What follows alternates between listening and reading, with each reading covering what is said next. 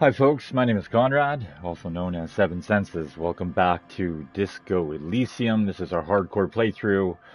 We are attempting to get the trophy, What Body? That's the objective of this playthrough. And the idea of that being we're going to go through the entire investigation on hardcore difficulty mode without ever inspecting the victim's body. Crazy as it may sound, it is possible. And we will try our dangdest to achieve that goal.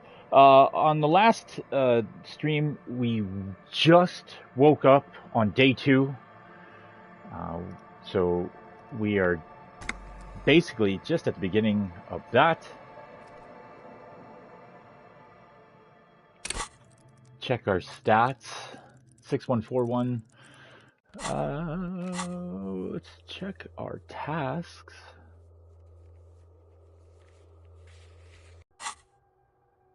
A rigorous self-critique obviously has a long ways to go for that to go through. But yes, we've made it to day 2. We woke up. Our electrochemistry was like, oh, we know why you were out and about running around for as long as you did. Yesterday you burnt out the last of your speed.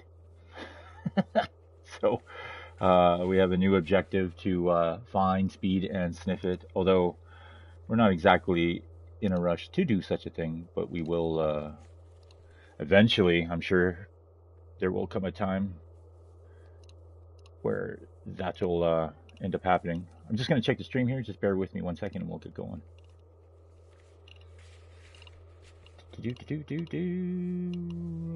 Where are you?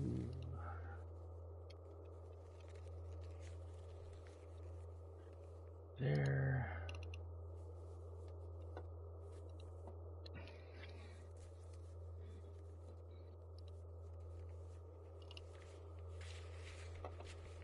Okay, should be good. So yeah, like I said, it is day 2. Just the beginning of day 2. We will first thing we'll do as soon as we get downstairs is immediately pay for our hostel bill for the next night and have that taken care of. That is really the only you only ever have to pay for the first night, or sorry, the second night. Truly, as much as it may sound, because we will find other dwellings here on day 3. Well, let's go downstairs.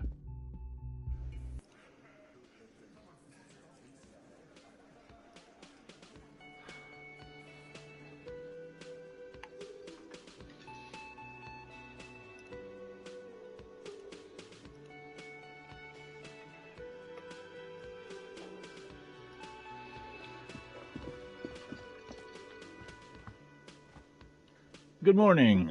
Morning. He gives you a quick nod. Looks like we can get to work at once. The Union muscle turned up. They look rowdy.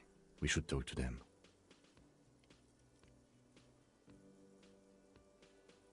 What do you mean rowdy? I mean ungovernable. Martinez isn't exactly enthusiastic about the RCM being here. They prefer to be policed by the Union. These men here. Men who drink beer for breakfast. I have no doubt these are the Hardy Boys Evrard told us about. The ones who keep the peace around here. And the big one must be Hardy himself.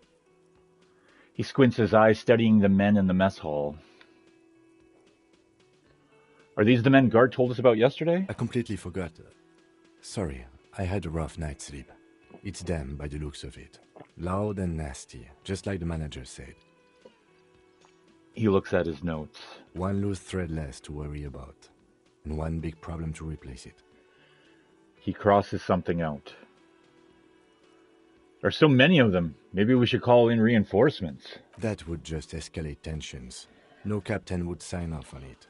Solving one murder isn't worth a conflict between the RCM and the Debarders Union. In fact, even the death of 2 detectives might not warrant an all-out war. So let's keep a cool head, okay? That says something right there. He's not exaggerating about that mortal danger. just calmly factoring it in. Your fists clench and your pulse rises uncomfortably. Why do we need to talk to them? This is clearly the Union's peacekeeping force Evrard told us about. The one he said hanged our victim. We can't be sure, of course. Evrard may have lied to us. He definitely has an agenda of his own. Either way, we need to interview them, and it won't be easy. Let's roll. One more thing before we do. We don't have to talk to them immediately. We can walk right past them, continue with our business. He glances at the booth again. But aren't you curious to know what they have to say about the murder? Yes, logic. They're in no hurry to leave. They think they own the place. Anyway, I leave that choice to you. Whatever you decide is fine by me. All right.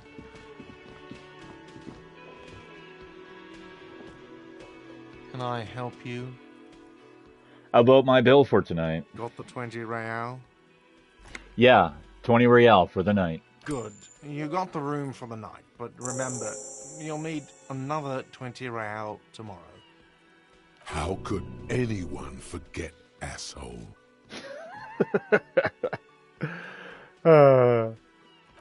I fucking love this game.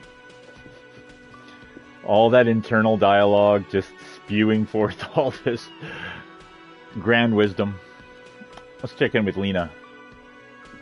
Just a moment. The old woman turns back to the cafeteria manager. And there's no public phones nearby? The closest phone booth is down the coast. Sorry for the inconvenience, ma'am. The cafeteria manager appears genuinely apologetic. It's fine, I understand. Thank you anyway. I'm glad to see you again, dear. Good day, ma'am. Everything all right? Please don't trouble yourself about me, sweetie. I was just hoping to make a call, but the Whirling's phone line isn't working. The Union office probably has a phone, but I can't really get there. Or to the phone booth down the coast. And Gary's phone is dead, too. She sighs. Wait, what's wrong with the phone line? The manager was vague about it. She frowns. Why do you need to use the phone anyway? To let the young woman who's house-sitting for us know that we may be delayed. Morel, my husband, and our friend Gary were supposed to get back by Monday night, but they're still missing, and I haven't heard from them. I was also hoping she'd heard from Morel. She looks down. A little missing persons puzzle might just be the thing to take your mind off the hangover. Okay, I'll bite. Has your husband gone missing before? That's just it. This isn't like him at all. He always plans his expeditions so carefully. A cold breeze hisses through dense thickets of reeds. Something sweet in it, somnolent. A damp chill goes down your spine. When you look around, you're still in the whirling in rags. But you have more important things to worry about. She glances out the window toward the bay. More important than a missing expedition? I don't know.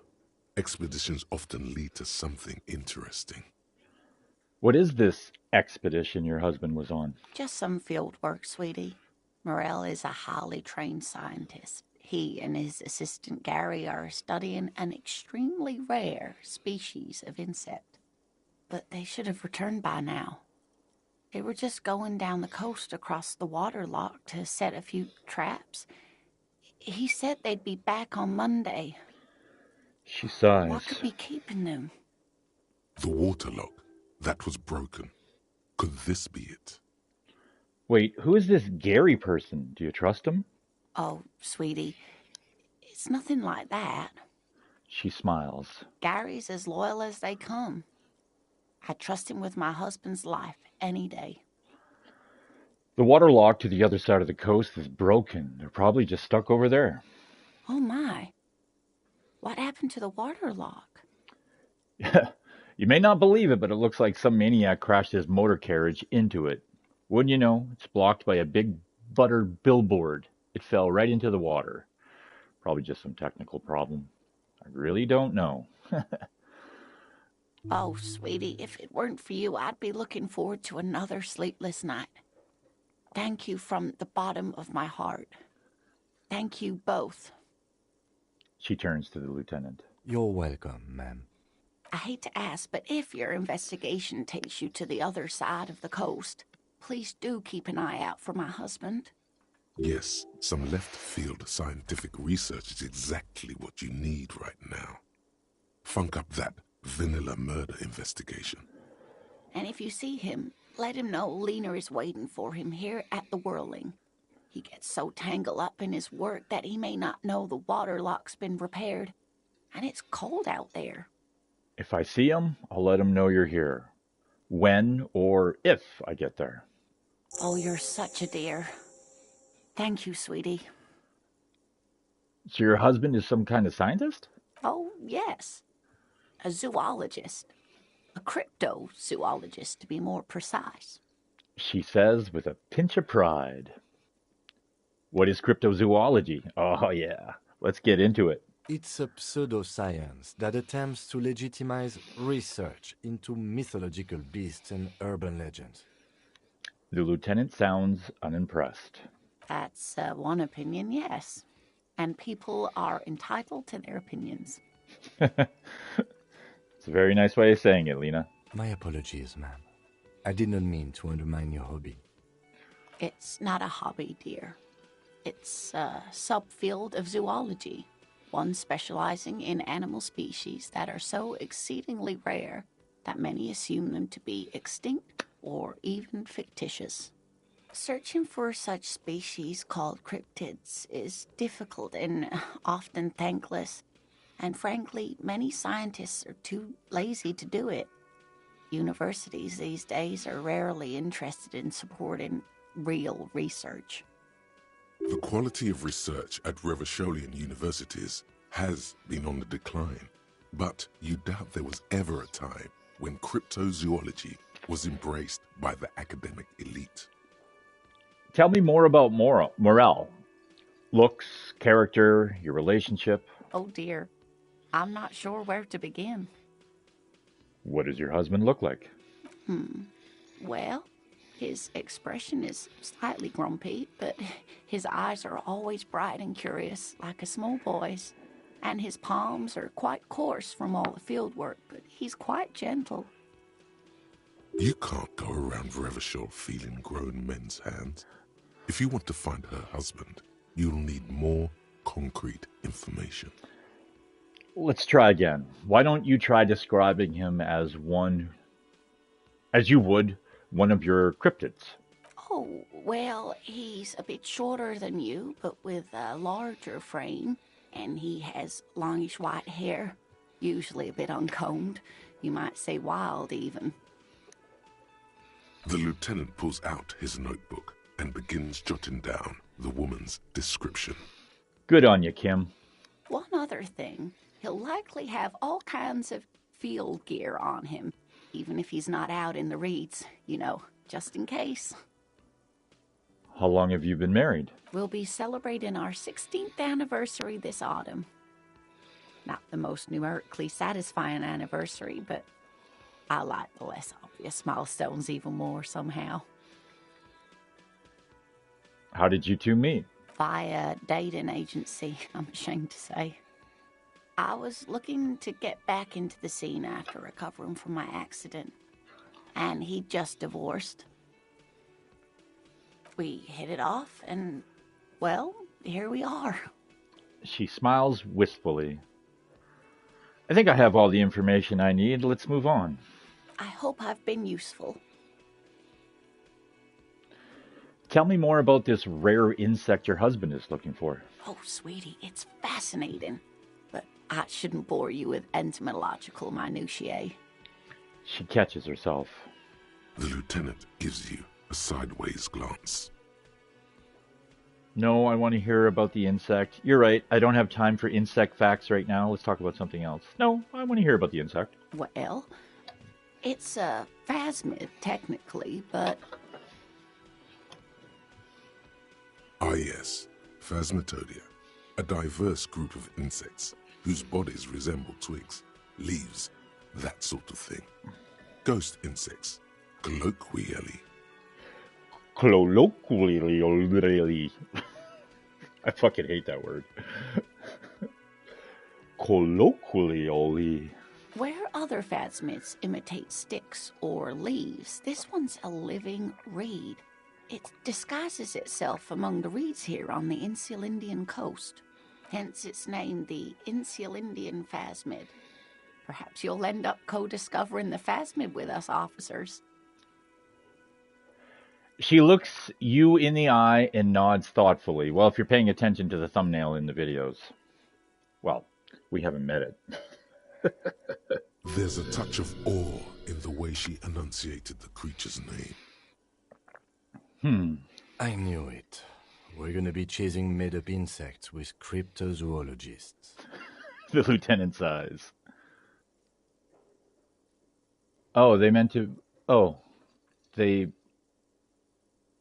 That's weird. The quotation is spaced wrong. Oh, well. It's not made up, officer. I can assure you. It's simply elusive, so much so that most establishment zoologists doubt it exists at all. What makes you think the plasmid is around here? Well, some teenagers making out in the reeds saw one. They didn't know what it was, of course, but there was a brief article in a local newspaper about their encounter with a ghost insect that looks like the reeds. Gary sent us the clipping. So a newspaper clipping is all the evidence you have. Of course, most phasmid sightings turn out to be false alarms, but their description matched the Insulindian phasmid perfectly, and they didn't even know what they were looking at. So, is it dangerous? Not at all. Why else would it hide itself so carefully? She chuckles to herself. Is it valuable? Oh, I doubt it. No one gets into cryptozoology for the money, sweetie. Does it have cool powers? Yes, it can blend in almost perfectly among the reeds. It's how it stayed hidden all these years, centuries even. Her face lights up at the thought of it. Okay, what's so special about this stick bug then? Oh dear, I'm afraid I'm not explaining this very well. It is very special. The woman's face flushes with embarrassment. Morel can explain it all much better. I wish you could hear him describe it. Then you'd understand, I'm sure. About your pin. I hope you were able to pawn that old trinket. She smiles up at you earnestly. I bought it back. I know it means a lot to you. You should have it. Give her the pin. Oh, thank you, dear. I confess I am glad to see it again. Very honorable of you, officer. 15 experience. Even the lieutenant seems happy with this turn of events. Huh. Now, what else, sweetie? Can we check our stats? Look at that, 3 honor points. There's an achievement trophy, call it what you will. If you can get your honor to 11, although we've already kind of screwed our honor, I'm sure there's more than 11 points you can achieve. We still might be able to pull it off. I have no idea. I'm not sure the path to most honorable decisions, but I know we've already screwed up a couple points because we're basically begging people for money at every turn. So that's a bit of a factor. So another one, find Morel, the cryptozoologist. The aging cryptozoologist has been out in the reeds for too long, and his wife Lena is very worried. Maybe you can find him when you happen to be on the coast. So we've already crossed out one objective. That's because we've established that the canal is broken, so she's a little relieved in that. So now the objective being,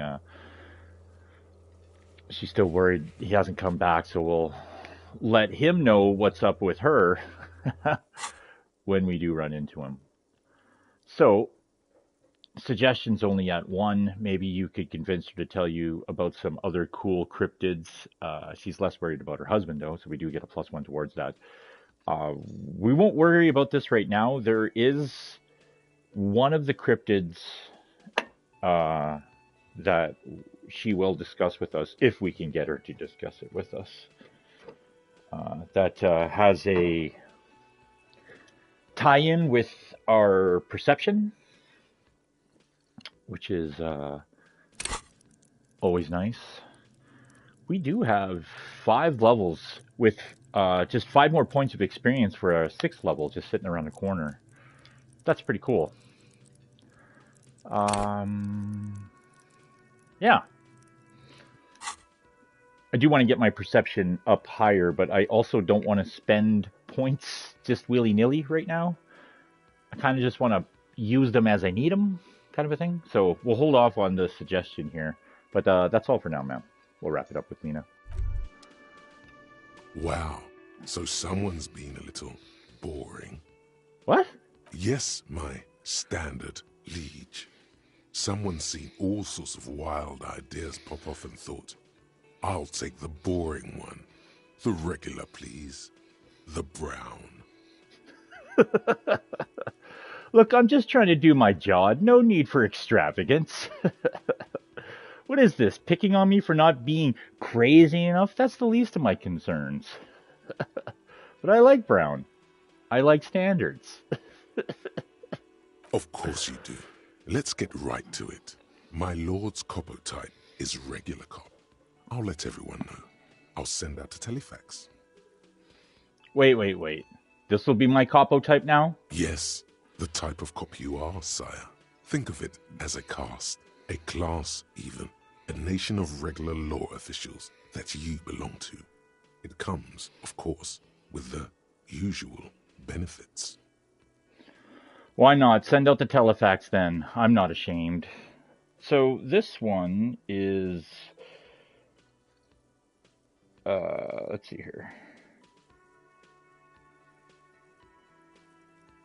Is it boring cop? No, it's not boring cop. There is no boring cop. I guess we'll just opt in. We don't have to accept the thought. Done and done. Regular no law actual official. Communiques will be sent, of course. That would be too dramatic. So regular law official will give us a temporary negative -2 to, temporary negative -2. It's a double negative.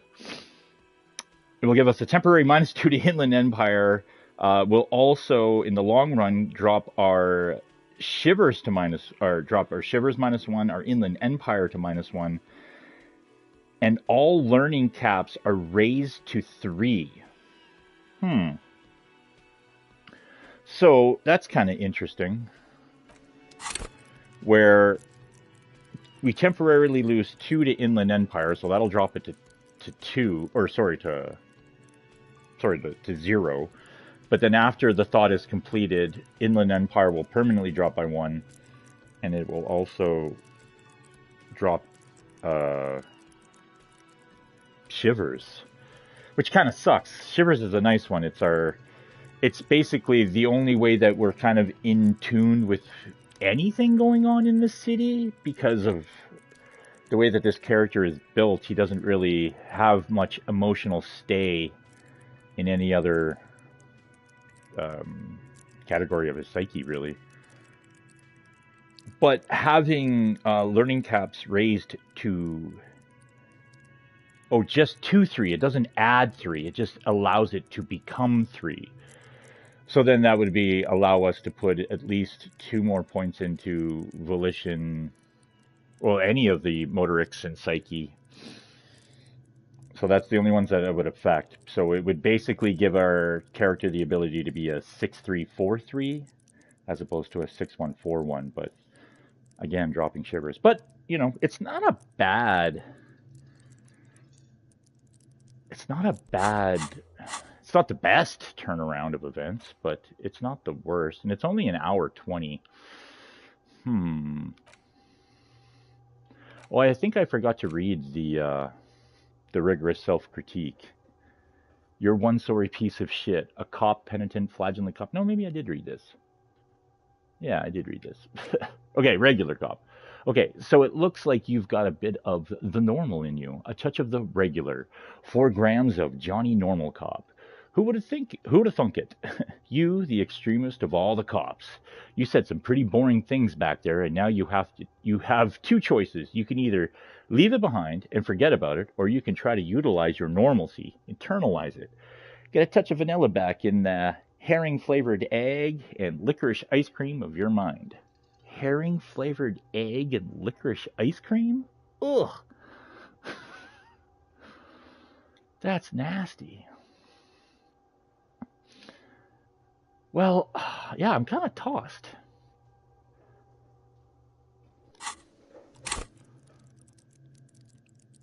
I mean, yeah, it's not a bad thing to have.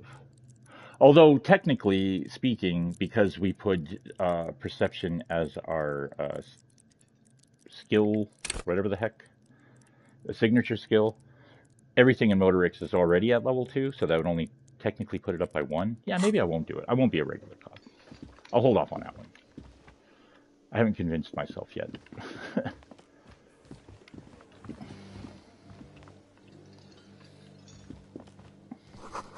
The tomatoes are so thinly sliced you can see through them. The man ponders his... Okay, so we checked in with Gart, we paid our bill, checked in with Lena. We've talked to that guy. We are gonna, I guess we'll just investigate this stuff. It's a bowl. There's spit in it, reeking of tobacco. Blech.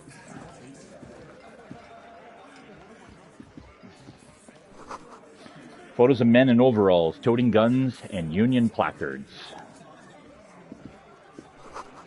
You see hawthorn bushes outside.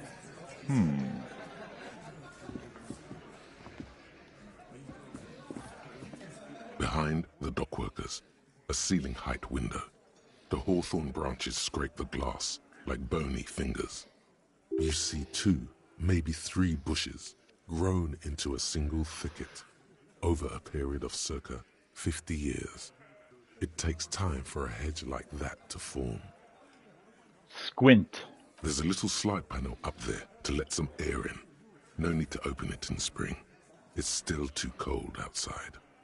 One can't see into the Union box from the yard outside. That hawthorn is too thick. So perception, sight with 3. Minus 12 because it's not time yet. Mysterious door seen. And we got the siren set of dice, so that's kind of cool. But we'll revert our gaze. And yeah, we won't talk to the Union just yet. Just yet. What do I got on me? I am not holding a damn thing on me. Put the crowbar back. I don't think there's going to be any bottles to collect because it is day 2. I don't think we'll see any more bottles until like day 3 when we get across the water lock. Yeah, okay, well, let's check our tasks again here. Oh yeah, we're never going to do that. Oh yeah, we got to report back to Plaisance. We did run out of time last night when we went in about the doomed commercial area.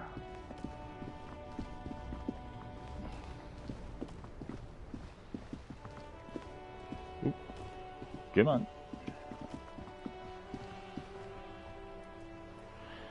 Just shit ain't nothing on me. I make my own way. That's all. Always have, always will. They don't know me. No one knows me. I work hard. I play hard. Nobody works harder. It's hard, I know. It's just so damn hard sometimes. All I got I built with my bare hands. I ain't got shit. I'm scum. Just a scummy old scum. I don't deserve her. I don't deserve anybody.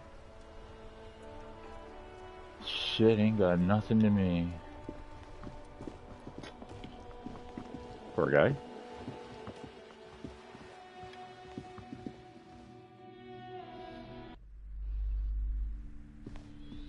You're alive and well.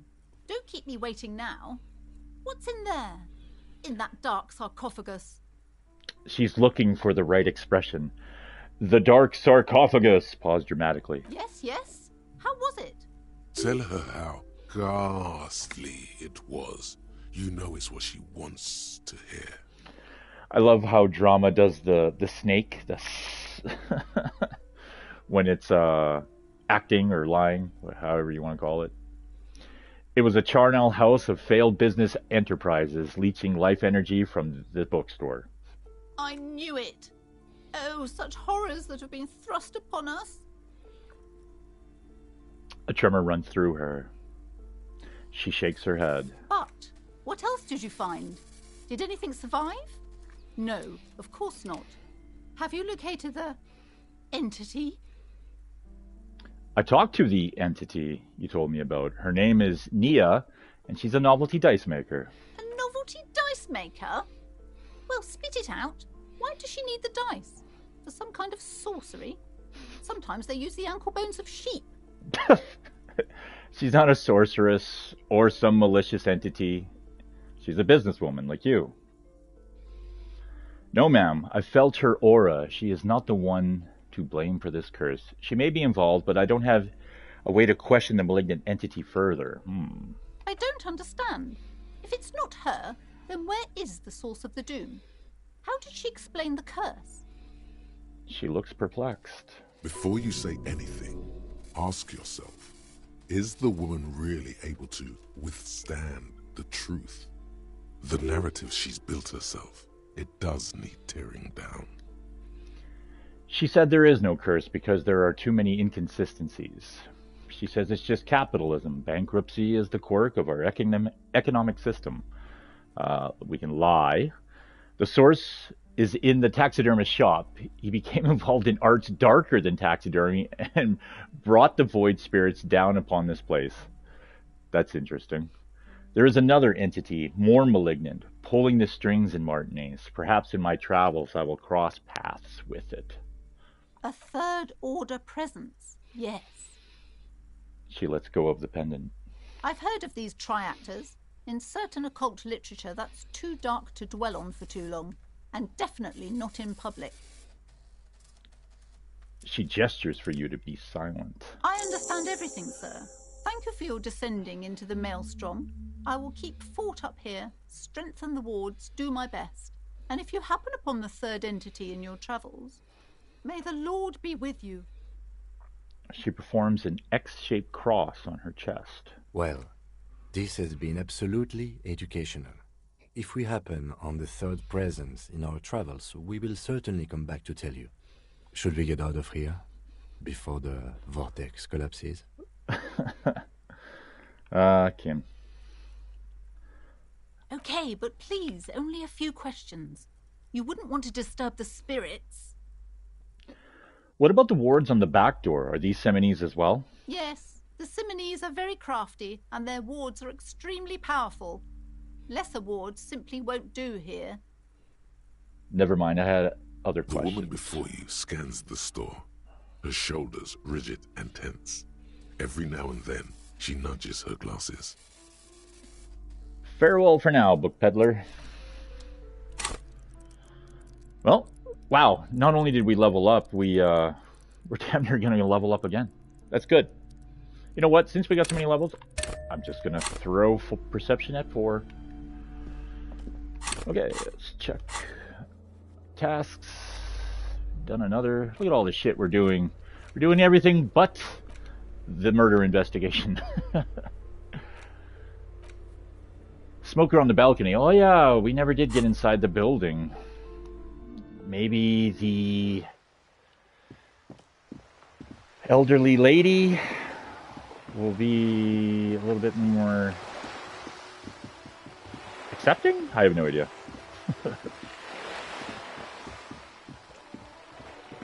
Oh, we didn't talk to Cindy the fucking Skull. Let's talk to Cindy.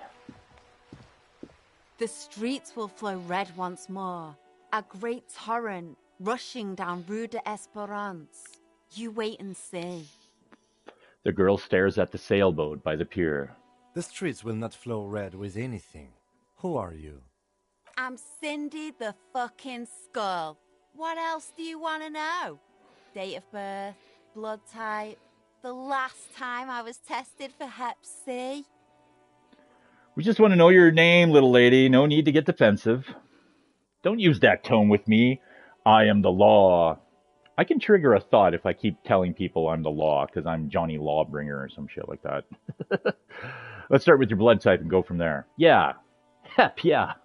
When were you last tested? Just answer some questions, okay?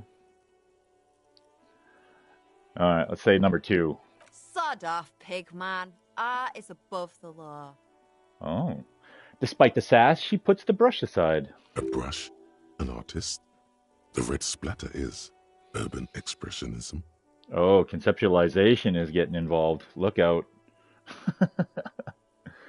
You keep looking off to the side. What are you looking at? The lieutenant furrows his brow at another one of your eccentricisms. That seems to be a glitch in the audio. That line, yeah. She nods disdainfully toward the woman performing maintenance on the boat docked next to the pier. Hatred, disgust. It's difficult to tell which of the two is more present in her girlish features. The woman on the boat does not notice her staring.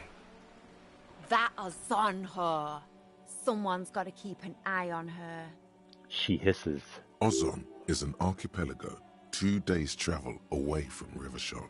Its moneyed residents, used to posh restaurants and upscale boutiques, rarely have reason to visit Martinez. Who is she? Probably the Wild Pines rep. We should talk to her. She's a professional negotiator, though. I have the feeling she will be very cooperative while telling us nothing. He nods in her direction. You should take the lead. Ask her unexpected questions, you know? Do your thing. Don't be afraid to get a bit wacky. Throwing her off is our best bet. Okay, Kim. Well, I can do that. Good idea, piggies. Run along now. Fuck her shit up good. Impound that boat while you're at it. I'd like to watch her swim back to Ozon. What are you doing to the wall? Can't you tell? I'm painting a beautiful mural, an aereo graffitio visible from low orbit. Continue? I haven't really started it yet. I'm waiting for the right words. She studies the wall, suddenly pensive. So you don't know what to write. Why are you so committed to defacing the building? Have you ever tried your hand at graffitio? When faced with a blank wall, most people write unimaginative stuff, like pigs go home and Mono is here. I can understand that idea. It's like hell. I recently bought an Xbox Series X, and I was setting it up, and I haven't had an Xbox since like the 360 days, so I'm going through all the little options to personalize it, your avatars and all that stuff, and it gives me this just a laundry list of choices. I narrowed it down to like 5, and I'm just like, yeah, but which one says me? What do I choose? Even blank canvases, unless you have like an idea, art direction and stuff like that, you know. But yeah, I don't know how Bob Ross did it the way he did it, to just visualize that goddamn beautiful landscape and just put it on canvas the way that he did, right? Hell's bells. R.I.P. We rarely see pigs round here, though. Just union cats. And my name's not Mona, so... Why are you so committed to defacing the building? This place is severely lacking in havoc. Not even the occasional trash can fire to break up the tedium. There's a body hanging in a tree. That's not exactly like, well, you know, I was going to say low-hanging fruit, but that's a low-hanging joke. I thought I'd mix it up, you know. summon the forces of crime and social chaos with a wall-sized invitation. I have an opinion on this. You want to hear it? Yeah? I love public art. Don't mind us. Keep doing what you're doing. Thanks. I'm sure the inspiration will come to me now that I have an official RCM stamp of approval. She means the opposite. You know anything about the recent murder? I ain't no snitch, pigstein. Go forth and forage in someone else's shit. No shortage of squealers in these parts. She wrinkles her nose. Actually, there is a shortage of people who talk to us in a normal, calm, informative manner. We weren't put on this earth to make your life pleasant, fucko. I love fucko. It's such a good term. Yeah. We weren't put on this earth to make your life pleasant, fucko. All right. Catch you later, Cindy. Watch your back, Ungulate. You've got eyes on you.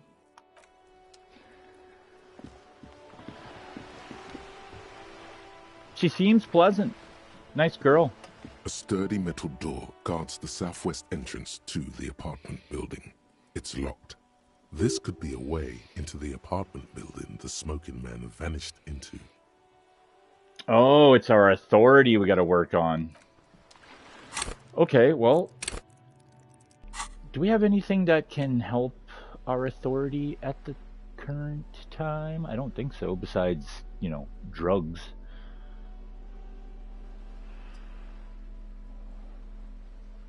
Yeah. Alright, well, let's try it out. Actually, fuck, man, we're kind of fucked. Maybe we do have to become a regular cop, because I'm going to need more options for authority, because I definitely know that there's a check for authority coming up in the future with a certain person that it's kind of a choke point. If you can't pass it, the story kind of ends there. Well, there's an opportunity that the story can end there. Yeah, you can almost literally soft lock yourself because you just can't proceed any further because you don't have the skill set.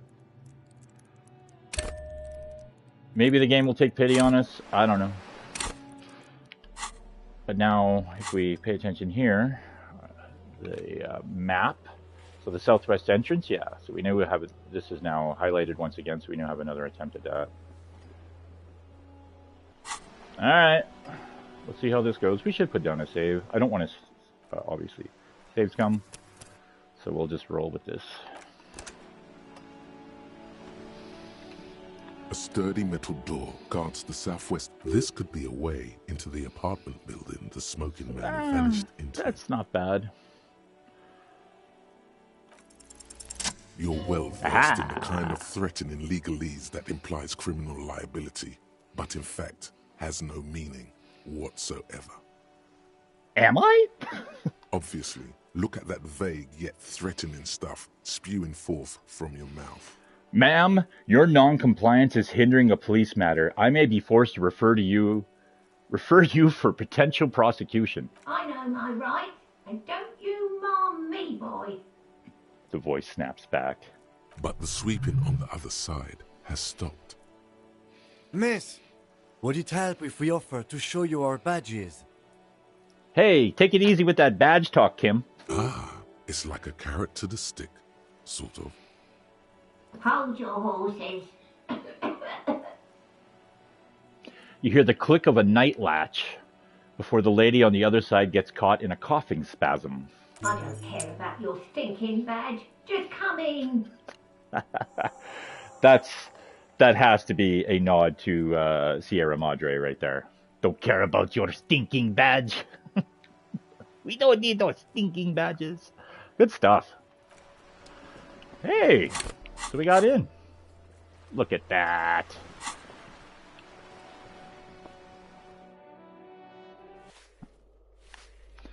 Well, we should thank the lady for letting us in. Give me a moment. An elderly woman is leaning on her broom, her knuckles white as bone. She seems to be having difficulty breathing. The cold never does any good for my bronchitis. She sneezes into a dirty handkerchief. This woman's health is failing her. There's not much to do. Not in this damp. First, I'm the policeman that asked you to open the door. Are you sure you don't want to see my badge? I already told you I don't care about any badges. Are you all right? Should I call a doctor? I'm fine. Fine. Don't you worry about me. She starts coughing, red spots appearing on her cheeks. Now, what do you want from me, policeman? She's the cleaning lady. She knows the floor plan and the residence. Who are you? I'm no one. Just an old woman who cleans these hallways. Do you live here? If you could call it living. I have a little room upstairs right next to the coal room. She spits on the floor before wiping it off with a broom. It's barely bigger than a closet. But I don't complain, no. I have my bed and my aching bones to keep me company. And that's all I need from this world. She jets out her chin, eyes shining. Oh, that's a prideful lady. And all she gets, too. The coastal wind beats down hard on the coal room door outside. Splashes of waves make the balcony slippery. She hasn't spoken to anyone for a while. Even her sentences feel rusty. Yeah. I'm looking for a young male in his mid-20s, dark hair, skinny build, a smoker on the balcony. Yes, I know who you mean. The scrawny boy who's always smoking like the devil, right? She looks at the other end of the hallway. Somewhere in the building, a child starts crying. You hear a radio tuned to a talk show and someone taking a shower. What's he in trouble for? No trouble. I just want to talk to him. Do you know where he lives? He's wanted for more murder. He's going away for life. Talk?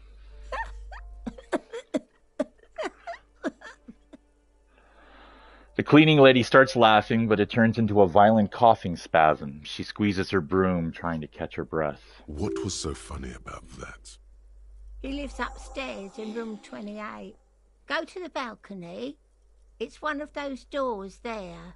He's usually home in the evening. She points east. Thank you. We should go check out his apartment on the balcony. See if he's home. Thanks, I'm off. The graffito says, a firing squad for the rich.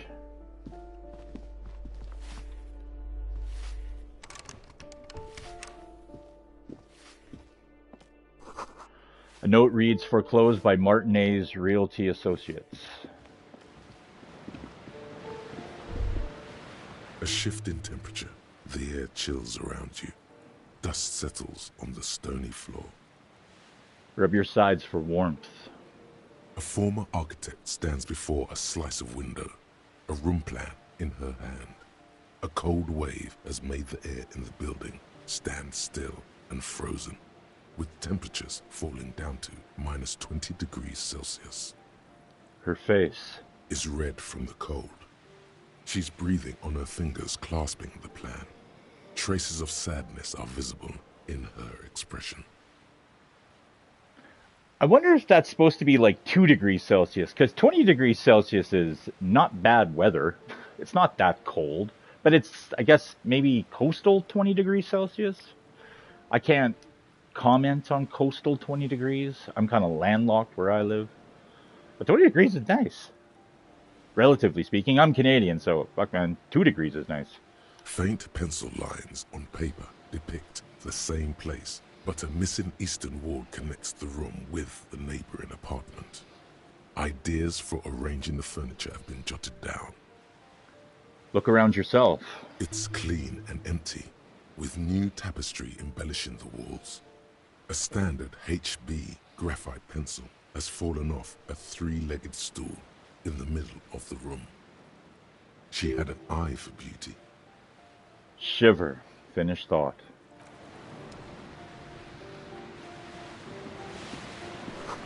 Yeah, Shivers is a very interesting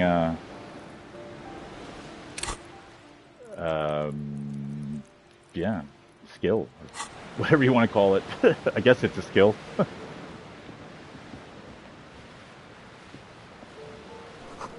Someone has torn down the wall.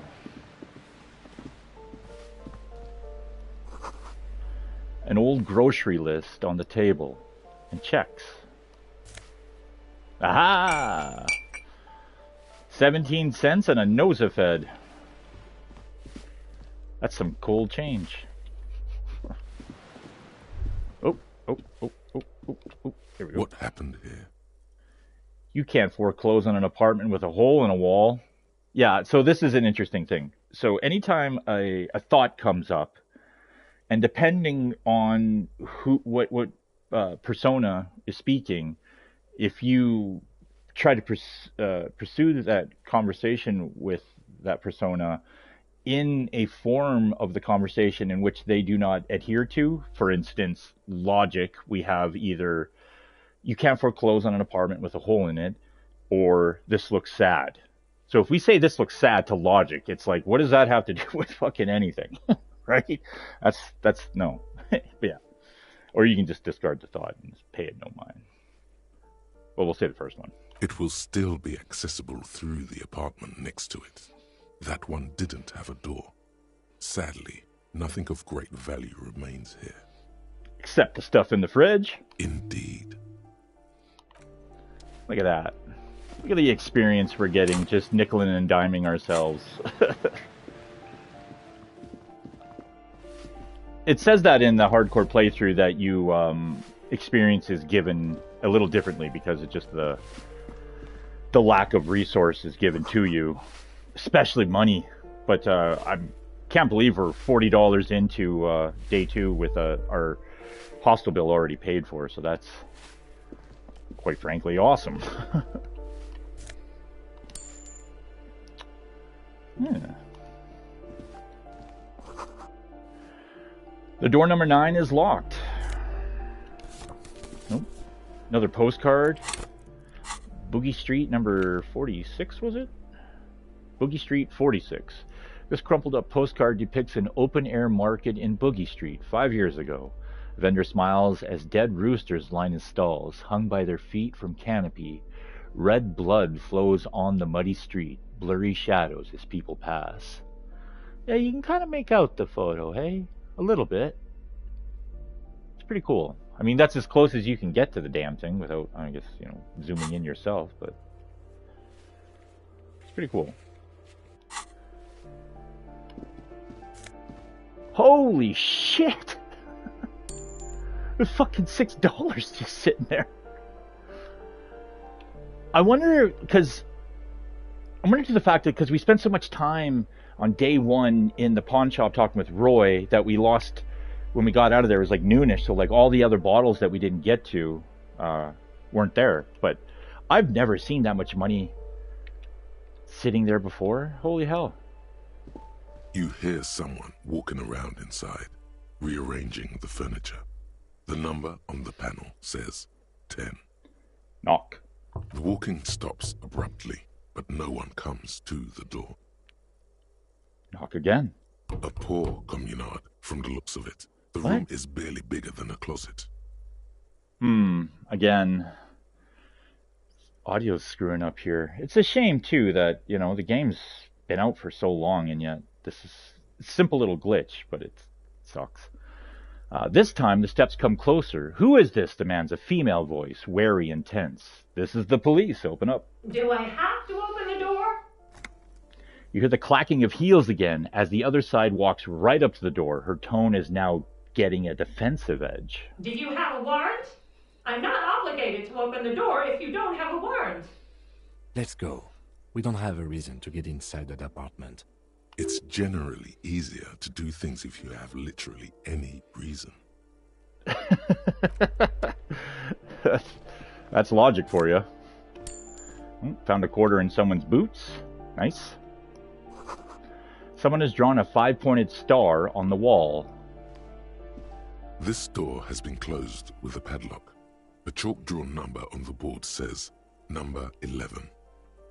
Knock. No reply. Examine the padlock. It's a solid lump of metal, but the shackle is deeply corroded. A solid pair of chain cutters would make short work of it. All right. Well. Oh. That isn't just a five-pointed star. It's an inverted white pentagram cradled in a wreath of antlers. The iconography of communism, in other words. Look out, Kim. There are communists around here. Inspect the symbol closer. The star and antlers was developed in the 6th decade of the last century and quickly adopted by Mezov and the communards during the revolution. Even today, half a century after, the star and antlers retains the ability to evoke hope, disappointment, and fear in equal measure. Why is the star upside down? To symbolize the toppling of the old order. Okay. Also, some social democrats were already using it. What's the deal with the antlers? The wreath of antlers represents a natural crown. It was about building a society that could exist in accord with the natural world, and at the same time above it. Why white? Because white is the color of peace. It's kind of interesting how, like, the political structure in this game being communism, fascism, ultra-liberal, or a moralist. So ultra-liberalism is anytime you basically don't make a decision political-wise. You're so central, you're so neutral that you're just like, I don't really have an opinion. And then moralist is just being, obviously a humanist, basically. And then, but the communism, to a certain degree, this is fucked up. It has its pros and cons, I guess you could say, with anything, right? Cholesterol. There's good cholesterol and bad cholesterol. That's how I will describe the political spectrum of communism. Anyways, what does it evoke in me? Finish the thought. Nothing at all yet. Right now, it's just meaningless shapes on a wall.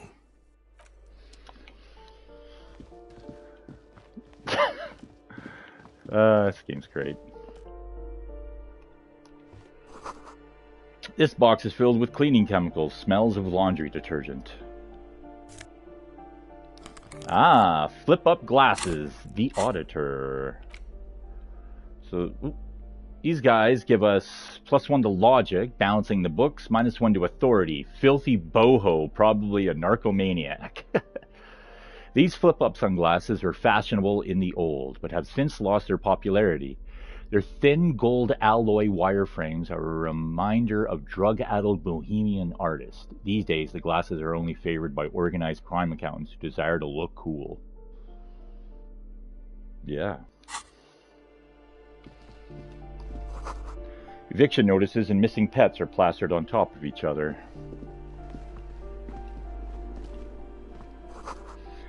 An old shoe rack, boots, sneakers, and old slippers.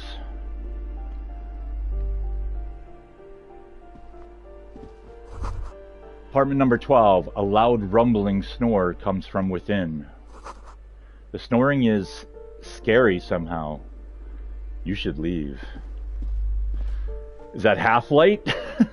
Half-Light's like, I don't know what that is, get out of here. No human makes that sound. Oh, let's, I'm curious.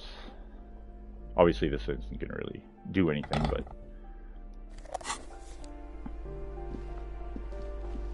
Oh. Was that highlighted before? I don't know.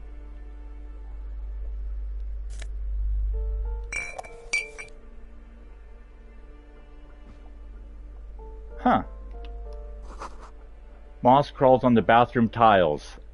Actual moss.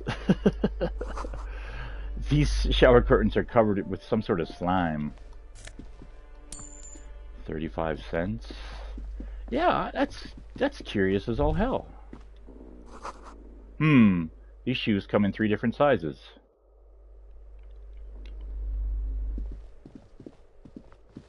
Well, now I kind of want to take my flashlight over here.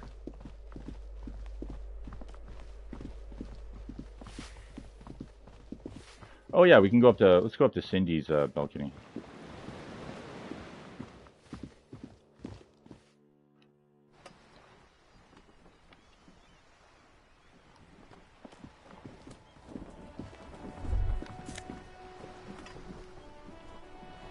Ruination has come. The broken arches betray the once grand history of this building. It towered over the harbor until it happened. Formed a guess about what happened. A great force from the northeast fired into the city. Heavy artillery shelled the coastline. Fired from the water. A straight shot into Revachol. The tenement acted as a defensive wall against the worst of the shelling until it was destroyed, and they had a direct firing line. Take in the ocean. The waves of the Martinez Inlet roll over the fallen remains of the building.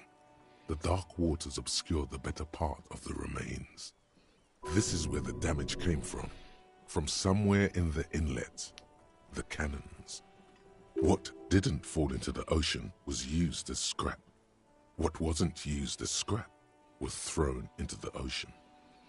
Look at the ruins in the water. Those arches acted as support for something greater than what you see now.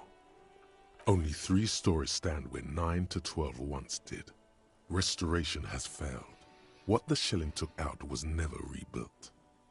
Underwater, iron helmets have sunk deep into the sand and the mud. Helmets of soldiers, and their finger bones too, and clavicles, littering the ocean floor. Jesus. Like 50 years later, eh? Who did this? This damage? A fleet, the combined armies of Occident and Grad, with Mesk volunteers, a 5-nation army, hundreds of vessels. They massed airships further down in the Bay of Revachol. The artillery was so powerful. The ships not only required gyroscopic stabilization, they were anchored into the ocean floor as well. Many are still there to this day. If you squint, you can just barely see the shadow on the water, far in the northeast. Cannons still ready to placate Revachol. Coalition warship Archer can shoot 50 shells a minute on 20 co-aligned archers. They will reach the city in 58 seconds. Hey Kim, do you know who shelled our city? The Coalition. But that was a long time ago. I think we should move on. It's chilly up here. He fears the discussion might lead to disagreements, as it often does. Time to go. Yeah, you can't really make out much of it. The arches, but yeah, it's pretty cool. There is another perk or skill that you can get that actually allows you to zoom the camera out just a little further, so you can take in a little bit more, but it doesn't really matter.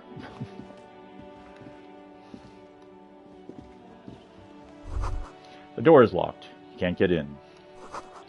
The chair is new. Someone lives back here. $1.91. Oh. I didn't grab it.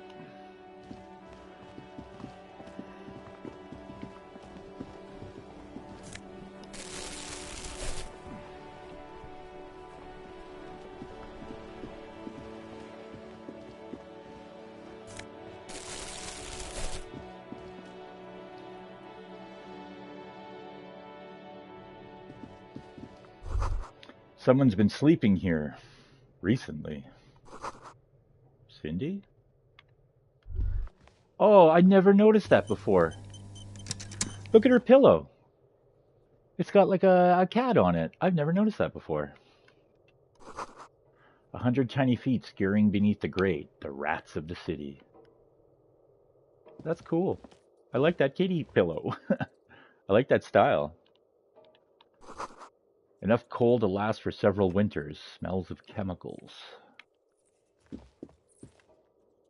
You can just hear them squeaking. Oh. Ah, pour le home.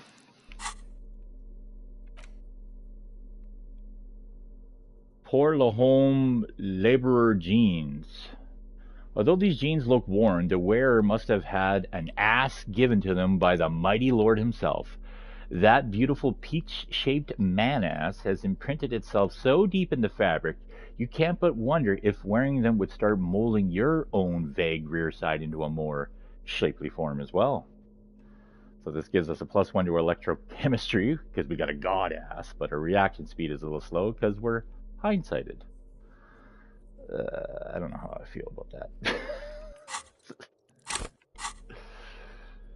That's a hard pun to swallow.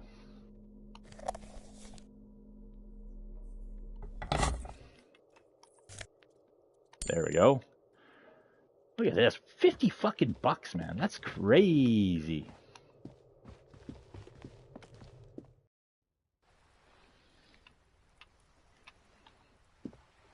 Ooh, the piggies have learned how to saunter up staircases. I didn't think you could do that with hooves.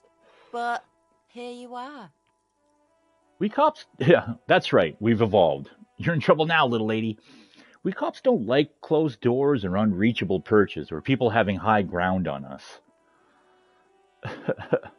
Yeah, you got me now. The dynamic between us has completely changed. She crosses her arms. That smell coming from her paint bucket. It's not paint. It's heavy fuel oil. Red-dyed heavy fuel oil is only used in government vehicles, or at least that's the idea. Oh, it's like purple-dyed diesel? Yeah, it's only used for like farm equipment because it's a cheaper form of diesel. Is that government fuel oil? What did you think I was using? Aquarels? Sucked it out of a cop's fuel tank myself. Back in Jamrock. Fumes are bad for you, okay? You gotta read that like Mr. Mackey from South Park. Fumes are bad for you, okay? Better hand it over. That's some clever cultural commentary. You ain't seen nothing yet, Piggy Boo. Aw, Piggy Boo, that's kind of cute. What's new with you, Piggy Boo? Is the bed in the cold room yours? Ooh. Not only have you found my address, you've discovered my biggest secret. I'm a coal miner. She does have eyes that seem to be smeared with coal. It's not the nicest place, but I guess it'll have to do. Really? You're a miner? Yes. I keep hoping a shaft will collapse on me, but somehow it never happens. Don't you have a real home? Does anyone in a city like this? She replies wistfully, looking around. It's not the nicest place, but I guess it'll have to do. It doesn't have to do anything at all. Nothing does. Like me. Right now, I'm doing nothing at all. She looks at the paint dripping down the wall. The inspiration will come to her once hell is set loose on the streets. It's too calm right now. Cool. I have other questions. Shoot, Piggy. It's what you do, isn't it? What, shoot?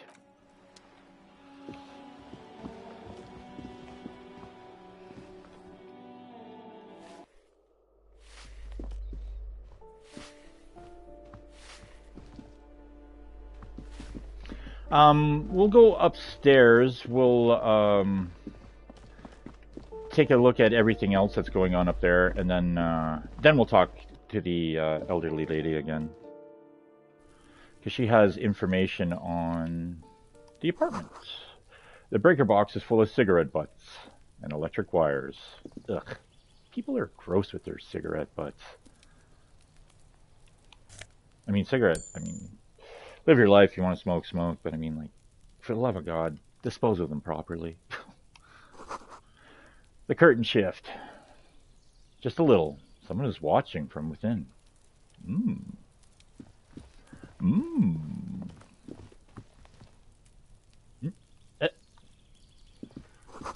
Just a door. Nothing for you here right now. Kim, don't phase out of the wall.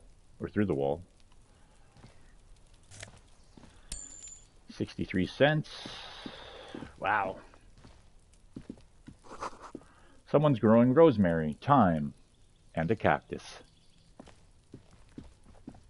To be fair, cactuses kind of like just grow themselves. Cactuses? Cacti? Cactuses? This is English. This is the door to the apartment number 29. Complete silence. Whoever lives here isn't home. This is the door to apartment 30. Voices from within, singing along to some buoyant dance track.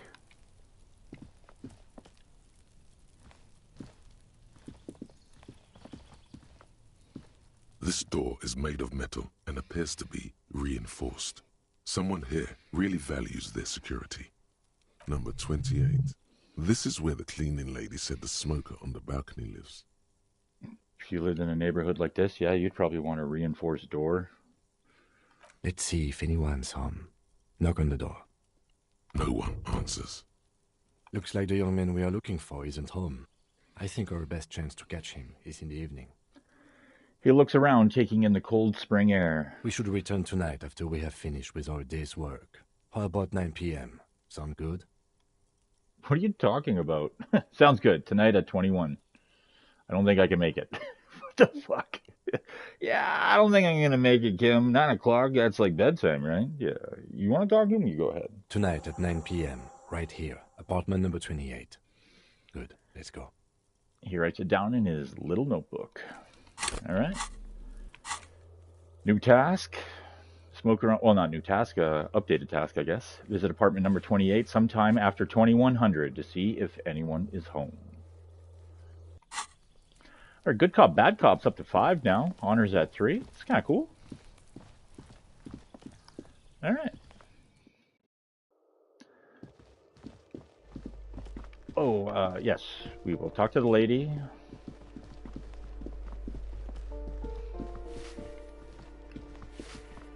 Give me a moment.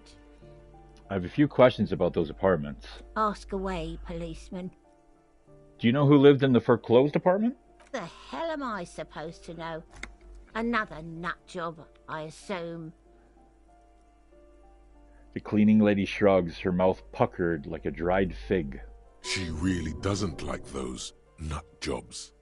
Bad blood there. Why is there a hole in the wall in the abandoned apartment? Some lunatic lost his mind. All kinds of morons pass through these halls. Yeah, I mean, that's the joys of living in apartments. You can be the most mild-mannered son of a bitch under the sun, but that doesn't account for anyone living beside you, underneath you, above you, whatever, what have you. Yeah. Is one of the residents on vacation? Their mailbox is overflowing. People come and go. I don't keep an eye on everyone. They probably just moved or died. Hopefully somewhere else. What, the dying part? Who lives in apartment number 10? No one lives there. It's been empty for months. But I talked to someone through the door. Impossible. I would know if someone had moved in there. The cleaning lady says, shaking her head. She pauses, eyeing the hallway. Maybe it's those countercultural people again. Breaking into a house like it's a public space. You're a policeman. Be good and take a look, will you? Sure, I'll go see what I can find. Take it on. Great. Young people. They're worse than rats. You know, always littering the hallways with trinkets and empty beer cans. Who lives behind the padlocked door? Oh, that one is a scientist. A future scholar. Suddenly the old lady's face is beaming. I think he studies astrology at the community college. Education's good. I always tell them to study. Astrology? Something to do with all those stars around his door. He asked me to leave his drawings up on the wall. You mean the star and antlers? I think that's the symbol of communism. The symbol of what now? Communism, you know, like in the World Revolution. You know, the ones who support the working class against capital. It's an ideology. It has some noble aims, but has always been used to justify terrible bloodshed. Yeah, well, that says it well, better than my other analogy that I used. It's for loons who have no idea how economy works. It's a symbol for contributing to the demise of our noble state in the name of some made-up world of equality. Communism. It's a political ideology. That's what it is. It's the first thing that Webster would define it as.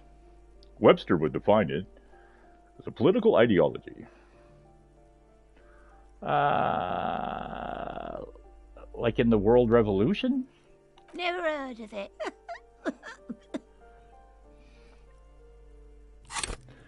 Was that a fascist thing I just said?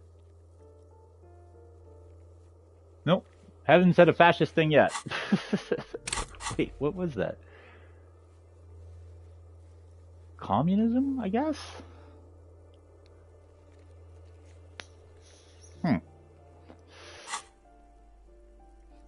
What can you tell me about Cindy? The artiste? Nothing I can do about her, I'm afraid. She ruins the walls faster than I can clean them. Still... She leans on her broom. She leaves an old lady to her business. More than I can say for others. Was that commentary? That's all, thanks. She mumbles some kind of a response, then hacks something into her handkerchief. Thanks, I'm off.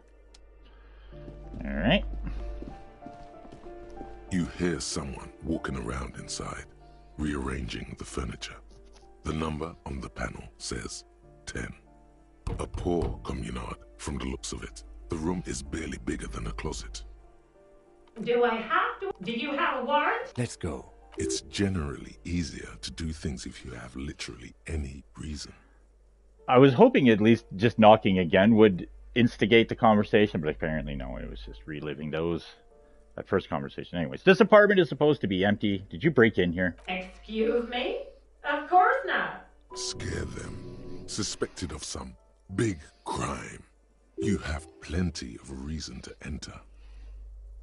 I don't need a warrant if I suspect there's a break-in. Then open the door so I can verify your identity. Are you cooking morphine in there? So that's obviously leaning into Half-Light. I don't need a warrant if I suspect there's been a break-in. Oh, come on. There's a pause before you hear the door being unlocked. Well, that was easy. That was smart. The lieutenant says, nodding toward the unlocked door.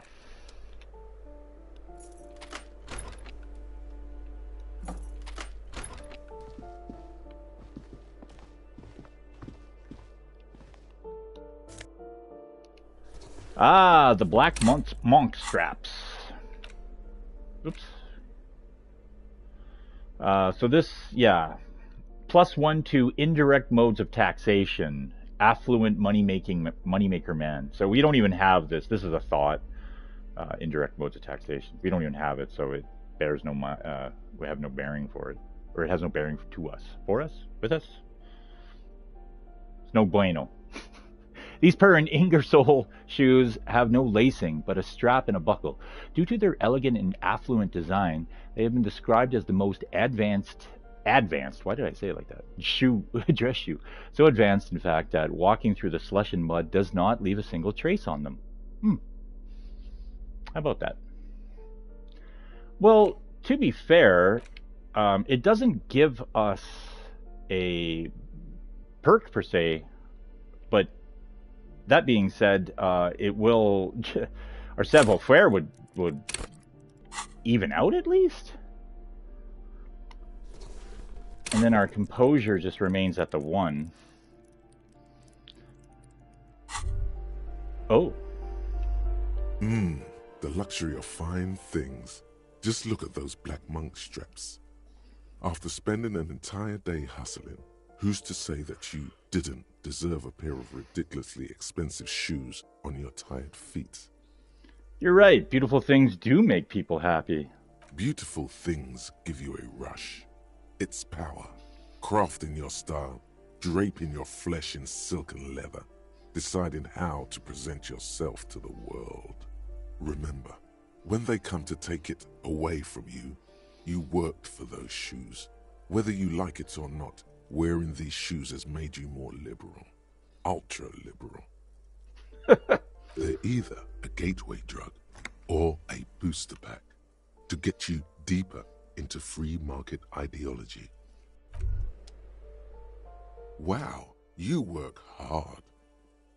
Wow, savoir-faire is just like rolling in now that we've evened it out at 0. I do? Oh, yes. You hustle. You're a provider. It's tough out there, but you keep it real and provide. I guess I do, yeah. What hard work do I do exactly? Oh, yeah. Like a horse. A workhorse. For hard work. What hard work do I do exactly? Look at yourself. You're a human pedometer. You must have walked 200,000 steps down cracked asphalt, mosaic, sand, and linoleum after you re-emerged. That is the sign of a hustler who never gives up. The world is harsh and people are evil. You didn't make it that way, and you won't let it break you. You ride. Yeah, I ride a little. I fucking ride till I die, bitch. I'm not sure I ride. Oh, you do. You make money. You got gills, baby.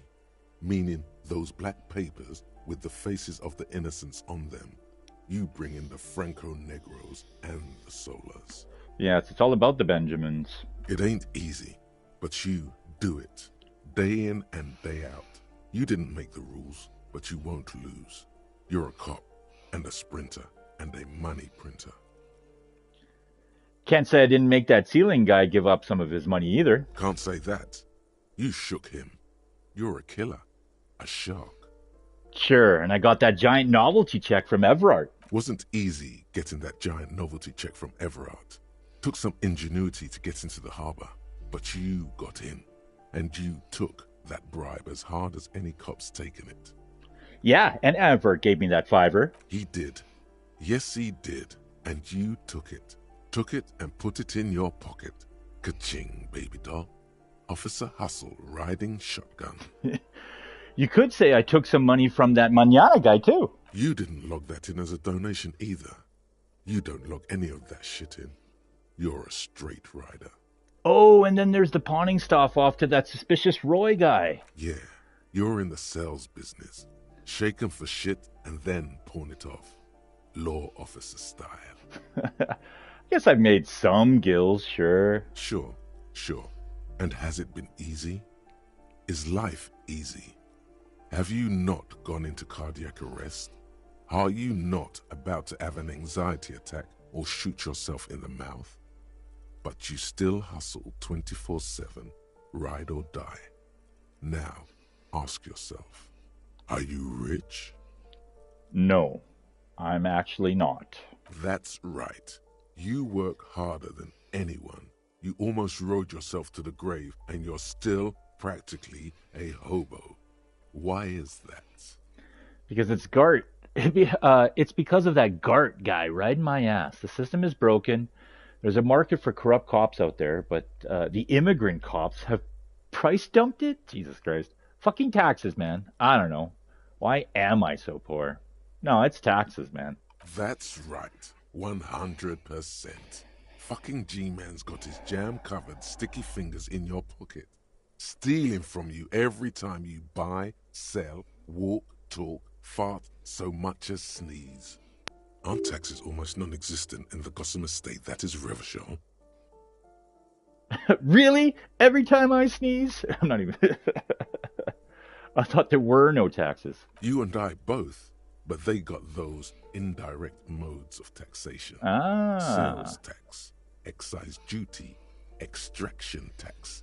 This tax that doesn't even have a name. Plus, carbon tax. There's the stuff people in other countries excise tax that makes them ask for more money from you here. The Gotham estate's a myth. In total, the coalition government is taking 98% of all your money. No fucking way. I guess I'm a free market fundamentalist now. Opt in. Are you sure? That seems a little bit... a pretty big number. What are you not sure about? They're milking your nipples till they bleed. Can't you see? Aren't you sick and tired of having bloody nipples? No, bleeding nipples are kind of a pain, but how will I deregulation help with that? Opt in, but only a little.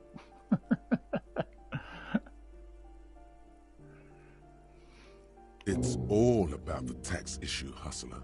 No other problem in the world is as pressing as top marginal tax rates. And don't you fucking forget it. So that's kind of interesting that we did get the indirect modes of taxation. I didn't know that was how it was accomplished, just by putting on the shoes. So this is going to give us a temporary -2 to empathy, which, let's be honest, we're already a pretty piss-poor empathetic person. And then ultra-liberal dialogue options give us $1 every time we use it. But we also permanently gain a -1 to empathy. Yeah. We won't bother with that one. We can read it all the same, though.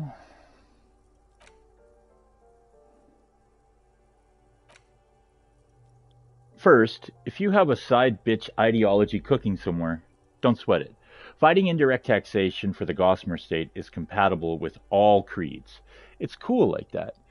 You're a cool anarchist now, unless you don't want to be an anarchist. Whatever. Stuff this meal ticket in your eye socket and let's see what we can steal some love back from the robber barons at the customs agency and the banditos at the Insulindian Financial Oversight and Competition Committee, or the TIFOCC, the TIFIC. How's that for an anagram? All right. Looks like a fine mattress. Don't be ridiculous. You can hear it swarming with bugs.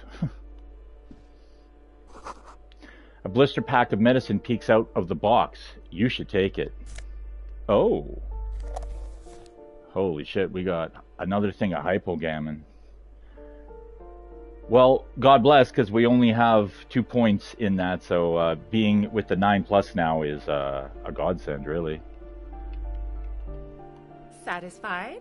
My name is Marielle Charpentier, and I'm an agent with Martinez Realty Associates. I am not breaking in, as I have every right to be here. The keys, see? She jingles a set of keys in her hand. Do you want to see my ID as well? You can't legally ask for it, but why not? Want to see my residence permit too?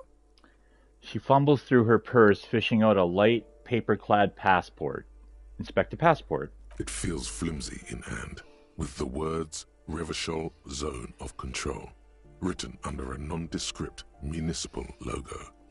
There's a picture of her with shorter hair inside, along with all her personal details. Nice haircut. Hand back the passport. Thank you. Do you have any questions? I need to be back in Midtown in an hour. What are you doing here? I need to get it ready for the next lease, but as you can see, the previous tenant completely trashed the place. Reprehensible. Who lived here? It was some kind of a moribund old man who used to be a business owner. You'd think they'd make rent. She stops, hesitating. But that was months ago. Anyway, was there anything you wanted, or is that it? I'm in a hurry. Who lived in the foreclosed apartment down the hallway? Oh, that's another huge mess. The former tenant owes us 3 months of rent. 3. We closed the apartment and planned on auctioning off the valuables, but... And again, I have no idea how stupid mistakes like this can even happen. But Ron, when he came to close the door, didn't close the neighboring door. And there's a hole in the wall. So preppy. She's probably on some low-grade performance enhancers, like Preptide or Pericanine. A hole in the wall. Can you believe it?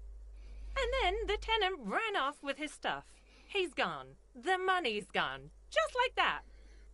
She snaps her fingers. It's interesting. Electrochemistry is all like, she's on something. The sum must have been puny. My money has also disappeared, I think. It couldn't have been that much money. These apartments look pretty shabby. Well, it does not disappear from my hands. No, I don't let it. So wait, what happened with the wall? Don't ask me what happened with the wall. I have no idea how we're going to find the time or resources to fix it. Both apartments are now unrentable. Both. She's still shaking her head, manicured hands now crossed over her chest. That's all, thank you. Of course. She replies with a smile, but her eyes remain glazed over. She's been waiting for you to leave.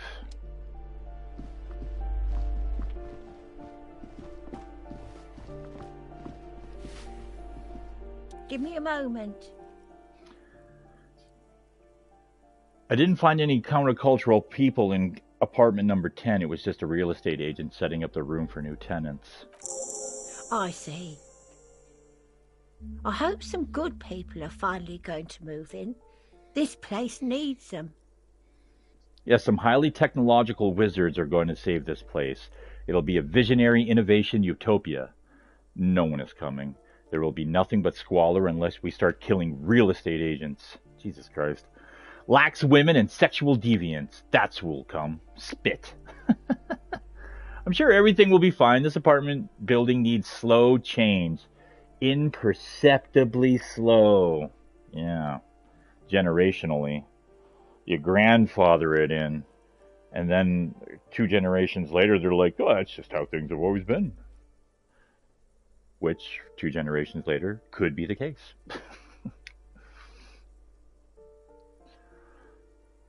Yes.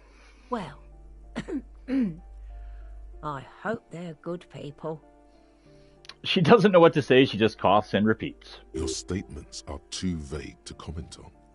Yes, thank you. What's this? We're getting reports of normal, reasonable, temperate, political opinions somewhere in Martinez. You must be mistaken. I'm a real radical. That's me, Mr. Reasonable. Someone's got to keep it sane around here. This is because I keep saying none of the above to political stuff, isn't it? It's also about that, but it's also more. Perhaps it's the hangover. Perhaps it's a temporary surge of serotonin. But something tells you it's time to become a citizen of the Kingdom of Conscience. First, where is this Kingdom of Conscience? It is not a place. It is a moment in time that can only arise in the right circumstances. In all of human history, it's only been achieved a handful of times. How do you bring about those circumstances? Incrementally. Yawn. You'd get there faster with a little speed. Speaking of, when are you going to get on that, bub? History's greatest catastrophes have been brought about by people trying to make the world a better place. Too quickly. That's the genius of Dolores Day. She recognized that progress is meaningless if its gains are lost because of instability. Real, lasting change can only come about gradually, increment by increment. Well, what about all the things that are wrong now? Tisk tisk. Just because you live in the present doesn't mean you have the right to place your needs above the needs of the future. You may never live to see the Kingdom of Conscience. Your children may not. Even your grandchildren might not. But that's no excuse not to keep working. What rationality? What a fucking joke.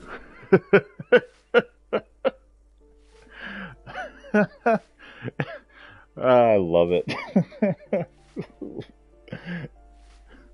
Wait, is the Kingdom of Conscience really about doing things or just perceiving the status or preserving the status quo? Do you believe the status quo is preferable to chaos and bloodshed? No. Then you've never lived through real chaos. Oh, wait, I totally read that wrong. Yeah. Sometimes, in the face of great disaster, defending the status quo is progress. Okay. But what's the Kingdom of Conscience actually like? I totally read that backwards. I'm like dyslexic for a moment there. The kingdom is difficult to comprehend, and even more difficult to describe. Partly because humanity will need to discard many of the categories that define and limit it today. The Kingdom of Conscience is post-capitalist, post-national. Like a Coruscant, just one big planet, city, town, country. It's also post-industrial, post-ideological, and even post-sexual. Sounds incredible. Alonsi, let's go there right now. That seems fine. I still want to live for our present, though. Man, that sounds kind of terrible. I don't think I want to be a moralist anymore. Slow down, Mr. Reasonable. Did you miss the part about compromising and taking things slow? Oh, right. Then let's get there. Eventually? That's right. Remember, real democracy is just around the corner for Revachol. When that real democracy kicks in, a long time from now, we are all going to be so much happier. So there is, yeah. So this is another thought we've unlocked. Kingdom of Conscience, temporary research bonus, -2 to half-light, calm water. Only an hour and a half, that's not bad. So it gives us, yeah, -2 to half-light, hour and a half. Moralist dialogue options, heal, +1 morale. Learning cap for volition raised to 5. Learning cap for logic raised to 5. Well, shit. Just the idea of being able to have our learning cap for volition raised to 5 is absolutely worth its fucking weight in gold. Cool. Yeah. Half-Light's not going to like it. Because it's going to... Is it temporary? Oh, it's only temporary. We don't lose those points forever. Okay, that's good. But yeah, let's get on that. Let's get on that. So the first 3 thoughts that you get are free thoughts. They don't cost any skill points. But the rest of these to unlock, yeah. You gotta buy them. Oh, God damn it. There we go. Getting my own conscience. Heartache is powerful, but democracy is subtle. Incrementally, you begin to notice a change in the weather. When it snows, the flakes are softer. When they stick to your worry-worn forehead. When it rains, the rain is warmer. Democracy is coming to the administrative region. The ideals of DeLorean humanism are reinstating themselves. How can they not? These are the ideals of the Coalition and the Moralist International. Those guys are signal blue. And they're not only good, they're also powerful. What will it be like once their nuanced plans have been realized? So, -2 to half-light. Hour and a half, that is not bad. Alright, I guess we should put down the save. It's been a hot minute.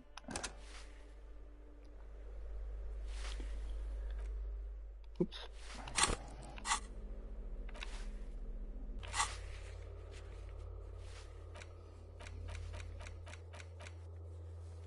So that is time locked. Reality lowdown. Oh, yes, we still have to have a conversation with the Wild Pines rep. We still haven't talked to her. There's a few people we still haven't talked to, let alone the old gentleman playing the game in the courtyard. We haven't even talked to them. There's actually a secret achievement that you can get for playing through the entire game without ever talking to those two. It's kind of interesting. Yeah, okay, well, I guess we're done in here. We did all that. Oh, and we haven't gone in here. I guess we can break in. I guess. I guess.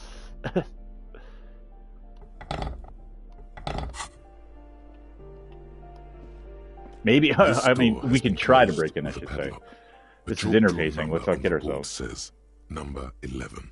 Yeah, let's not kid ourselves. What are you doing? You're trying to cut the body of the lock Critical with the failure. chain cutters, and it's really not working. The body of the lock. I believe it's the shackle you mean to cut, Detective. Don't you think that's what I'm trying to do? Perhaps you should give it another go.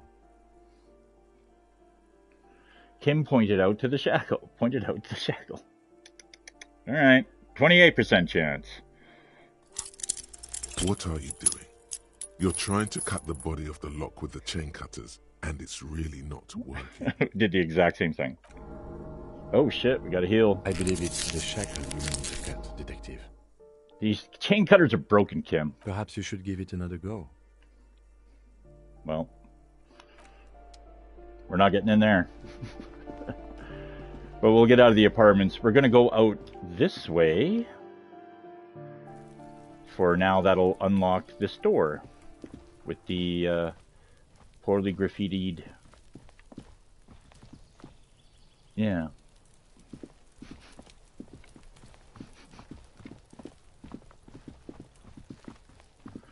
Kuno we haven't engaged with at all. This is a wall on the side of an apartment building. Oh, a +2 because Cindy's artistic impulses are infectious. That's kind of cool. It's impossible, yeah. We're not there yet. But yeah, let's go talk to her.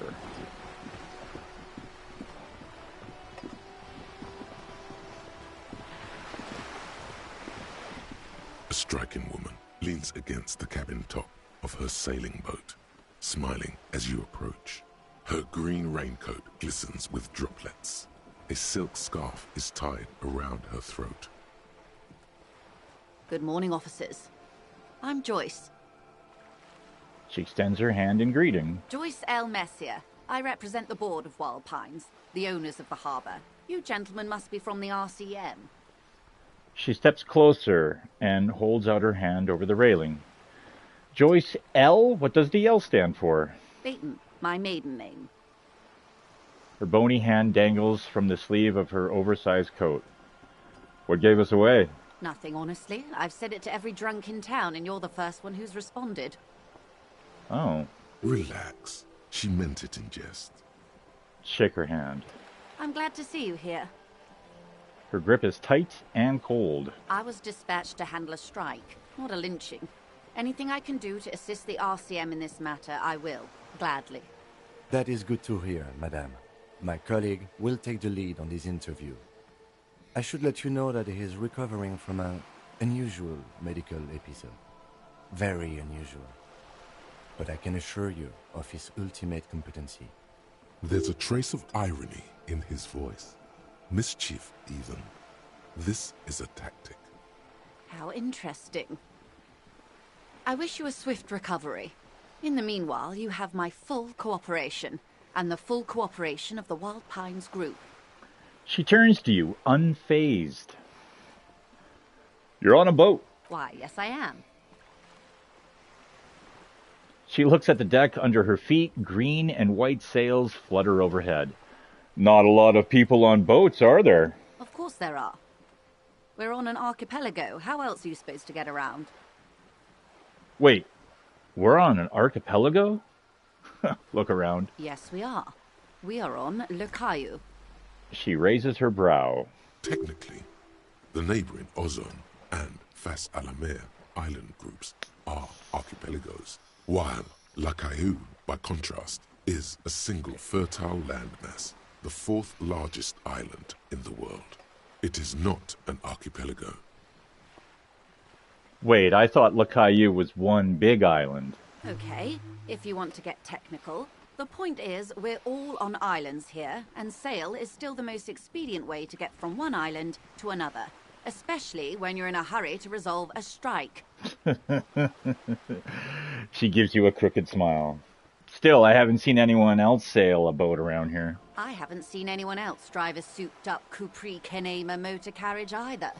Oh, look out, Kim. She's firing shots. Actually, that motor carriage has been specially issued to serve as a patrol and pursuit vehicle.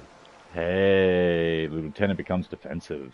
It's for crossing long distances in the greater Revachol industrial harbor. It's not a toy. Neither is this. A toy, I mean. It's a machine for crossing long distances in the Bay of Revachol, between the city and the islands. The woman pats the cabin hardtop.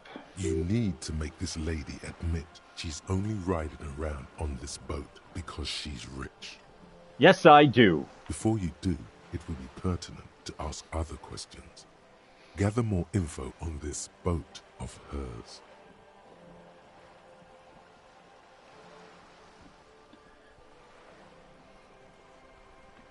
Does she have a name? The boat? No. It is called Cor de Leyte 19 because that's the type of sloop it is. Okay, but what kind of boat is it? It's a pleasure craft, a 19 pacer. It also happens to be rated for Category 1 racing. Though these days I mainly use it for business. How do you like it? My sloop? I like it a lot. It's the eel's hips, baby. Her lips curl into a wry smile. I'm enjoying this part of the interview. It has so little to do with the murder we're investigating. Do you have a license for this boat? Officer, I assure you I'm a highly qualified pleasure craft operator. The crowns of her teeth are porcelain, white as the boat's hull as she smiles. Qualified pleasure craft operator. So charming. Where's the damn license? Fucking love Half-Life. I'm sorry I took a -2 to you, buddy. He's just qualified pleasurecraft operator. So charming. Where's the fucking license, lady? Can I see your license? I just renewed its safety inspection last month, officers. It is completely seaworthy. In fact, it's taken part in not one, but 2 insulindic regattas. Even finished once. What happened the other time? The other time, I would have finished the race were it not for an urgent work matter, much like the one I'm on now. Still need to see the license, ma'am. Actually, you don't. Pretty sure I do. I police. What the fuck? I police? What do you mean? The Wayfarer Act specifically denies the RCM the authority to demand anyone's operator license. It's a little-known fact among us law officials.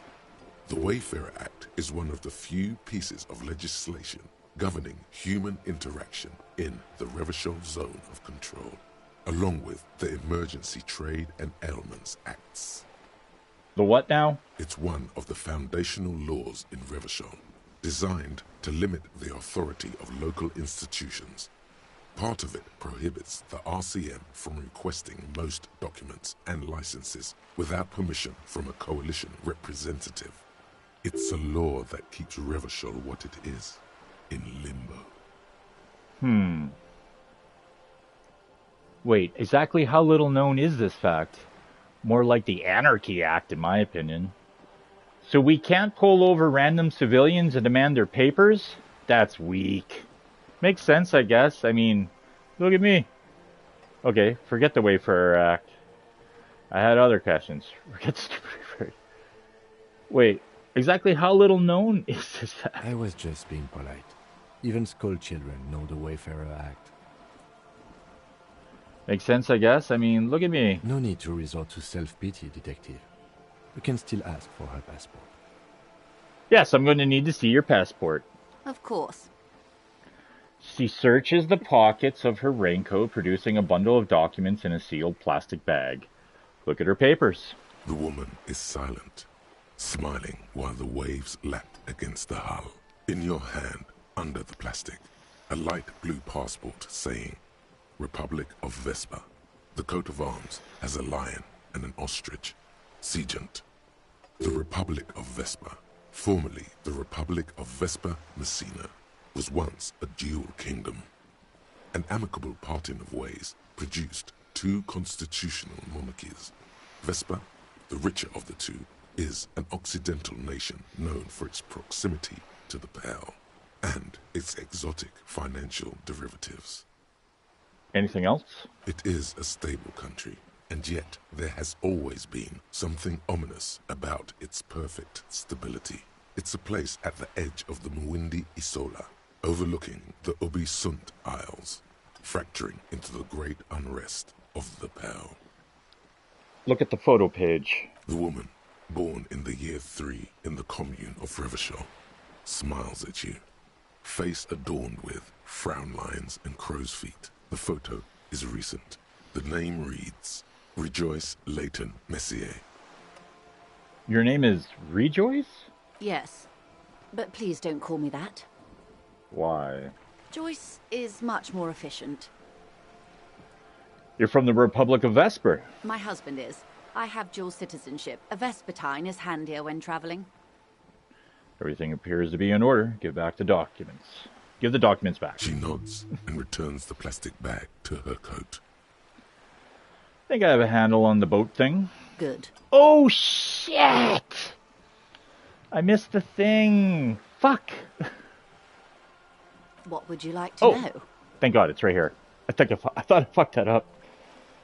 Thank God we can go back. Let's talk about the economics of this boat you're on. Oh my, the E word. You mean to say that it's a symbol of conspicuous consumption? That I'm a member of the ruling class? Yes, precisely.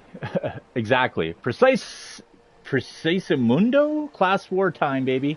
No, you're siphoning off honest Revacholian tax revenue to shifty-eyed Vespertine financiers.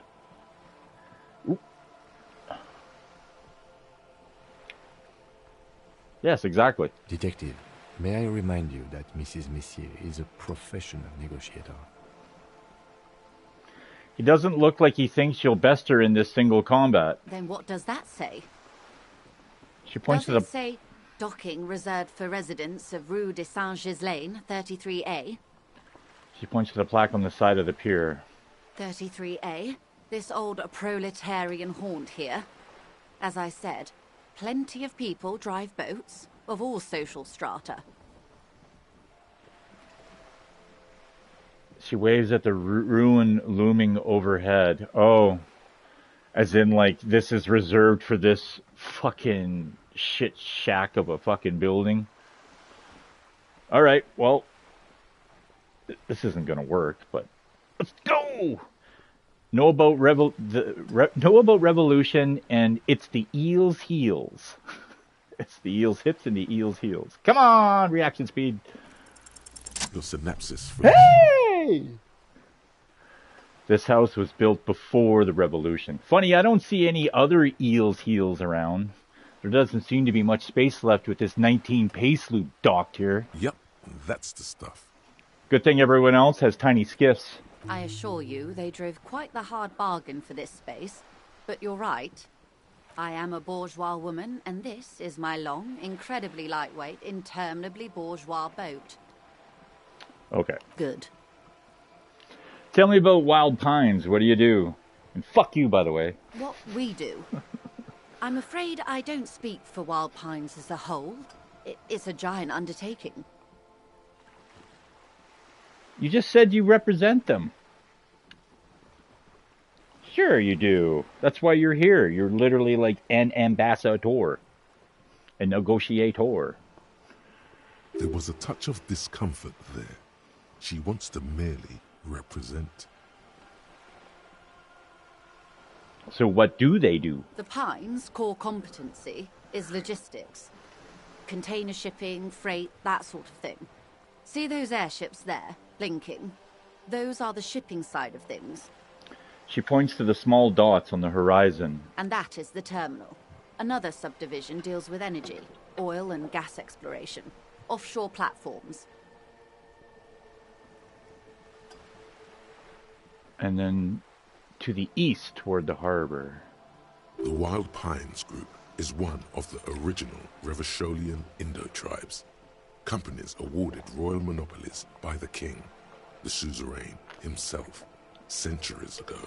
The king is long gone, but several of the Indo-tribes remain. Who are the other Indo-tribes? Saint-Baptiste, Elysium, an unknown entity known as Brightest Star. You're in good company, it seems. Why, thank you. She does not register the real meaning of the remark. How much money does Wild Pines have? I'm not at liberty to discuss the company balance sheet, but I can tell you that last year, the company booked more than 20 billion real in revenue. Wow. That's it? I thought Wild Pines was supposed to be big time. Numbers like that mean nothing to me. Wow. 20 billion is a large number, but the conglomerate employs 72,000 people. They all need to be paid. Then there are capital improvements, interest payments. A wave hits the sloop. She grasps the mainstay for balance. Grasps. Those SPS grasps. A conglomerate the size of the Wild Pines is like a shark. If it stops moving, it will die. Then what becomes of those 72,000 families? It's a tremendous responsibility. I'm like that when it comes to sleep. If I stop moving, I'll just fall asleep. Where does Wild Pines get all these billions? They started as an exploration and cargo fleet conducting trade between the Samaran and Insulindian Isolas 250 years ago, when pine ships explored the South Seminese and charted Lomantang on behalf of the suzerain. Centuries of care, deliberation, and madness have gone into this endeavor. Vessels pass through the great unrest to re-emerge with apricots in tow. The logic of the system is totalizing. It's taken everything from its employees to build it.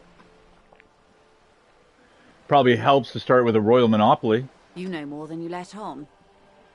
Certainly it helped, but most of the original Indo tribes have failed or been absorbed. To survive, Wild Pines had to grow and adapt. No suzerain did that. She takes a sip and looks you over afresh. What does such a huge system want with a place like this? You mean aside from being the terminal's legal owners, who are responsible for moving 8% of the world's cargo? She gives you a little smile. 8% of all cargo in the world? It's quite the endeavor indeed. You don't keep it moving, the workers do. The company is nothing without them.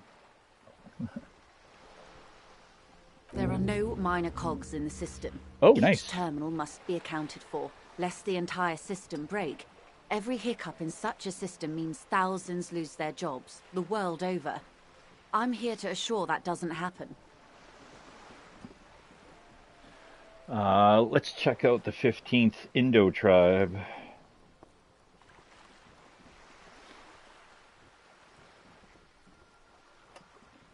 There is no temporary side effects to the 15th Indo tribe. You get 10 cents for each green orb clicked. Learning cap for savoir-faire raised to 6. What a great fucking... Look at that. Speaking of Joyce. Yeah. That's the only way you can trigger that, is saying 8% of all cargo in the world will allow Harry to gain that thought. How about that? So here's another thing too. It is a thought that takes just shy of 6 fucking hours to fucking crack through. We have unlocked the thought, or the idea of the thought, I guess you'd say. We technically haven't unlocked the thought, but in order to continue with the thought, here, I'm just going to leave for now. So it's 10 o'clock, 10:01. Of course, Detective. Take care. Oh. Hey. Psst. Look around. Psst. Hey, you. Who? Me? Yes, you. Word on the street is you're ready to start building communism again. It is crazy how many thoughts we are unlocking now here on day 2. There wasn't much getting unlocked on day 1, that's for sure, but they're fucking coming full force now here on day 2. Ready to build communism again. Again? Yes, you're ready to start building communism again. You've built it before. They've built it before. Hasn't really worked out yet. But neither has love. Should we just stop building love, too? Can't argue with that. So, What about all that communism you've promised to build? Word on the street is you've woken up from 1,000 years of slumber, promising to erect a version of communism many times greater than any attempted before. Is that true? How come there's word on the street? Get the fuck out of here. No. That's hilarious. Just finish the thought. You're not even going to cater to it. You keep saying things like, down with the bourgeoisie, eat the rich, sodomize the landowners, impale all people who have more than 25 real in their pocket, literally murder all human beings regardless of their political beliefs. That kind of stuff. I haven't said anything like that. Okay, not in so many words, but don't deny it.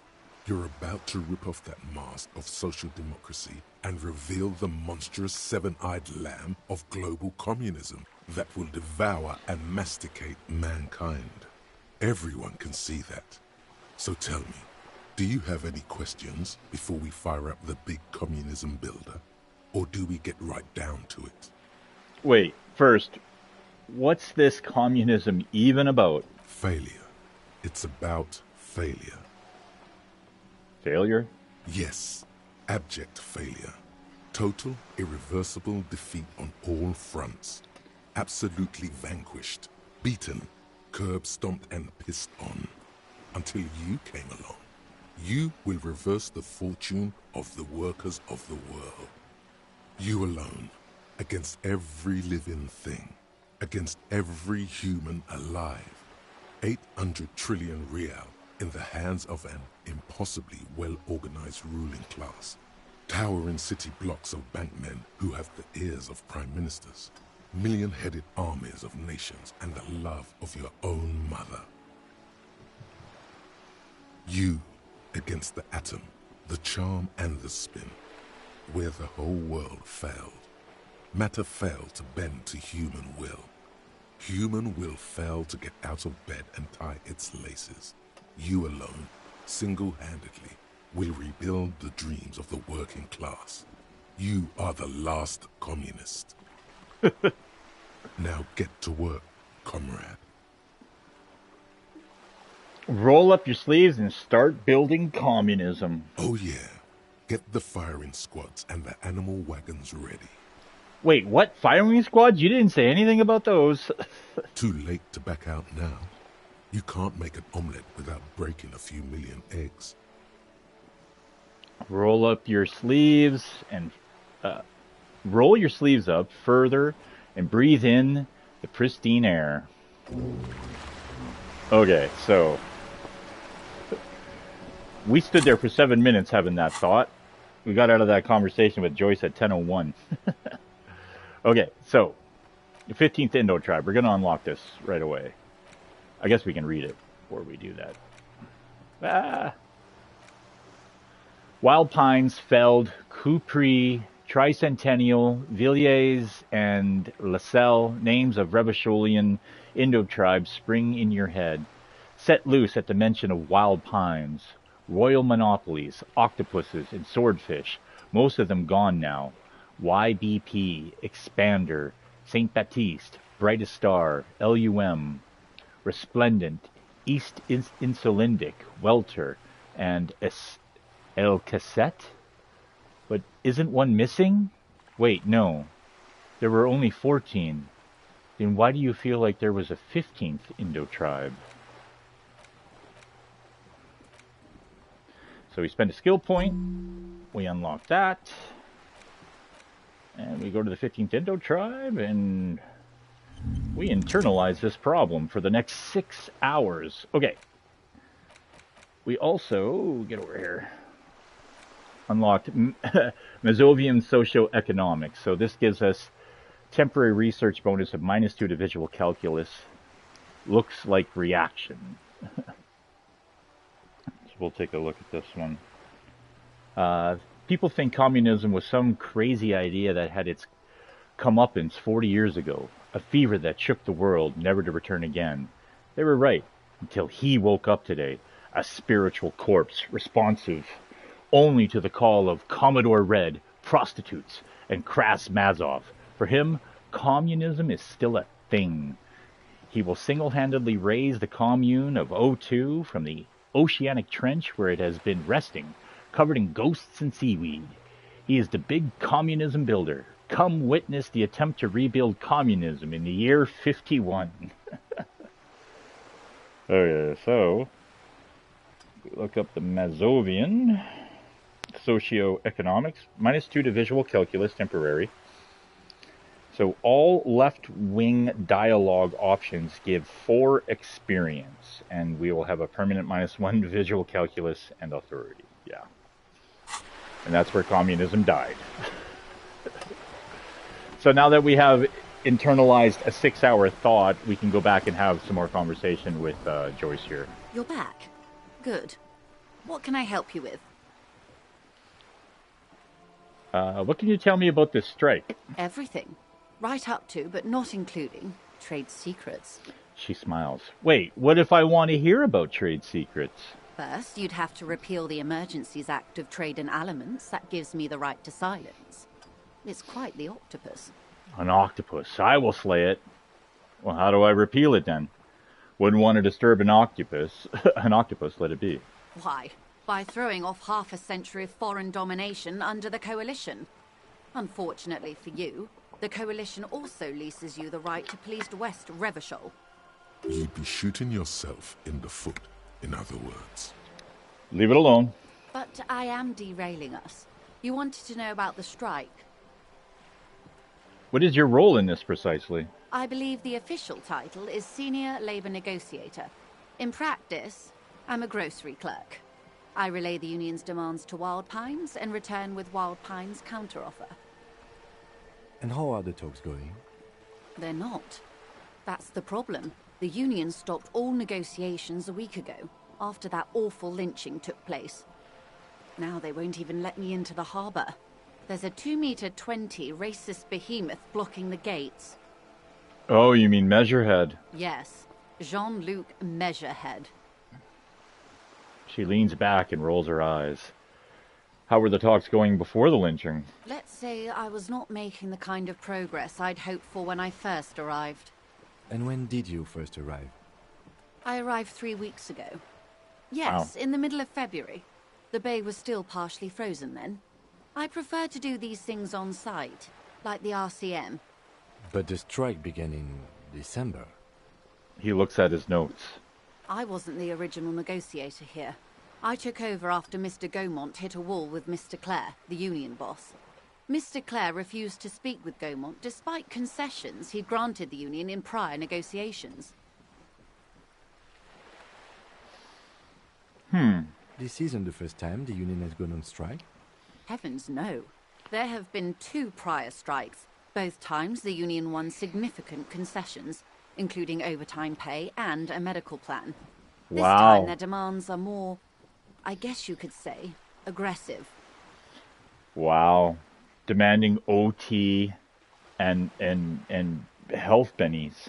Jesus Christ, man. The shame of it all. Ludicrous, even.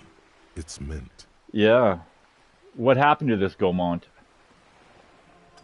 Mr. Clare told him to... How did he put it? She pauses to compose herself. Fuck off, midget. Gaumont is short of stature, you see. Okay then. Yes. Keep in mind, this is a negotiator Mr. Clare has worked with before, and who was more than fair with him and the union. Well, what are their demands? There are leaflets everywhere, and banners. What did they say again? Oh yes. Every worker, a member of the board. Most of the workers probably don't know what that means. I like it. I don't know what to think of it about that. Over-aggressive commie posturing. Seems like they have no idea about business.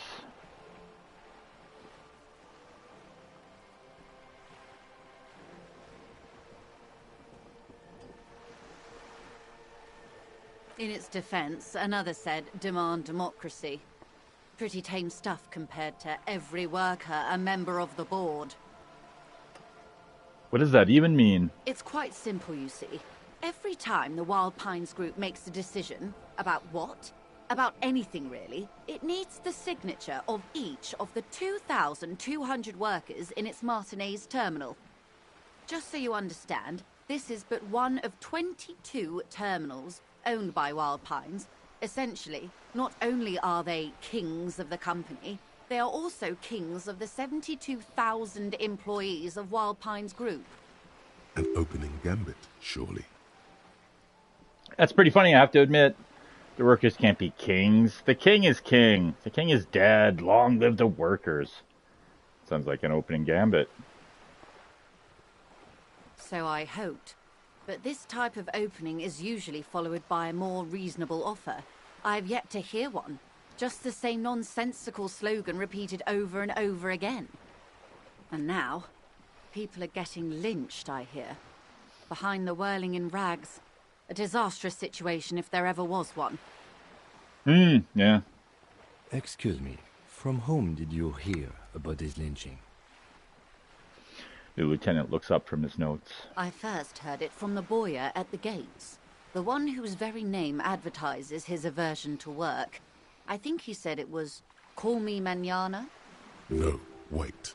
The chief negotiator heard it from a man at the gates. Surely the Wild Pines Group has more effective channels of information. After all, 2,200 people are on strike. This is a big deal for them.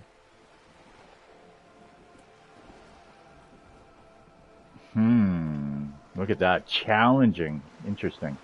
The chief negotiator heard it from a man at the gates. Surely the Wild Pines Group has more effective channels of information. After all, 2,200 people are on strike. This is a big deal for them. Yeah, no doubt.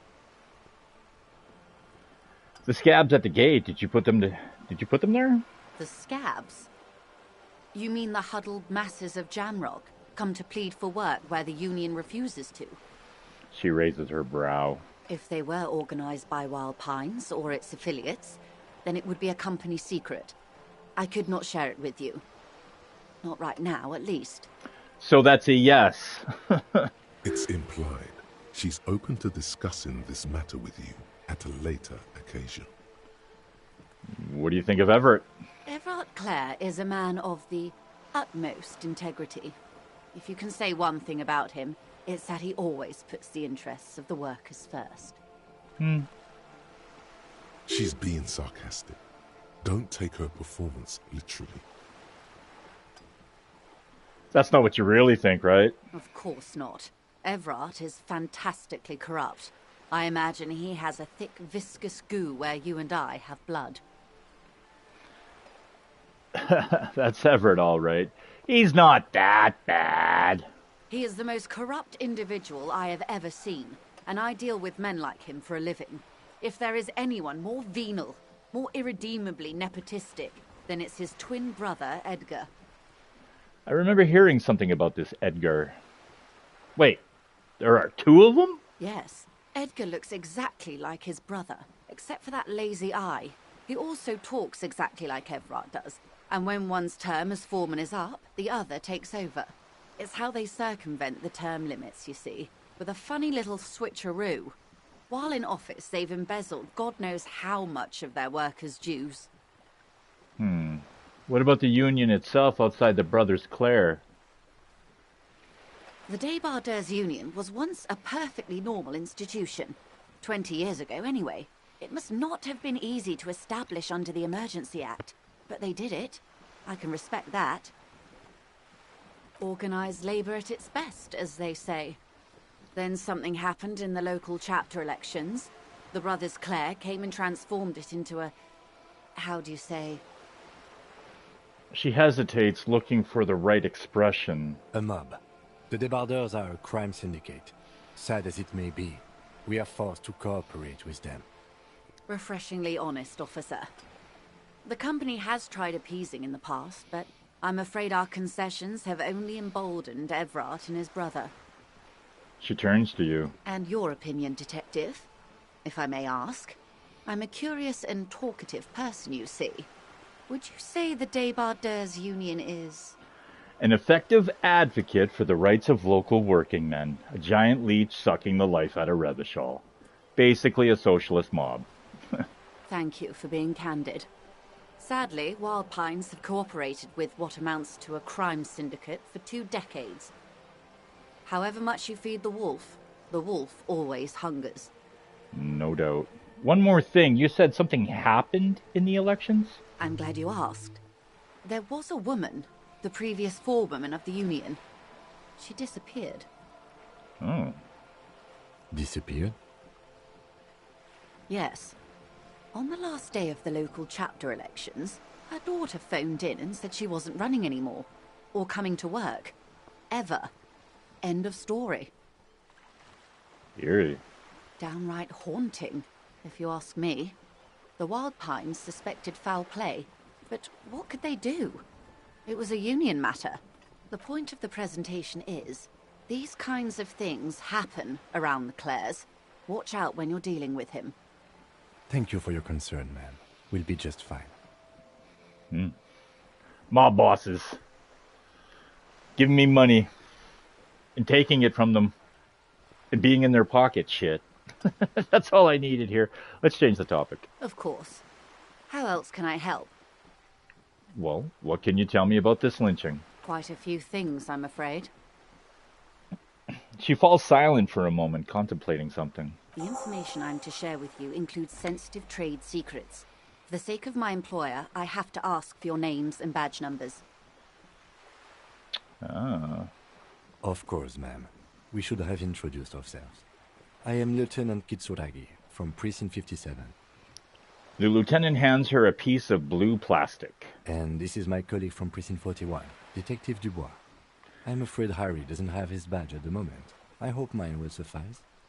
Oh, and what happened to yours, Detective? She returns the lieutenant's badge and turns to you. Remember when my partner told you I'd recently suffered from an unusual medical episode? My lost badge is related to it. I see. So, are you saying you lost your badge during the course of this episode? She looks increasingly worried. It's possible. After a night of heavy drinking, I lost all memory of my life and the world. I could have eaten it for all I know. I don't remember anything. This world, this city, nothing. Oh dear. I suppose this does explain some of the more curious turns in our conversation. She sighs with compassion, sadness even. She must have been suspecting something for a while now. As I said, ma'am, his technique may be very unconventional, but he is an officer of the RCM. Of course, I sympathize, but I'm afraid I simply can't share anything more until I've seen that badge. Well, fuck you too. She's a professional negotiator. She should be open to some sort of mutually beneficial arrangement. Yeah, fuck. How do I negotiate my way out of this? This isn't gonna work. This isn't gonna happen. I mean, we've already passed some pretty good low percentage red checks. I mean, our luck can't last forever. Sympathy for your amnesia. Huh? Red checks are the funnest. She's a negotiator. Get the fuck out of here! Insinuates. Was that a fucking 12? Wow. That was a fucking 12. Surely there's some other way to demonstrate our law enforcement credentials. I will be frank with you. If I'm going to break protocol, I need to be able to justify it to my superiors. They're going to want to see something very tangible. You're in, but expect her to drive a hard bargain. Like what? Reports from inside Terminal B suggest it's a hub for the local drug trade. This is an open secret in Martinez. The Union controls the terminal, so it goes to reason. The company has tried looking into this matter before, to no avail. Perhaps someone with your authority and resources might turn over the right stones. Or you can recover your badge, though if I may be blunt with you, it sounds like that may be a lost cause. Detective, a word in private before we continue. Excuse us for a moment, madam. Yeah, let's go over here. Oh, we're auto-saving too. Perfect. All right, Kimbo. This is not going quite as I hoped it would, Detective. The lieutenant's voice is hushed. How did you hope it would go? Honestly, I was expecting you to use your unorthodox technique to keep her off balance, and not volunteer us to be her henchman. Really? I thought it was going so well. This woman is running circles around us. She might have known about your misplaced badge all along, or she's simply an adept improviser. Either way, we've played straight into her hands. Maybe this is all her plan. She might have heard about you. The company must have more ears on the ground. She could have known about my condition. Well, what do you propose we do? Not investigate the drug trafficking? I wouldn't go that far. Her reaction did come off as sincere to me. I think she's just quick to adapt. She's a professional, after all. What do you propose? That we don't investigate the drug trafficking? No. If there is reasonable suspicion, we must investigate. Otherwise, she could claim we're siding with the Union, or that we're on their take. We'd never hear the end of it. Yeah, that's a valid point, I guess. What I propose is, we ask her, then we investigate, briefly. But do not share the outcome of this investigation with her. We tell her it's done, and demand for her information on the lynching. Okay. We could just, find my badge. Oh, that would be fantastic, but do we have the time? The world is large, and your badge is 8 by 6 centimeters. He nods slowly. The situation might have changed drastically by the time you locate it. Time is of the essence. Okay, so that being said, the game gives you 10 days to solve the crime, to solve the murder. 10 days. Certain things happen on certain days.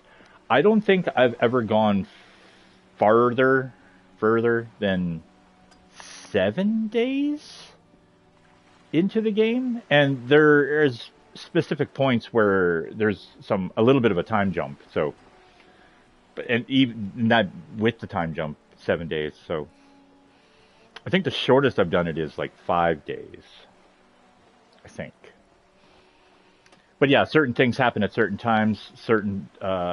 Once certain days roll in, other things are no longer available. So yeah, but other things do become available. It's kind of cool. But yeah, time is of the essence, obviously. You could request a new one from your station, but that would literally take months. Let's get back to her then. Let's check this out here. Finish that. Joyce's info on the lynching. There is something she wants to tell you. You just have to present her with your badge or to hear it. Or perhaps if you did her a favor, she could waive off the formality. Whatever the case, you need to know what she knows. How's our stats looking here? Sorry cop, boring cop. Well, we've done some fascist things now, I guess. Ultra liberals through the roof. Moralist is getting up there. 6 points on the good cop, though. Interesting. Well, I'm going to use another of those.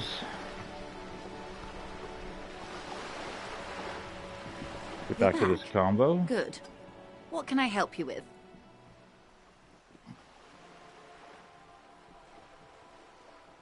Okay, tell me about this alleged drug trafficking. It's quite straightforward. Someone is using Terminal B to smuggle raw ingredients from the Samar and Isola into Revachol with the Union's blessing. Wild Pines has suspected it for years. Ingredients for what, ma'am? Meth and dextroamphetamine, GBL, and various synthetic psychedelics. Honestly, it might be quicker to say what you can't make from the stuff. Let me get this straight. The materials come from Samara to Revachol through the terminal. Yes. After they clear the terminal, we lose track. The actual production is taking place at various sites in and around Jamrock Quarter, north of here. Wild Pine seems to be well apprised of the local drug trade, ma'am. Do you mean to say the Union also produces the product? Sells drugs, I mean? We're in logistics. It's our business to know. And no. As far as the company knows, the Union does not produce it. They transport the ingredients for a cut.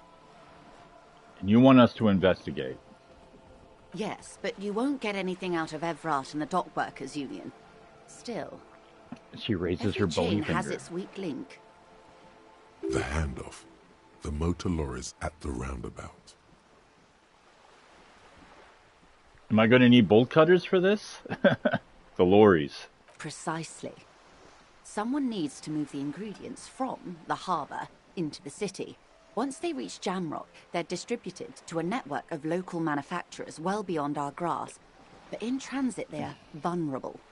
How convenient that they're stranded like beached whales at that roundabout. Mm-hmm. Perhaps you've noticed that a number of lorries are tangled in a traffic jam at the roundabout just now. Interview the drivers who are still hanging about. One of them might be waiting for a crucial shipment. She gives you a knowing look. Her irises are light green, like the river Esperance in bright daylight, upstream where it's clearer. I'll be explicit. If you find this driver, I will share company secrets with you. Uncovering Union secrets could also give you an upper hand when dealing with them. Why didn't you come to the RCM earlier? We did. On more than one occasion. Apparently, there's some sort of inter-precinct disagreement about whose jurisdiction this area falls under. Haha, yeah. We know the company has launched its own probe into the Union's alleged involvement. We also know it's come up empty. It's not just the RCM. No one's been able to find any hard evidence. Well, here's your chance, officers. Yeah. It's no coincidence the lorries are stranded there like that, is it? No. We asked East Motor Track to raise the drawbridge. The road company is a partner of one of our subsidiaries. However, She pauses, looking to the sea. this is a limited time opportunity. Once the complaint has been processed by the Trade Committee, they'll have no choice but to lower the drawbridge, and the operation will continue. She looks north. Thousands of litres of raw ingredients will pour onto the streets of Revachol. Not the east across the river, but the west. The vulnerable, the weary. A cold breath rushes in from the bay, making its way down the alleyways and potholed streets. From Martinez to Jamrock, in the traffic you hear the clinking of glass vials, concealed beneath tarpaulin. Or is it just your teeth chattering in the cold? Shiver. Fucking misery. A lot of it. It comes in from large Samaran factories in South Safre, Sigai, and Sinyao. The literage they must get from this terminal alone must be oceanic. The way she read that. Sing Yao. I guess that's how you pronounce it. Well, at least this solves one mystery. Mm-hmm. What is that, Lieutenant? Why I had to call East Motor Track and beg them to open a drawbridge for me. I'd wondered since I first drove in, on my motor carriage. I am sorry for the inconvenience, Lieutenant Kisaragi, but we need them trapped here. This is a unique opportunity. I'm sure you understand. What proof do you have that the Union is involved? How do you think they're financing this strike? There are thousands of unpaid dock workers going strong for the 4th month straight. There was a shakedown of local businesses preceding the strike. Many were squeezed to bankruptcy to fund it. With all due respect to these desert cacti, the contents of a few cash registers cannot provide for 2,000 men. The local businesses can scarcely provide for themselves. So you think the strike is being funded with source ingredients for drugs? Precisely. Smuggled out of that very gate at night, most likely, then loaded onto lorries and driven to Jamrock. You simply need to find one driver who will open up to you. We already have some suspicions that one of the drivers was present at the lynching. The two might even be connected. Or not. Though, if you have evidence to the contrary, I'm eager to hear it. As eager as I am to share it, Lieutenant, once the job is done. Okay, I've made up my mind about the smuggling investigation. Yes? We'll take this case, probe the drivers, see what it yields. Excellent. According to my reports, there are at least 3 lorry drivers lingering near the roundabout. Hopefully one of them will know something. She takes a long sip of tea. It may come to nothing, or it may just blow the case wide open. I can keep the drawbridge up for a few more days at least. You should have the time you need. In the meantime, let me know if there's any other way I may be of assistance. She takes another long sip from her seemingly bottomless thermal cup.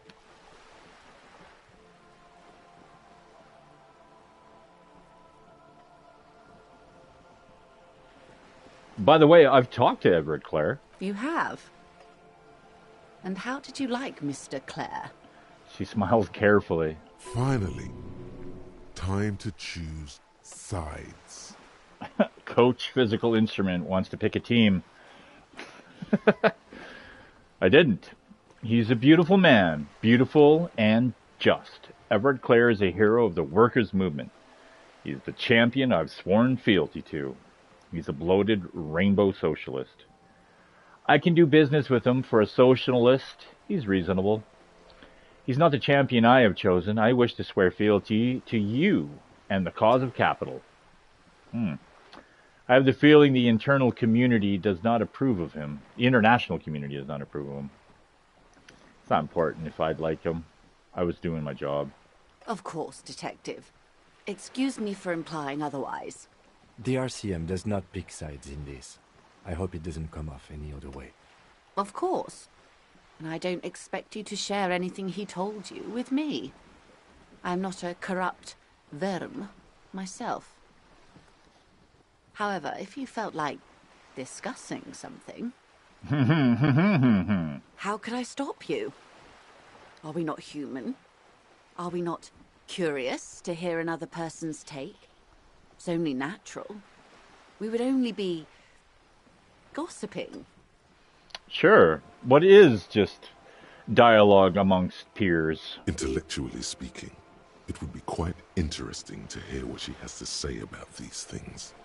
Tell her she'll like you for it.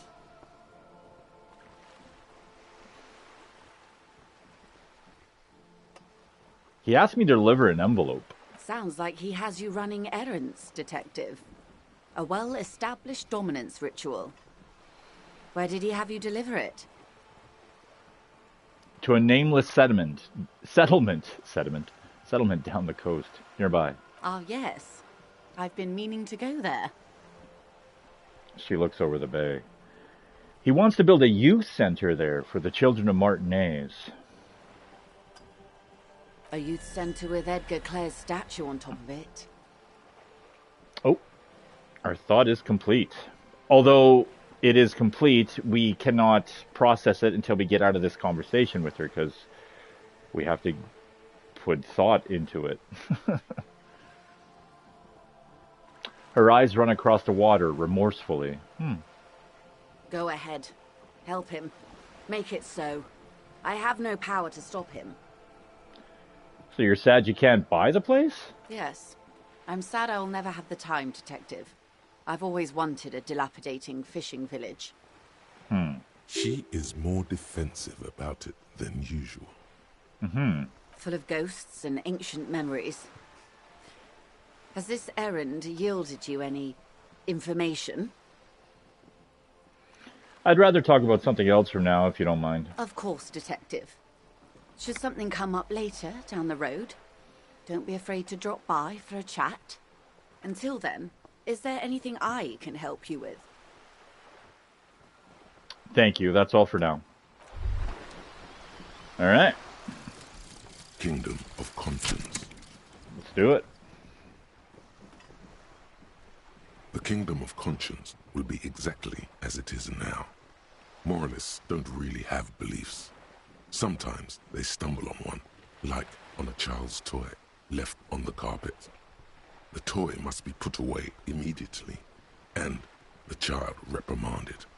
Centrism isn't change, not even incremental change.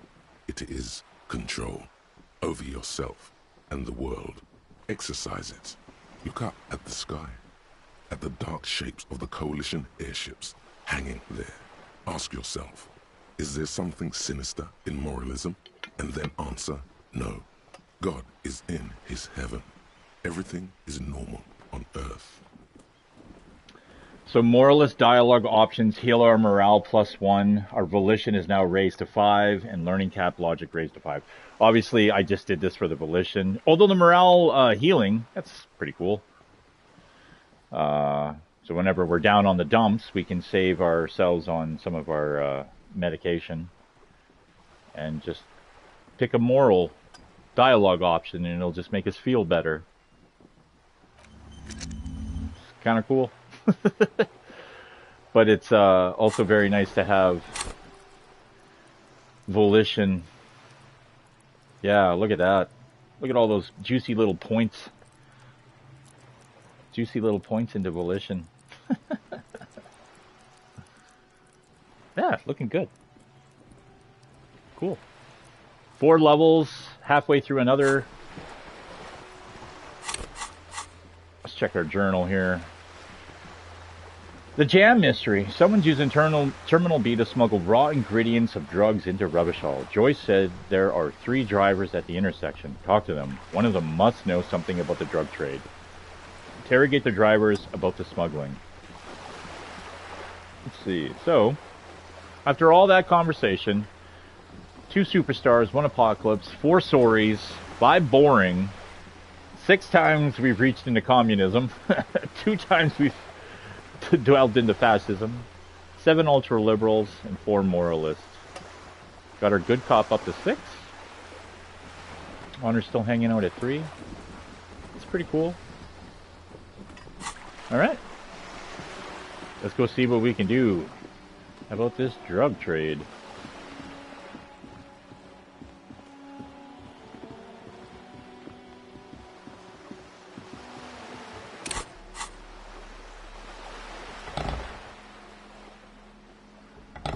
I don't know why, but I like having the crowbar in my hand.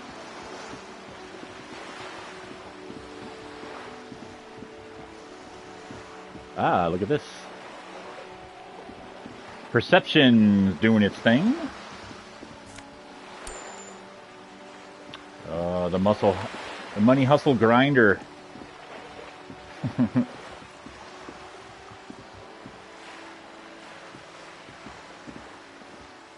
This coin-operated viewer is facing southwest.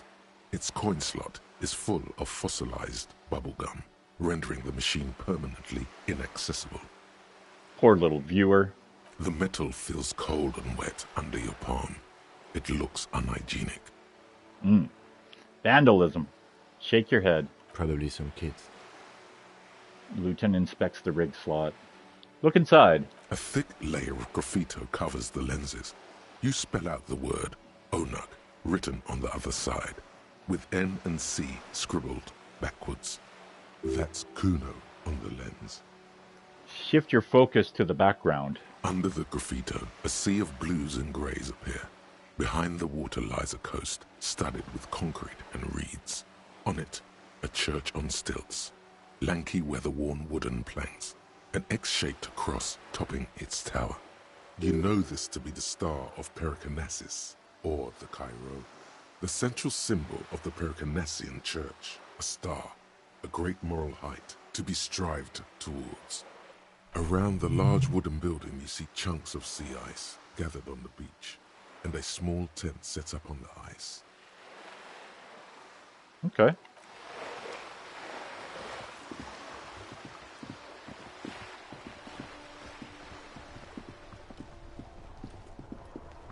Well, we've already had one conversation with Tommy, so we've already built a little rapport with this guy, so let's start with him. Still here, stuck in this damn jam, my man. What's up? The man greets you with a smile. Got any smokes on you? Nope, don't smoke. He nods towards you, the big lorry behind him. Some of the other drivers do, though. There's still a few around, waiting for the jam to disperse. Or waiting for the sweet release of death. He is literally smoking a cigarette as I'm having a conversation with him. Yup, Nothing wrong with that statement. Your senses have nothing to add. You'll have to ask around elsewhere. Guess I'll ask around then. You could also check the kiosk down the street. Frit. With 3 T's. Revachol's weird. You seem like a man who knows about drugs. Ah, man. Me and narcotics go way back. Had fold- some good times surfing the psychic waves of my own consciousness, you know? He folds his hands behind his head and leans back, reminiscing. But those days are behind me. There are other addictions in my life now. Why the inquiry, my man? He pauses, letting the memory dissipate. Do you finance those other addictions with drug trafficking? I need to get high, and I'm looking for a dealer. Let me be straight with you. I'm trying to figure out who's smuggling drugs out of Terminal B. Do you finance those other addictions with drug trafficking? That's not very subtle. Let's try the high thing. Hey, man, that's serious criminal talk. Are you trying to pull some sort of an entrapment thing on me? Entrapment is a practice whereby an officer of the law induces a person to commit a criminal offense that the person would have otherwise been unlikely to commit, usually through some trickery, persuasion, or fraud. What? No, of course not. Then what's your deal here? He rubs his jaw. Let me be straight with you. I'm trying to figure out who's smuggling drugs out of Terminal B. We have a credible lead, sir. Someone on this roundabout is waiting for a bulk shipment from the harbor to load it on their lorry and drive it to Jamrock. Not me, man. No way. I don't need any trouble. Shit's bad enough anyway. This jam's got folks up in arms, and I'm afraid it's headed toward a conflagration. Wait, then why are you still hanging around? Gotta guard the stuff. Bosses don't look kindly on missing cargo, and it gives me time to work on my rhymes. A rhymesmith? This is quite credible. It goes with its cadence and way of speaking. Who do you think could be conducting the drug trade then? Look, man, I try to stay away from the criminal underbelly of Revachol. I'm a guest here. You really need to find another man to probe with those questions. We wouldn't say he's lying, sire. Okay. Understood his theatrics. Conceptualizes at 6. 58% chance. It is a white check. That's all for now. We can increase our conceptualization because of that one shirt. Yeah, that gives us a +1 to concept.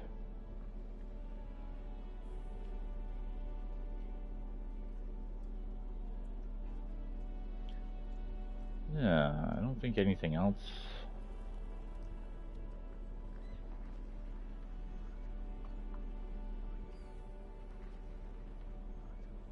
We'll try it out. It's not a good chance. Change our shirt, our piss stained, whatever the fuck. Someone took a piss in the armpit. Still here, stuck in this damn jam, my man. Look at that. What's up? 72%. All right, let's do it. He's a poet. Hit him with your best verse. Wait. Nice. There's something here, stored away in some dusty corner. It starts like... A mirror's temperature is always 0. It is ice in the veins. Its camera is an X-ray. Whoa. What else? He leans in, his eyes bright with attention. It is a chalice held out to you in silent communion. Oh, I like that. Silent communion. That's good. Yeah. He's transfixed by your words. Where gaspingly you partake of a shifting identity, never your own. Dang, that's some great shit. You came up with that yourself. He grunts, unable to suppress his reaction. I don't really know. I think that may be an actual poet. I think that may be an actual poet, and I've learned it by heart. I think that's supposed to be poem. I'm just a vessel for the muse. Nice. I like that. I think the words are mine, yes. Yeah. Honestly, yeah. I'm just gonna say number one. No matter. Great verse is like that sometimes. Ephemeral. Yeah. You might not look it. Seems you have some literary chops. Maybe there's hope for me yet. That's a strange compliment. Just messing with you. It's cool. You're an okay guy. For a cop. For a cop? They're more often into fists than rhymes, see? Let alone honesty in verse. Any organization gets all kind of folk? Gets all kind of folk. Kinds of folk. Kinds of folks? I don't know. That feels like a syntax. I'm sure we try our best. I'm doing what little I can to do right by people. No joke, man. Fuck the police.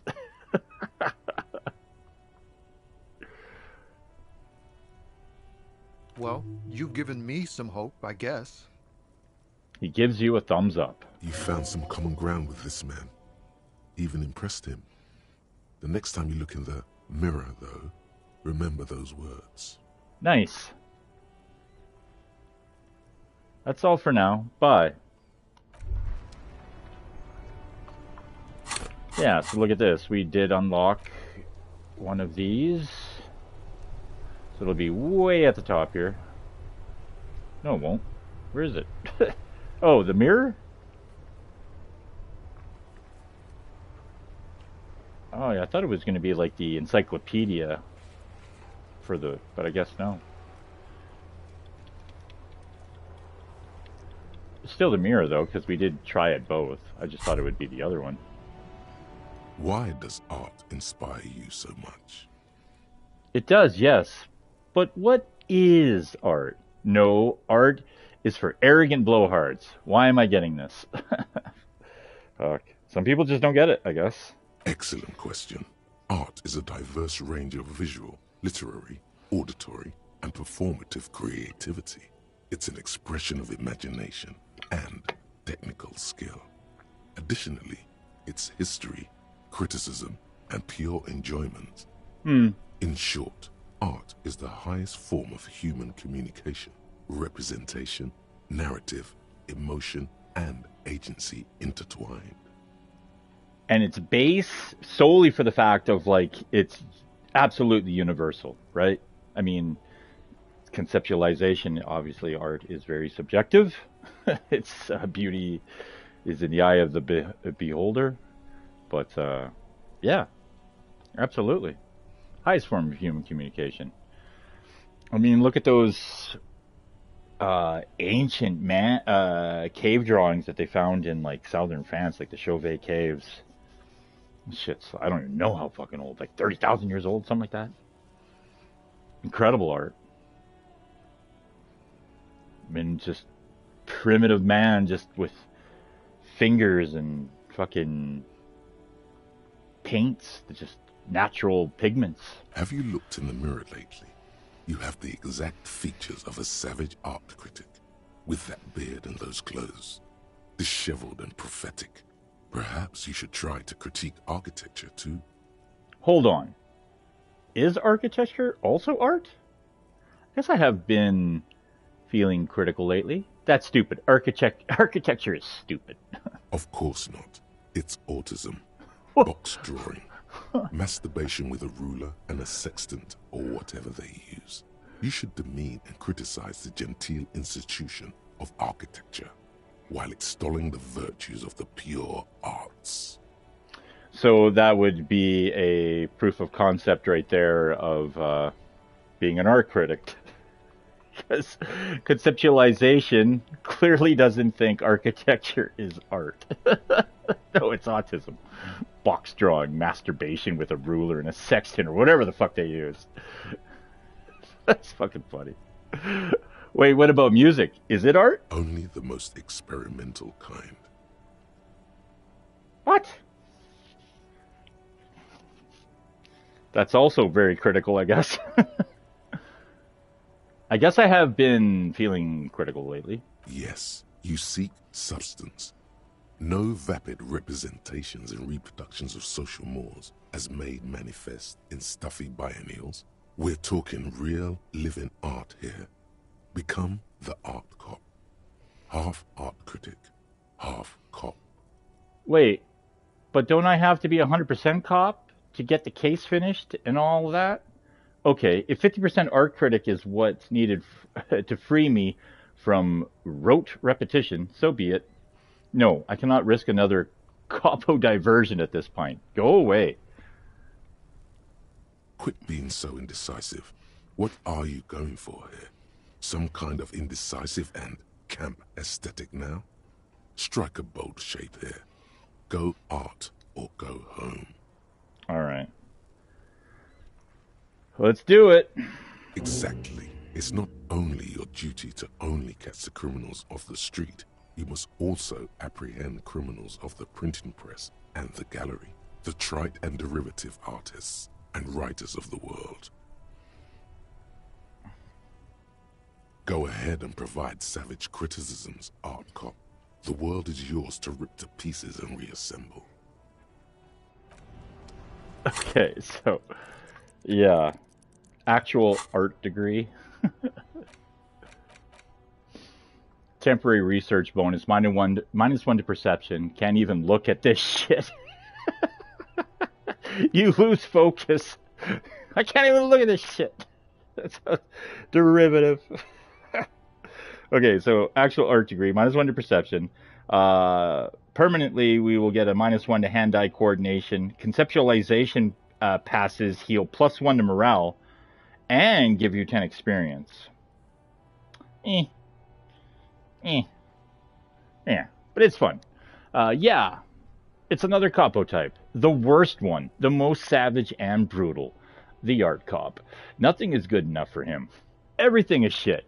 You have to employ an armada of adjectives to depict and demean the mediocrity of the works and visual institutions around you. Really flex that critical muscle until the vocabulary for punishing mediocrity becomes second nature. Here we go. Yep. This game is unlike anything else, and that's why it is gonna be fucking heralded until the fucking cows come home, man. Like, there are so many new games that are coming out down the pipe from indie developers that are literally just like this. I've seen so many games now where the way that they present their dialogue is exactly how Disco Elysium is doing this. Which the game developer, one of the game developers, the main developer of the game himself, has said that he got the idea through Twitter, the way that you just read a feed. Which is, you know, whatever. It works. Alright. Welcome to Rivachol. Announces the rotund man. The remark isn't addressed to you, it's addressed to the lieutenant. Why are you addressing my partner like that? Hey, I know Revachol. That's where we are. Don't you welcome to Revachol me. My grandfather came here from a 3,000-year-old racist isolationist culture, while your ancestors came to this island a mere 300 years ago. Every school of thought and government has failed in the city, but I love it nonetheless. It belongs to me as much as it belongs to you. Say nothing. It's men like you who keep Revachol divided, making it that much harder for everyone to climb out of this post-war limbo. What he means is, fixation on the Revacholian nation makes it harder for Revachol to actually attain self-determination. Boy, rhetoric. Sure you weren't the art cop in disguise? He's right, you're undermining our best shot at real self-determination. Stop ripping into this guy. He's just proud of being Revacholian. So, we are in a limbo. He's right. Stop undermining our best shot. Oh, come on, man. I just said welcome to Rivachol. It's a lorry driver thing. Yeah, it's a racist thing is what it is. Yeah. Fresh off the boat. You're just like, yeah, welcome. Welcome to Revachol. I know exactly what you meant. You think my kind doesn't belong here, that I should watch myself and behave But you see, I'm an officer of the RCM. It's actually my job to make sure you behave. I would advise you to remember that. Fucking A, Kim. Silence. The air between them becomes tense. No shit. Your partner needs backup. Now's your moment to shine. Well, since we have a terrible esprit de corps, and it was an easy check, and we did succeed in this, that doesn't necessarily mean it's a good fucking thing. Let's just say that. Fucking A, Kim. I've got your back. Give the lieutenant a punch on the shoulder. Well, I think we're all learned something here. Smile at the lorryman. Now that that's settled, we have a couple of questions. Whatever you say, officers. He waits impassively, cigarette smoldering in between his fingers. He smells of heavy motor oils, and his breath of high tar content cigarettes, probably Astra Whites. I found this mug in the trash. Show it to the man. Yours? Oh man, that's great. Look at that guy go. Haven't seen anything that funny in a while. This man is literally called racist lorry driver. He stares at the yellow man mug, and then suddenly he explodes. Is it yours? God damn. Thanks for that, but no, it's not mine. He doesn't live in Martinez. What was that argument all about? It's about biological determinism, natural law, the sorting of the races. Oh. He spits on the ground. Not the most popular topic nowadays, with the coalition in charge and all. You might want to change the topic. That is, bury your head under the sand like common sheep. Change the topic. The way he says it makes it almost sound like a threat. I get it. Someone has to be the unpopular guy. Oh, so you're just a racist. Makes sense. To be honest, I can't really remember what that means. Please explain. People who've studied these things say that you and me are superior by design. So, naturally, we Occidentals should be in charge. Obviously, you can see the merits in that. Race is a simplistic means of social classification based on easily observed attributes, hunches, and pseudoscience. You just look at people and make arbitrary judgments. Okay, but what else have you thought up? Yes, I can really tell you're a prime example of superior design. Right, I've already made up my mind. Want to hear it? Open your eyes. Haven't you noticed something different lately? An unfortunate downturn, maybe? Huh?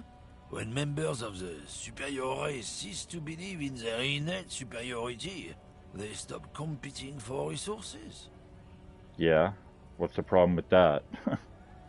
Okay, and? This concerns you, policeman, so you better be vigilant. The damn kips are showing up good lately. Same with the mosquitoes. And the other intruder species too. They're on the precipice of cultural victory. Cultural victory? What is this then? Wait, what's this cultural victory? It's what the kips of Boogie Street are going for, right under our noses. And the others too, on the radio.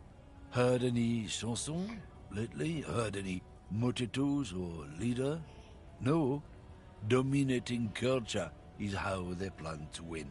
They say so themselves. Uh-huh. It's true. Also, you need to realize the dangers of mixing races. Who knows what might happen if people don't stay in their birthplace? You might end up with a new sub-race, with unknown characteristics, leading to extra competition. That's why you've got to control the offspring. Yeah, I think I can get down with racism. Jesus Christ. Yeah, I'm not down with this. Why don't you go fuck yourself? Okay, sure, whatever. I'd really rather talk about something else. Go right ahead. You may be a cop, but that won't help you avoid the calamity to come. Lieutenant Kisaraga's stern expression remains unchanged, but you sense something there, below. Not a lot of moral fiber on this one yet. he thinks, wriggled out of it. What are you hauling? Oh, not much anymore. I'm here to pick up some cargo, but the dock workers are on strike, so it's a sit and wait on your ass situation. Wait, how long has this been going on then? The strike? Oh, they've been at it for a while. A month, 2 months maybe. But this here is just the last week or so. What kind of cargo are you supposed to pick up? Apples. Apples is exactly the kind of thing you'd say if you had something to hide. Sounds like a cover story to me. Look, as detective, I come from a long line of lorrymen. We got ancient rights and privileges. He loses his patience for explaining it. Oh, I'm here to pick up a load of fucking apples, man. Just regular, Koiko picked apples. Koiko may be another derivative. For a person from Grad, you think? Oh, so they grow apples in Grad? Yeah, alright, I wasn't really interested in your cargo anyways. Yep, it's one of their main exports. They grow them down South Yekokata. A beautiful place. Got great scenic vistas. In fact, Yekokata is a desolate wasteland whose name literally translates to Zone of Ecological Catastrophe. It features no scenic vistas and supports virtually no plant or animal life. Yekokata is not in the south, and they definitely don't grow apples there. Yeah? Says who? It's literally in the name, Zone of Ecological Catastrophe. Then, I guess they grow apples somewhere else. You can never really tell with those Koikos. They're everywhere, except their own homes. The lorry driver glares at you intently, then shrugs. You keep saying Koikos. What does that actually mean? He means the people living in Grad. Yeah, you know, Gradniks, Gradvolk. Those degenerates from Grad. Okay, but why the word Koiko? 'Cause that's what they're all called. Koiko Pichik, Loslav Koiko, Koikovic someone. Low self-esteem, those guys have. Mind you, they look Occidental, but they're not really like us. Okay, so it's an ethnic slur. Hey, if the name and description fit by the very grace of nature, who am I to say otherwise? So can I see the apples?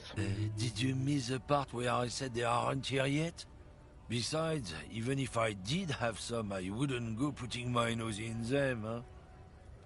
He looks at you with a strange glint in his eyes. Relax. You've got all you can get here. He probably doesn't even know what he's hauling, even if it is something unsavory. So he'd remain unaccountable.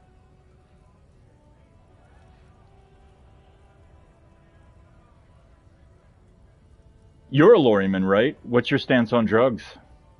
Drugs? They're shit, man. I don't let anything pollute my body. He takes a long drag of his cigarette. You smell of booze and cigarettes. What's different about narcotics? You know where that shit comes from? Sarah Miriza, Safre, Ilmara. They take the money from our local junkies here and then use it to outcompete us in the manufacturing sector.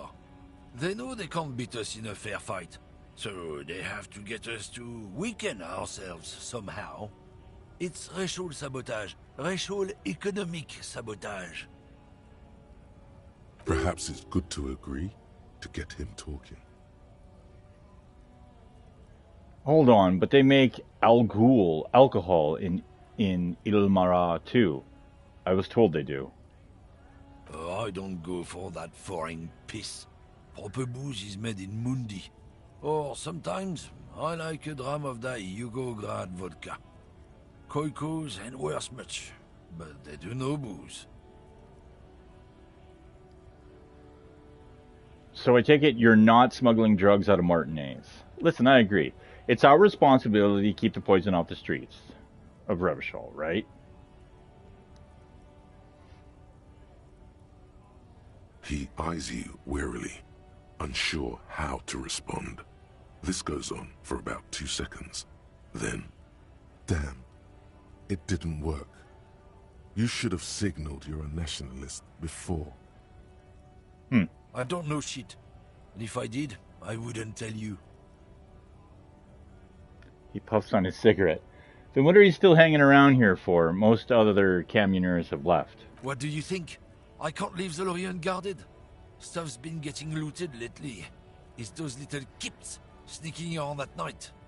If they touch my stuff, the bosses will be on my ass like ass cancer. I did see one lorry with the trailer doors open on my way here. Do you know what happened? Yeah, I knew that guy. He was an honest driver who loved this country. We were having a good debate about genetics at the Wheeling in Rags when some kip boys smashed his luck and took damn near everything. Lost his fucking job over it. Since he left, I haven't had anyone to talk to. Takes a long suck of his cigarette, appearing to savor the taste. Suck? You drag a cigarette. If they were getting drunk inside the Whirling in Rags, how could they know who broke into the lorry? If you were all at the Whirling, how do you know it was Kips who broke in? What? Aren't we allowed to say that he's a Kips who do all the stealing around here? That's not rotor science, man. If it's not you, then who's running drugs through Terminal B? Oh, okay. Well, let's actually go to this. You said something about the rights and privileges of lorrymen. Oh yeah, they're a big deal. My great-grandfather was a carter, had a royal license and everything. We've tried to hold on to our privileges. Hold on. What's a carter? Someone with a cart. What did you think it was? That's how deep into history our thing reaches. Before machines. And that's a privilege. Sure fucking is. We have a guild and everything, huh? Very ancient. Very prestigious. So you're in a carter's guild? Goddamn right. They've been trying to fuck us out of our heritage in the name of profit. But when they try to replace us, they'll regret it. Trusting street thugs with their goods is going to fuck them right up the ass. Mark my words. Generations of practice ain't no laughing matter. Okay, so if you're not... So, if it's not you, then who's running drugs through Terminal B? Isn't it obvious? Fucking Sealang. That beady-eyed South Samaran. His little side business is a scam. I wouldn't be surprised if he was peddling drugs as well. Wait, the street vendor south of here? That guy's a lorry driver? Of course he's a lorry driver. What? He tell you he's just some simple businessman or some shit? He's selling his employer stuff after he broke the seals on his Humanox lorry. His tribe are natural liars. It's in their blood. He's your man, all right. 100%. He nods in a sagely manner, then another puff of that cigarette. Okay, you could say puff of cigarette. I'll give you that. It's still dumb. I wouldn't be so sure about it. Not until we've heard what Sealang himself has to say. These are like terms for people who don't smoke. You have a puff of that? What? A puff. The fact that you asked for a puff would indicate to me that you've never done this before. What? Yeah, I have puffed once or twice. Stop saying puff.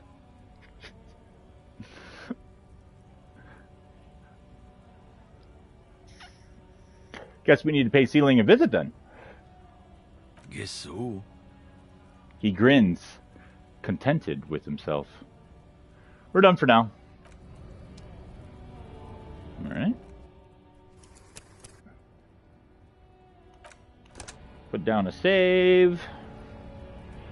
Give me 1 second. I have to deal with something here.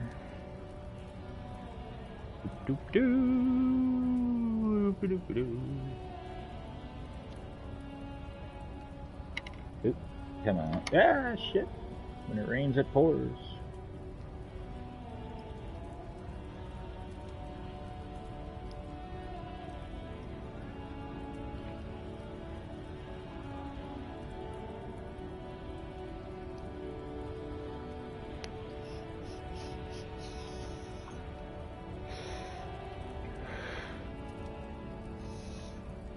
Okay.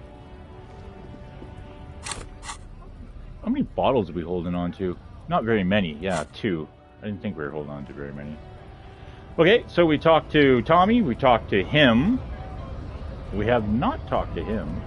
Let's check in with Manana again. I don't think he has anything to add. Hola, Wandering Man. How can I help you? Ah. That weasel I visited, turns out he has one hell of a colonial mug collection. Yeah, the janitor who gave me the key to his apartment said the guy's a bit of an asshole. He nods, rubbing his chin. Yes, his mug collection certainly represented antiquated social values. See how we're all busy concentrating on the racist mugs? That's what the ruling class wants. Yeah. No, yeah. All lives matter, right? A man with such a funny mug collection can't be that bad. All I'm saying is he had lots of mugs. Like I said before, I don't know much about this weasel, but the bossman said he's a real piece of work. Thanks for helping out, friend. Alright. He touches his beret.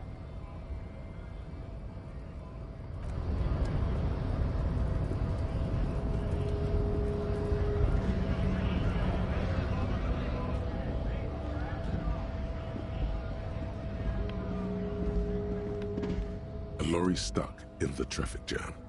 This big, heavy Grad-made machine is well kept for such an old machine. It's very interesting. Like, let's just take a moment to look at the design of this. It's a world that's loosely based in a world that is ours. Kind of like how in Fallout, the Fallout universe is the idea of mankind going ahead with atomic energy, but we never figured out the microprocessor. So everything's kind of macro in that regard, which is kind of cool. You know, I love the DOS computer. It's pretty cool. But this is interesting because this is basically supposed to be a semi with a trailer, but it looks like a train, right? But it's got wheels. It's kind of cool. It's really interesting. I love it. The windows are clear. They've been recently washed. You can see a lorryman's cabin with personal belongings, stickers, insignia. What kind of stickers and insignia? The driver has adorned his space with a substantial collection of peculiar paraphernalia. Proclamations about honor, strength, and purity are glued to various panels. A large metal pendant hangs from the rear view mirror. The pendant features a sun crown with wavy rays. It is the seal of Royalist era Revachol. What about the back seat? The back end of the cabin has a small perch to sleep, large ashtrays. There are several suns and wheels sewn into the curtains. A book with ragged edges catches your notice. The front cover features a large, muscular man. The title reads, Man from Eamdal in the Lost City of the Pygmies. Racist nationalist paraphernalia. Not unusual in this part of town. This is our guy. He grits his teeth. The lieutenant nods towards the racist lorry driver. You think this lorry belongs to our tough guy? Likely, yes. This guy's proud of who he is. Drapes it all over his machine. He was acting tough before. This probably scared him a bit. Who knows when it will come in handy?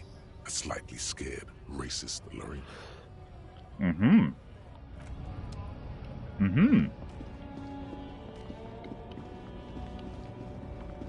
Oh yeah, we never did interact with the statue, but let's come over here. The small, wrinkled woman does not greet you. She nods along to something on her radio. A photograph is clutched in her hands, and there is a warm smile on her face. Yes, ladies and gentlemen, the pale driver. The photo, an ambrotype from the turn of the century, as golden as her smile. Excuse me, ma'am, I'd like to ask you some questions. No response. Wherever this woman is, your words fail to reach her. Snap your fingers in front of her face. If you want her attention, you may need to be more forceful. Snap your fingers twice? Where am I? Who are you? Like a magician recalling a subject from hypnosis, you've jolted her back to reality. I was actually hoping you could tell me that. Are you all right, ma'am? You were out. Never mind. I remember now. I'm still stuck in that traffic jam in the 50s. She adds with contempt. Wait, what's so bad about the 50s? Yeah, Ronnie Millsap had a great song about that. The men have small jaws and everything is made out of plastic. Why do you need plastic when you can make the world out of amber? Amber, eh? Where else would you be then? Back in Mecca, during the time of the revolution. The sidewalks and cafes are filled with young people. I was on my way to see a new Boyadero picture starring Gabriel Buendero. The smile returns to her face. Until you came along, that is. The look she gives you is accusatory. Who is Gabriel Buenguero? This is Gabriel Buendero. She shows you the photograph in the lavish amber frame. Take a look. A strikingly handsome man looks straight at you, his head crowned with a wide-brim hat. His hair is dark as an oil slick, and his jaw the most perfectly chiseled thing you've ever seen. He was the biggest star of his day. Girls used to faint in the aisles of cinema whenever he came on the screen. And schoolboys used to memorize all of his lines. She leans back, savoring the words she's conjured up. In all likelihood, it's a world that's only ever existed in her mind. So I take it you were in Mesk when you were young?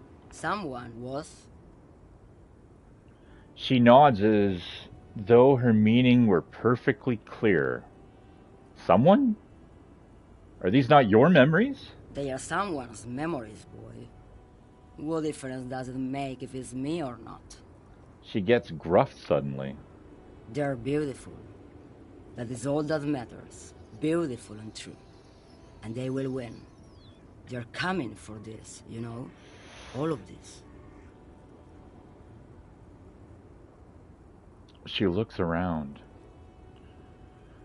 Sorry to interrupt your dreaming, ma'am. I wasn't dreaming. I was there, Loman. It was early spring, and the man behind the black sun had just come out. The posters were 20 meters tall. Everything was golden. Her eyes narrow, and she appears to take your measure. While you, people, were tearing each other apart over your petty little revolution, in Meth, it was a golden age. The Republic of Mesk is a massive confederation on the Isola of Muindi, the world's largest state by territory. It's a petrostate, a constitutional monarchy, and, as of recently, an outcast due to its tilt to the far right.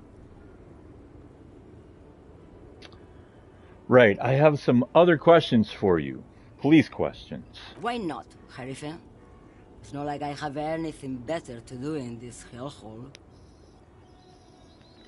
She settles back against the railing of her motor lorry. Behind her, mountains of memorabilia, photos, and knickknacks line the dashboard. What are you hauling? Diamonds. Diamonds. Really? Of course not. But wouldn't it be marvelous if I was? She says, grinning. Okay, but what are you really hauling?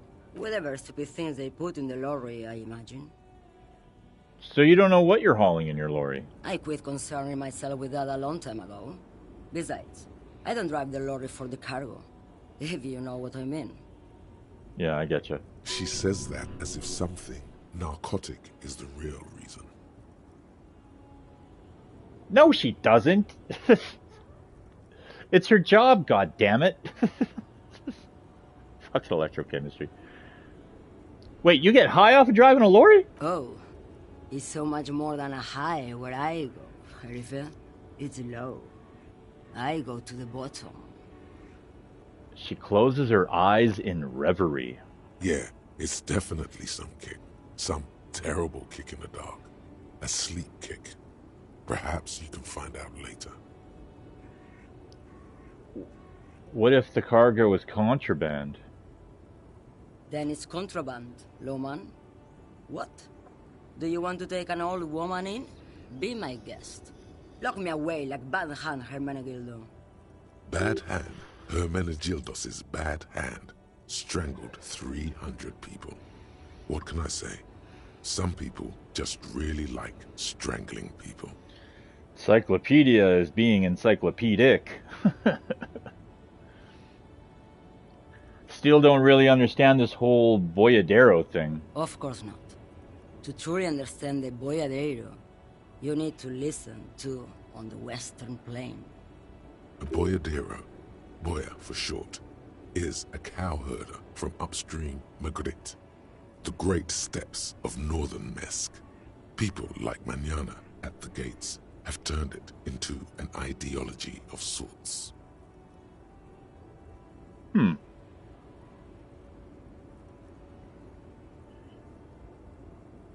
I've already got too many records to listen to. Okay, what's that? It's an old ballad about a young girl who falls in love with a daring Boyadero. He promises to marry her as soon as he returns from the Western Plain. Oh, it's noon.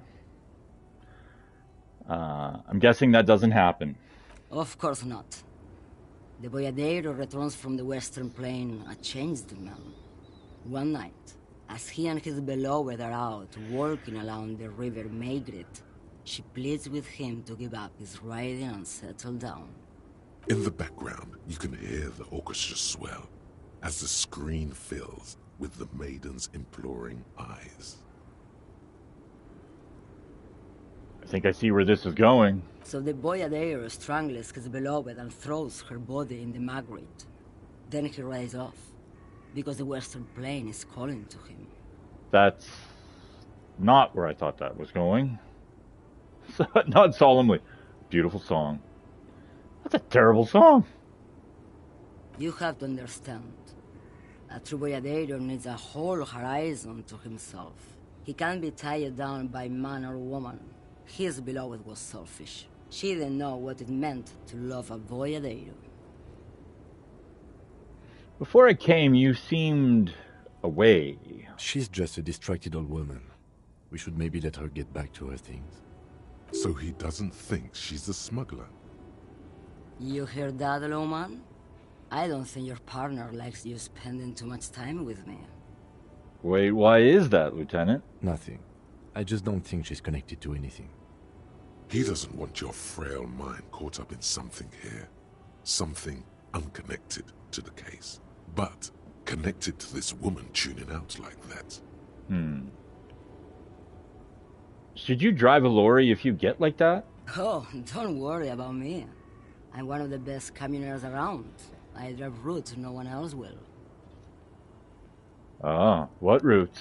Lomonosov's Land, Udashnaya Zemlya, the Western Plain. She nods and closes her eyes again, letting her mind submerge. A terrible cold comes over her, rattling her teeth as she stares inward. The Transcatolia Magistral. You for 1A. Adestradas du Mirador. All the good ones. The deep trenches. Where the bluebirds fly. She opens her eyes again and shudders. I'm something of an expert in blacking out. You should take better care of yourself. This should be reported to the proper authorities. Cool. Right until you're dust, sister. Irmao. I already am dust. Huh. You seem like a woman who knows a thing or two about drugs. What do I need drugs for, Lowman? What I see, what I feel. The great adversary, no drugs can compare. What do I need drugs for, lawman? What I see, what I feel, the great adversary, no drugs can compare. The adversary? Yes. There is a protagonista and an adversario.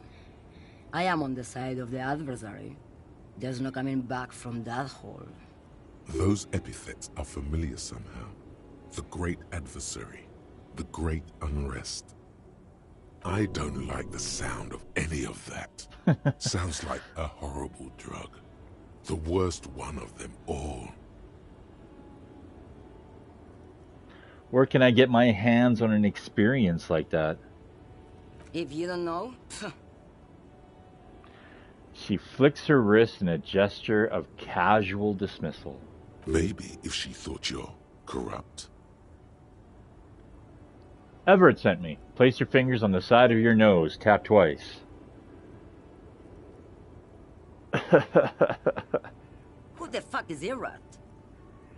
The union boss? Ah, and what do I care about the union boss? He's no Gabriel. He's no Franco Negro. He's not even Hermenegildo the Hound. Okay, let me put this another way. Are you smuggling drugs through Terminal B? Maybe. Probably not. Makes no difference to me either way. Her shoulder bone cracks as she shrugs. You said earlier you don't know what cargo you're hauling. Could it be drugs? How can you not know what you're hauling in your own lorry? It's easy. You drive a truck, you back up into a bay, they put a bunch of stuff in it, they close the door, you drive away. Get to wherever you're going, you drive to another bay, they open the door, they take it out. Sometimes you just drop off trailers. They don't even take it out. You just drop it off. Just this month, I made half a dozen trips from Saramiriza to Grad, on the U41A. What do you think they take from Saramiriza to Grad, Loman? I don't know, that's why I'm asking you. Don't say diamonds, I'm going to say drugs. No, Loman, diamonds. She did. Damn this. Make her answer. Are you making fun of me right now? You better start complying. I didn't ask you about diamonds, did I? I don't care about that. If you had to guess, who do you think is smuggling drugs around here? Okay, if you're not involved with the drug trafficking, then why are you still waiting around here? I would never make fun of a real lawman, Sheriff. Ma'am, you're not responsible for what the client puts in your lorry, as long as the seals are not opened. We officers know that. He gives you a stern look. Oh. Shit. Lay off her. Okay.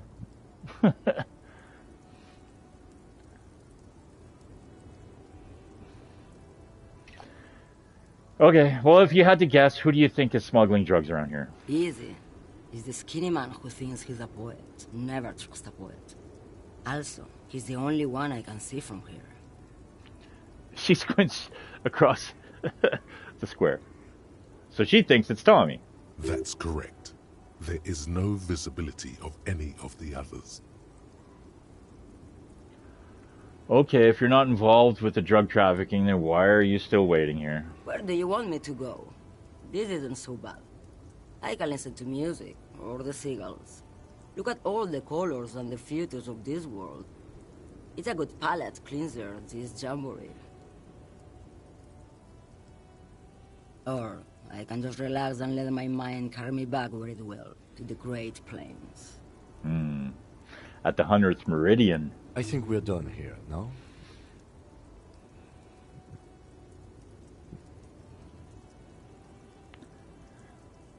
Thank you for now. Yes, go.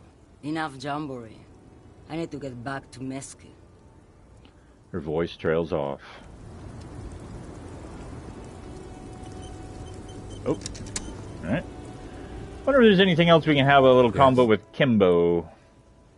Tell me about the case again? What do you want to know? Never mind. So, Inland Empire is at a 2, very low, 3%. That's not happening. I want to talk about you. Me? Yes, you. I don't see how my life is pertinent to the investigation. We'll work better together if we have more rapport. That's a fair point. All right, For the good of the investigation. What do you want to know? You're wearing glasses. That's correct. That makes him a binoclard. Completely uncocked material, if you say so yourself. Fuck off. I didn't know they let binoclards become cops. I'm not gonna call them a bino. Glasses are cool. Are they? They're mostly just cumbersome. You don't look like other people around here. What are these questions, or these statements? That's because I'm half Seolite, or quarter. My father's father was from Seoul. So was my grandmother, but from my mother's side. It's not an interesting topic. What is Seoul? It's a part of the world, officer. A geopolitical entity, and a geographic division. I told you it wouldn't be interesting. Seoul is a protectionist, isolationist, pan-Isolari state west of the Insulindian Isola. Actually, it's quite interesting. Some would even say mysterious. You're only making it sound uninteresting. I still want to know more about Seoul. You're barking up the wrong tree. I don't speak a word of Seolite. I've never met either one of my grandparents, and I've never been to Seoul. I'm a regular Rebachelier. He almost seems proud of these things. Well, that's nice, Kim. A point of pride to him. Cool. All right.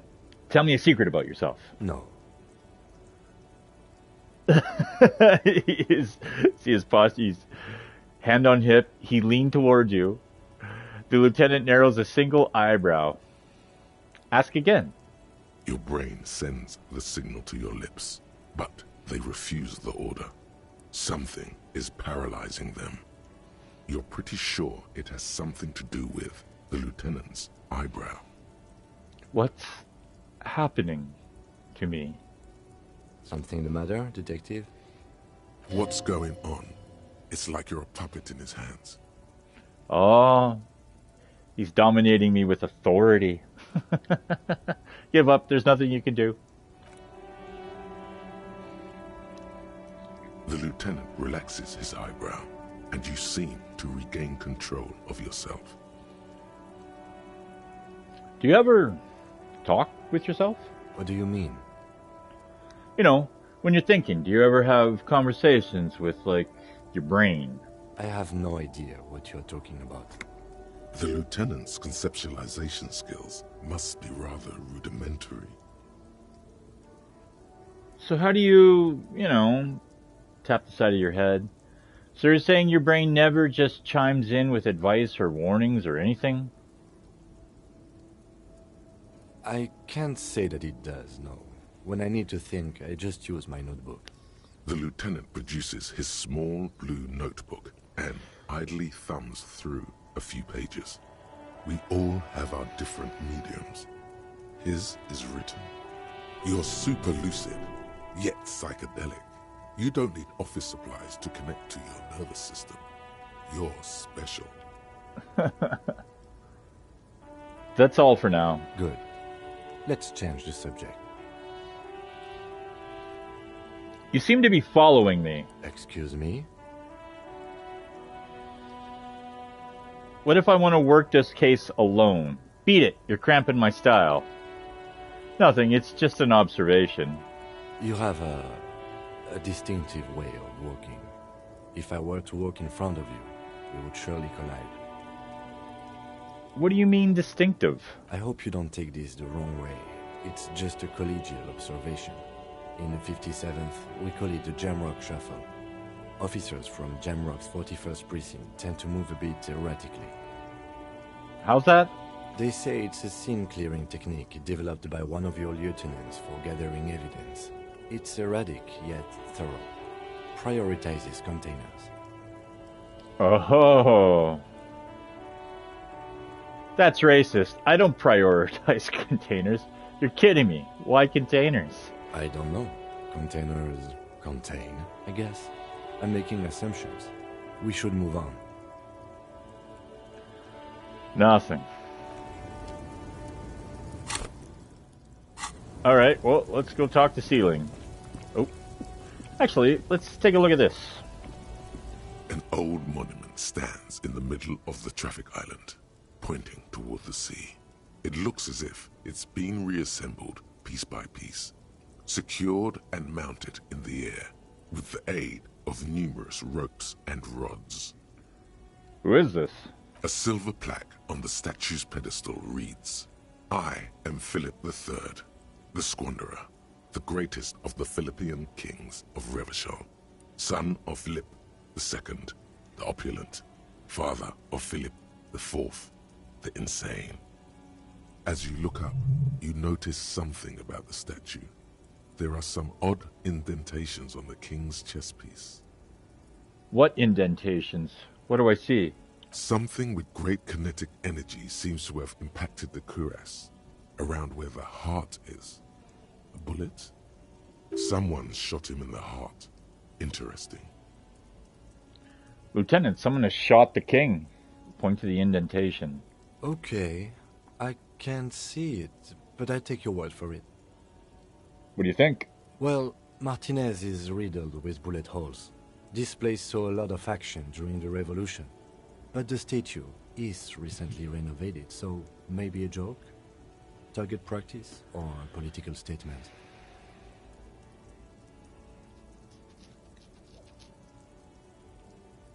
Political. It's a king, and he's shot. Why not? What this shows us is guns aren't too uncommon here, and people still shoot them, sometimes at kings. Why, what this shows us is guns aren't too uncommon here, and people still shoot them, sometimes at kings. He takes a note in his notebook. The king stands high above you, surveying the bay, mute and indifferent to your sightings. Okay, so encyclopedia.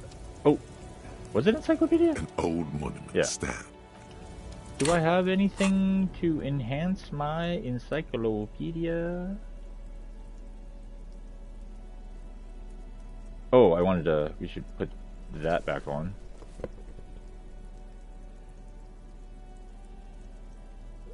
Encyclopedia, no, I don't think we do.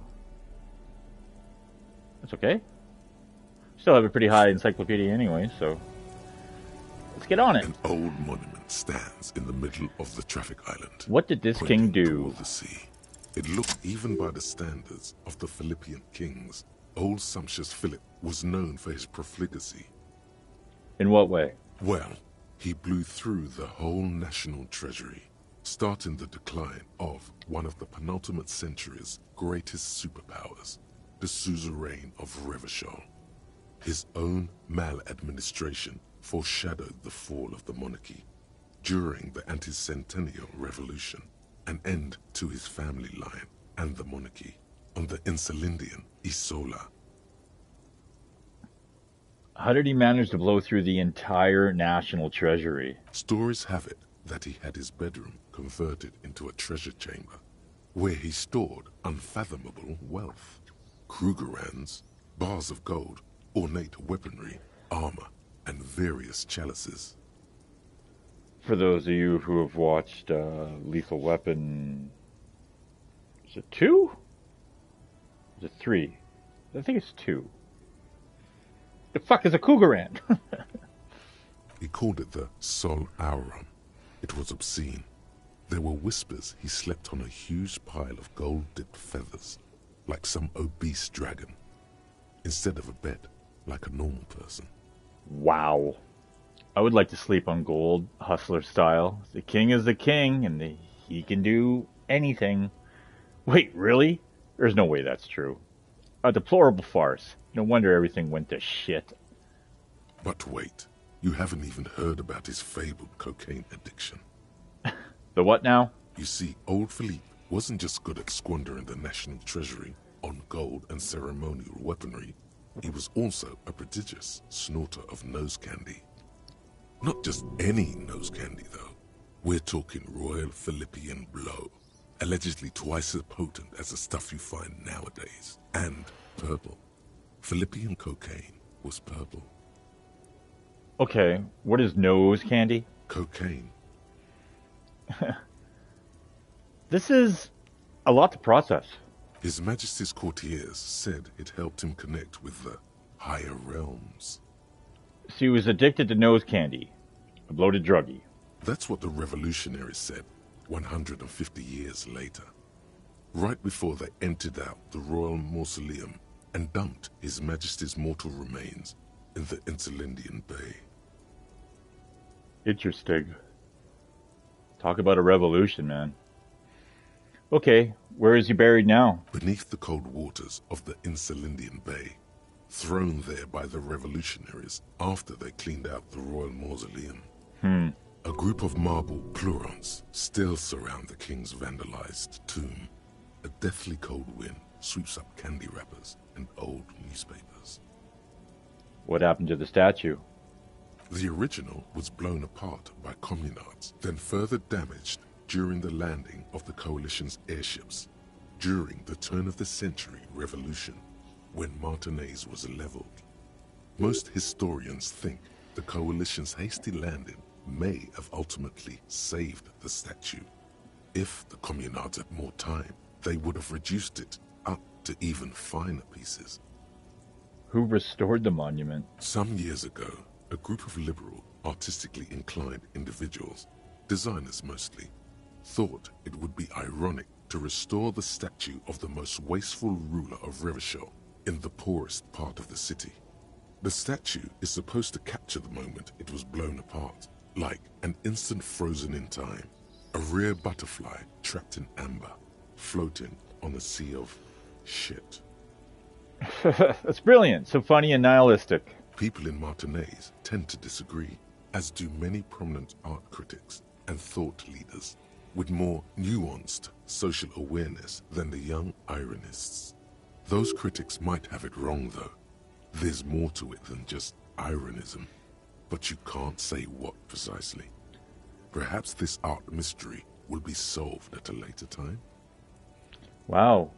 Challenging. Interesting. Philip III, the Squanderer, however, with his bronze face up in the air, doesn't seem concerned about what the hoi polloi think of him in death. Not that he ever did in life either. Touché. Cool.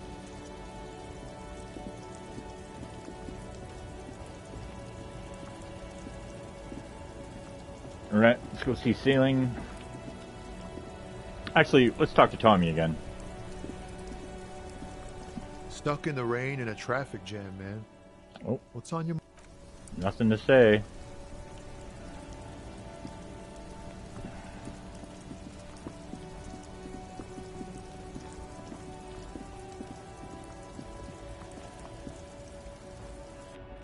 Check the options here. Yeah. It's funny, this game has a streamer mode, and it's because I get these notifications that I get copyright claims because of this shit. And streamer mode is active, and it replaces certain copyrighted pieces of music with alternative tracks safe for streaming. But I still get copyright claims. But the copyright claim is like, hey, I allow the music. And you're like, what is the fucking point of the claim then? Just shut up and go about our day. But no, it's got to sit there, this label on it. Copyright. Copyright claim. Everything's still cool here, officer. So, Ceiling, what's your stance on drugs? Drugs? I don't go in for that, officer. Drugs ruin lives. For a moment, he's unsure how to respond. Unless you're into drugs, of course. In which case, drugs are excellent. Mwah! Tasty, tasty drugs. He kisses his fingers. I'm super into drugs. I actually don't like drugs. Oh, shit. I almost healed. Did I heal? Guess it won't let me if I don't need to? Fuck. Goddamn D-pad. I gotta stop using that to control the fucking options, but it's so, you know, because it's just a D-pad. It's down is down, you know? You don't have to worry about pushing, like, left in it. Fucking around with you. But anyways, we're looking for a lorry driver who is transporting drugs out of the harbor. He or she is in this traffic jam. you investigating the local drug trade like some cool narc? But I am not a lorry driver. I am just a street vendor. I don't know anything about that. A blatant lie, sire. Yet he tells it with such conviction. We'd believe him if we didn't know better. But you are a lorryman. Another driver has identified you and your lorry. Who said that? It's the fat racist, right? I bet it's him. He has an agenda against me because I'm an immigrant who works harder than he does. He's a hater. So you admit you're a lorry driver? No, I just said I work harder and he's an asshole. He stops to think. Okay, maybe I'm a lorry driver too. A little. But that's not the most important thing about me. That's my day job. This is my dream. So you forgot to tell me. Exactly. It's such a small part of my life. It's in the rear view mirror now. I'm climbing out of that hole with ingenuity. Stop squirming. What do you know about the drug operation at the harbor? Ceiling, my sources tell me you're the one transporting drugs for the Union. No! That's insane! It's the fat hater. He's been eyeing me for a week and he sent you here. Maybe he's the one, huh? Have you thought about that? Stop squirming. What do you know about the drug operation at the harbor? Nothing. I told you. I'm not a dumb guy. I don't get involved with that crowd. And what crowd is that? Crowd? You know, the drug crowd? No, he wasn't talking about an abstract crowd. It was that crowd. There's more here. He's afraid of this crowd, whoever they are, more than he is of the racist lorry man. Who are you afraid of, Ceiling? Look, there's bad people doing bad things here. That's all I know. Please don't get me into this mess. I've spent 15 years working my way up. He looks around and lowers his voice. Here we go. There's a tiny bit of truth on the table. Zoom in on it. We're buddies, Ceiling. Help us out. No one will know it was you. It's a she, okay? The other drivers call her the lady driver. You're better off staying away from her. The way they talk about her, she's no lady. Who are the other drivers who talk? All of them. I don't know. I told you all I know. Are we cool now? I really want us to be cool now.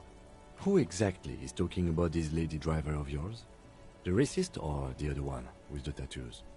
He points north. All of them. Even the ones who've left. I don't hang out with them. I don't remember who has tattoos. Is the lady driver the old woman back there? Point to the pale driver. Dazed, out, strange? I don't know. Maybe. If she is, I haven't gone near her. I don't get involved. I told you. He's not ruling her out. Okay. Okay. We're cool now. All right. I scored. Let's cap this off with a purchase. You can walk away from here with funky sunglasses, detectives. Both of you. You deserve it. Well, I'm looking in your box then. The shine on these sunglasses lasts a lifetime, officer. 100% guaranteed.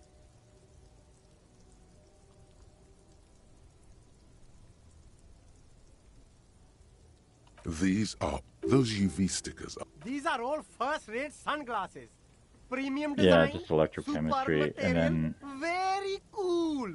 conceptualization. These will definitely keep your... Well, he's not actually going to give us anything. That's lame. We have enough for the shoes. That's kind of crazy. I don't think I've ever had this much money this early.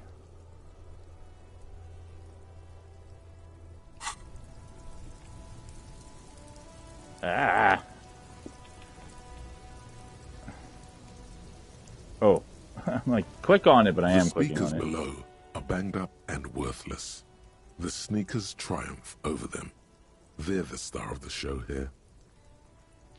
Yeah, I should get a little bit more money before I make a purchase such as that. I don't want to leave myself... I mean, my rent is paid. We're good as far as, like, our inventory is concerned. With items and shit. Or tools, I should say.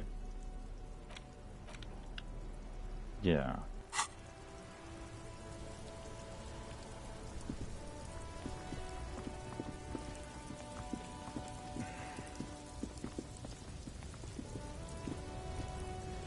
Looking for something?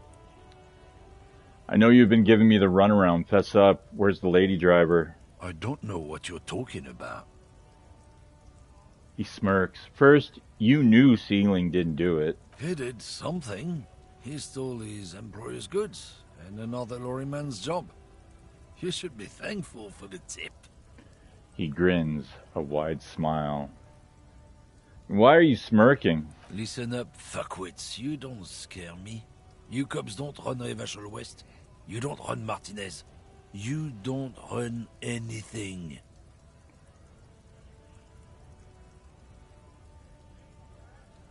So who does? The lady driver? No. He means La Puta Madre. A legendary, and not in a good way, crime boss from Jamrock controls what is probably the most powerful organized crime outfit in Revachol West. Yeah, him. Cross your arms and nod. Then I presume you are familiar with his peonies. Yeah, they're his little bitches. He's got them all over the unions. Not just the unions. He has peonies everywhere. Some say he even has them in the RCM. Dirty fucking peonies who'd do anything for him. Multi-ethnic drug addicts. He gets closer to him. The lieutenant adopts a rodentine quality. Be cool, sire. He's getting into this. Say nothing. You're not peonies. You wouldn't be investigating a drug thing if you were. No, of course not. We are not peonies. But if we were, and one of Madre's drivers were to be stealing from him, then it's a good peony's job to find out who that is. He's surprisingly good at this. Not bad at all. Look at him lurching. It's not a hard job. It won't take a long time. It won't make Padre Madre angry. But a stupid fucking racist is standing in the way, protecting this fucking thief. I'm not scared of you or the mob. I'm under the protection of the Lorrymen and Carters Guild. His eyes dart between you and the lieutenant. You've seen the corpse in the yard, yes? You took a peek. I know you did. Does it look like his friends protected him? The lieutenant raises one eyebrow. Oh, I bet you it's that nefarious eyebrow, too. Nah, you wouldn't just leave him out there if you... He tries to light a fresh cigarette, but his hands are shaking now. The sentence simply ends. The lieutenant turns and gives you a barely perceptible nod. Look at that. Half-light is 5, 83%. It is a white check, so we can go into this pretty good. +2 to Kim's bluff. Saw you snoop in his cabin. We got our cop die. It's a white check. Let's fucking go.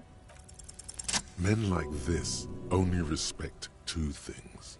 Strength and fear. Time to turn up the volume. Show me her lorry right fucking now. The lady driver's lorry. Where is it? Oh, he grabbed him. I told you. I'm not gonna... There. His voice grows smaller as yours. I'm gonna fuck you for the rest of your life. You understand? I've been to your fucking lorry. I know where it is. Point to it. I'm gonna burn it down, you hear me? What's your name, fuckhead? I'm gonna go on Please Radio saying this guy told Madre to fuck off. Fucking homo cop. A globule of sweat gathers at his brow.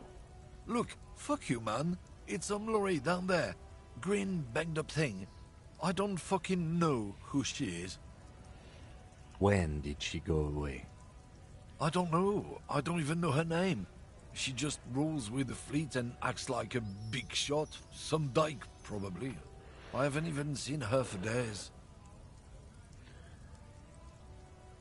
Where exactly is her lorry? Past the monument. Down there. The Green Temple. Now, leave me the fuck alone, okay? A small temple by the monument. Green. Let's get into that lorry. Right, I'm going. You know, it's interesting. Our half-life is at 5, but I could have... Oh no, it's gone. That's right. We didn't...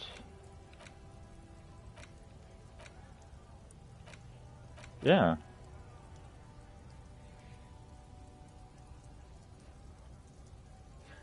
The Kingdom of Conscience, I guess. I can't remember what it was, but we had a -2 to it, but I guess it's back, so... That's cool, though. Got that shit fucking sorted. So, let's come down here. And now, suddenly, this thing... But, oh, I know what I gotta do first, though. We gotta bring on the coach. We got our work gloves on. We'll put that down. We might have to booze it up. We got... Oh yeah, we found that extra bottle in the bathroom. That's right. Fuck, man, we are loaded for booze. 8 drinks? What? In hardcore mode? What? What? That's awesome. We'll see where we stand, though. Let's check this out. This screen found, A to Z, contemporary, is parked in the shadow of the ruins looming overhead. It's seen better days. Oh, Tempo, Contemporan. This must be the one he told us about. Unless he was lying. The lieutenant peeks inside. Try to peek in the window. The glass on the side windows is tinted and covered with dust. You can barely make out the shape of the seat and 2 steering levers. Try the door handle. The door is locked. The handle looks shiny, like it's recently replaced. How are we going to get this open, Kim? Use the pry bar to smash the window. Open it from the inside. Really? This has been hard enough. No need to make it any harder. Okay, well, we only got a 42% chance at this, so... Even with our shirt on. Okay. Pry bar in hand. Nope. You take a hard swing at the window. 7 wasn't enough. A loud thunk rings out and the pry bar bounces back, leaving a tiny spider web on the glass. So, 42%. 6 would have been 50%. 7 wasn't enough? Okay. I mean, it's formidable. Goddamn maggot. Drag your ass to the gym and do some reps right now. I'm sorry, coach. Looks like the window might be shatterproof. You may have to rethink your approach. The window appears to be shatterproof. No, it's not shatterproof. Give me that. He takes the pry bar from you and gestures for you to step back, and then, with a little warning... he smashes it into the window. Oh. Droplets of glass fly everywhere, shattering over the lorry floor and pavement. You can just reach in now. Nice. It went better than I expected. Open it from the inside. Open the door. The smell of cigarettes and perfume welcomes you. The cabin inside is plastered with old movie posters. Actresses smile from the walls. There's a radio transmitter in the front and a toolbox tucked under the driver's seat. Some tools lie scattered near the pedals. Admire the posters. These are movie posters featuring starlets from long-forgotten films from the 20s, the teens, even the 90s of the last century. Wow, so that'd be... Yeah, it's 60-year-old movies. It's kind of interesting. So that would be, well, movies from the 60s. In our present time, I guess.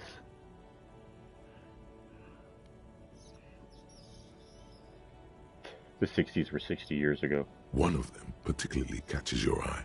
A centerfold of an ingenue attached right above the back seat. There's definitely perfume in the air. It's spicy, with a hint of amberette, wafting through the bitter air of the cabin. Stop and wonder, what's that smell? The remnants of a sweet juniper-scented perfume. Probably grenade number 5. Study the centerfold. The actress is draped in a sheathed dress, one of her shoulders bared. The faded remains of an autograph run across the poster. She's looking past the camera. Wait, doesn't she resemble someone you know? But you can't put your finger on whom exactly. This is Tip Tijon, a starlet from the dawn of cinematography, less known for her talent than her tragic, untimely death. What happened to her? She wasted away in a drug den called the Door to the River, not far from here, on Boogie Street. A mixture of cocaine and morphine. She was afraid of the world, and the camera, too. Enough of the posters. The actresses and the rear actor all smile you a warm goodbye. A radio transmitter is attached to the dashboard, and a toolbox sits under the driver's seat. Well, I'm going to close the door for now, because the thought just finished. It's actually kind of, I don't know, almost poetic to hear that story of Tippy and then finish the thought of rigorous self-critique. You close the rusty old lorry door. We definitely need to return sometime later.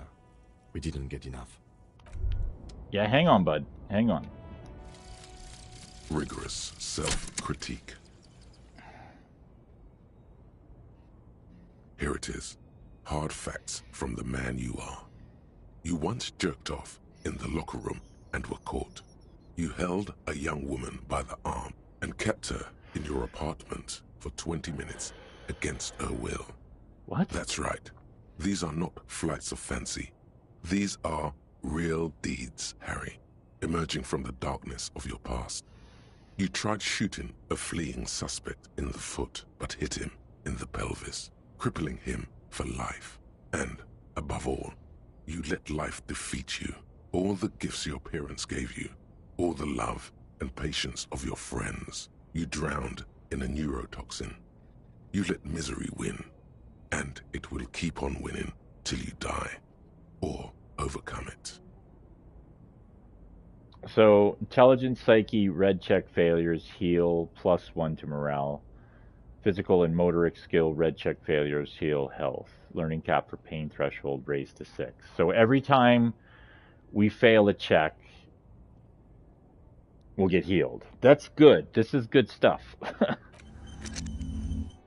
It's good stuff. Pain threshold to 6. I think that doesn't really have much bearing on us, but still. You know, it's 6.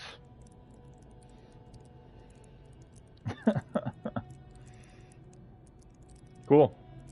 Okay. Back to the lorry. I said back to the. Oh, I don't know what the controllers are doing. The controls, but they're acting funky. A lorry abandoned by its owner. The smell of cigarettes and perfume. Examine the radio. Looks like the frequency dial is absent. It requires a key to work, but the key has been removed. Likely by the missing lady driver. Strange. There are so many radio stations saved here. Must be over 100 at least. The lieutenant leans closer to the radio and hums. Why would anyone need so many radio stations? For contacting an entire fleet of lorrymen, for example. This is all shortwave, UW and UKV. Looks like we are dealing with an impressive organizational tool. The nerve center of a huge operation. With quite a range, too. Is there anything we can do with the radio? Doesn't look like it. It's completely inoperable without a dial key. What else is here? The smell of 1,000 cigarettes, some dead actresses, and a rusty old toolbox under the seat. Check the pedals. You wedge yourself under the steering wheel to get a better look. Seems like the few tools lying around here, a hammer, a pair of pliers, a rusty wrench, have been casually thrown there by the disorganized driver. But one odd detail does catch your eye. A piece of sandpaper has been glued to the throttle. Sandpaper adds extra grip. Looks like the driver has glued a piece of sandpaper to the throttle to offer some extra grip. Sandpaper? A novel technique? The sandpaper would also rub off the pattern from the driver's right boot sole. Yes. One of the footprints at the crime scene had an aberration. One sole was smoother than the other. Which means that the missing lady driver was present at the lynching. The lieutenant's eyes light up behind his prescription lenses. And she's also the one running the drug trade. What a handful. We've identified one of the footprints, but there are still 7 to go. He writes something in his little blue notebook. The movie stars are still smiling from the walls. There's a radio transmitter in the front and a pull-out toolbox tucked under the driver's seat. Some tools lie scattered near the pedals. Pull out the toolbox. Pull-out toolbox. A metallic drawer slides out from the seat. It's empty, except for a folded newspaper. Unfold the newspaper. It's an issue of Périphérique from last Wednesday. A piece of paper falls out from its pages. Pick up the note. It looks like an article ripped out from a radio enthusiast magazine. Complex mathematical equations explain the basics of something called the Ulan frequency system. These formulas look oddly painful. Maybe it's the hangover, but they give you a headache. The Ulan frequency system? I've never heard of that before. I know of FM, AM, UKV, but... The lieutenant leans over your shoulder to examine the note. His thought trails off. Push in the pull-out toolbox. The pull-out toolbox slides back into its nest. The rest is as it was. Radio, posters, a trace of motor oil smell under all the cigarettes. You close the rusty old lorry door. Great. I think we got everything. A word, detective? Before we return to Joyce?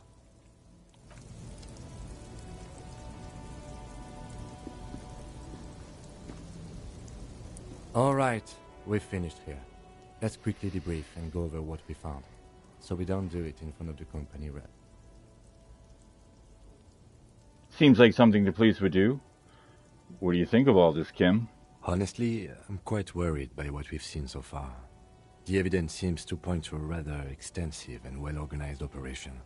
I'm especially intrigued by that radio transmitter, particularly the sheer number of stations it can connect. Looks like this alleged drug trade casts a wide net. This means it's well funded. Technology like that, a major player must be financing it. I'm not sure what the Ulan frequencies are all about, but they may hold some significance. Perhaps it's a better way to connect between fleets while avoiding frequency bleed, or maybe it's used to tap into RCM networks. Listening in on your calls between you and your station, a worrying prospect.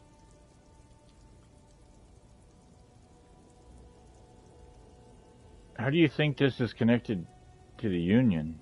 We didn't find anything conclusive linking them to the smuggling operation. But somehow, I doubt that Everard Clare would be oblivious to something like this happening right under his nose. My suggestion is, we use it against the Union in any way we can, to our own ends. It's a slippery hill, but we just might be able to pin them down, indirectly, down the road. What about the movie posters? How do they factor into all this? As elegant as they are, I don't think they are relevant to the drug trade. Don't be fooled. Desire always plays a role. A lot of women there, especially for a lady driver's cabin. Maybe the trader is some sort of cinephile. Could the film industry be involved? Yes, well... He doesn't say anymore. He doesn't say more. Will the RCM open an investigation into this? We should return to the murder case. See what Joyce tells us about the lynching. When we are done for the day, I call my station and suggest our narcotics department look into it. There are more than enough grounds to start an official investigation. Sometime later, when we are done here. We do not want to get caught in that. He stops to think. What are you thinking? The fact that one hasn't started already gives me pause. An investigation, I mean. Especially if the Madrid grouping is involved, and I can't imagine they aren't. It's certainly worrisome. Corruption? All the same, I don't like the idea of internal affairs descending on the matter. That won't help anyone either. He nods. Okay, debrief over. Debrief over. After you.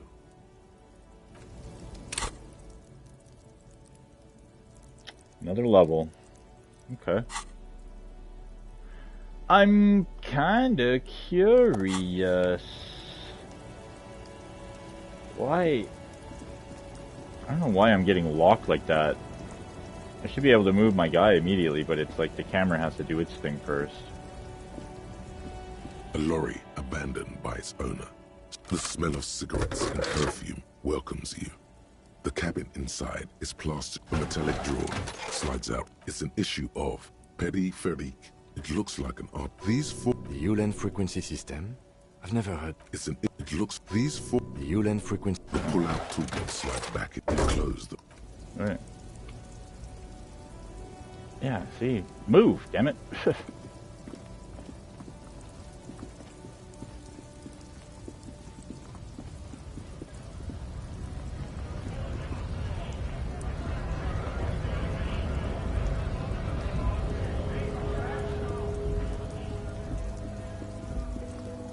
Looking for something?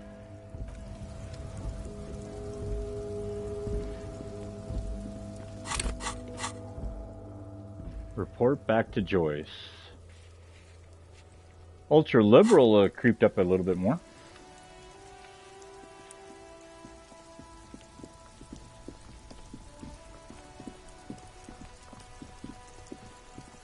Uh, 121. Still early. Oh, I guess I don't need this flashlight. I guess I also don't need... I really don't need to collect bottles anymore. I really don't. I mean, every dollar helps, but let's not kid ourselves.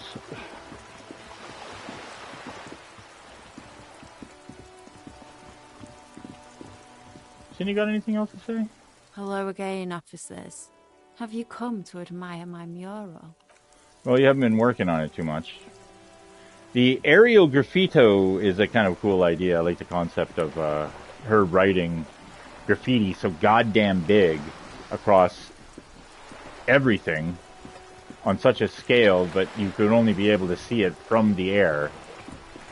Kind of like the Nazca lines. You're back. Good. What can I help you with? Not an umbrella, I hope. I don't need one myself, you see. She looks at the ripples on the water's surface. She pats her wet raincoat. All around you, rain keeps falling down. On the wooden boards she's standing on, and on the water around you. Neither do I. Pat your similar wet cloak. Very rugged. Good choice. Now, I suspect you had questions. Nothing like talking to pass a rainy day. Am I right? I spoke with the lorrymen about at the roundabout. Yes, my eyes on the harbour have sent word to that effect. What have you discovered? Wait, where exactly are these eyes located? It doesn't really matter. And I do apologize for the surveillance. Wild Pines can't afford to be blind at a time like this. One of the tall buildings overlooking the roundabout, most likely. That would give them a read on the entire quarter. In any case, it's a relief to know someone has looked Thank into you, visual calculus. If I may ask, will there be an official investigation? I assume you discovered there is an operation. If there is an investigation, it will be part of an ongoing operation, subject to confidentiality. I am sure you understand. Thank you, Kim. Of course, detectives. In any case, you've held up your end of our arrangement. I trust you with the rest. Now it's my turn. She says, her tone more cautious suddenly.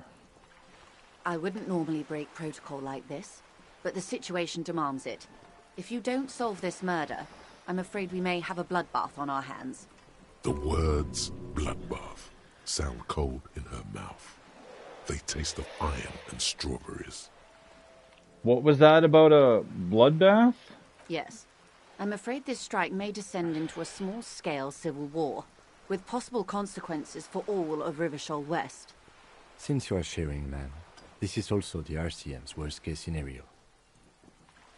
Then we're on the same page, as grim as it may be. I've already heard about a connection between the lynching and strike, but I need your testimony. I have an indirect role to play, I'm sad to say. My employer experienced a momentary lapse of faith in me. In that moment, they elected to deploy a private military contractor as an insurance measure. They called it my security detail. A momentary lapse of faith?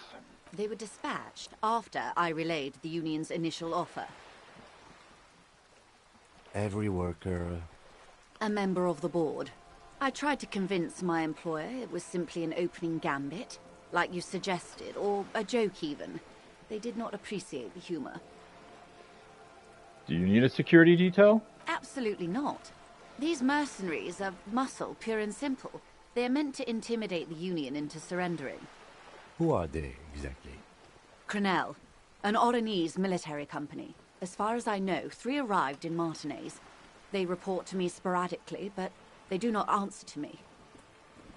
To be frank, our relationship is deteriorating. They wear ceramic armor, have semi-automatic weapons, and years of combat experience.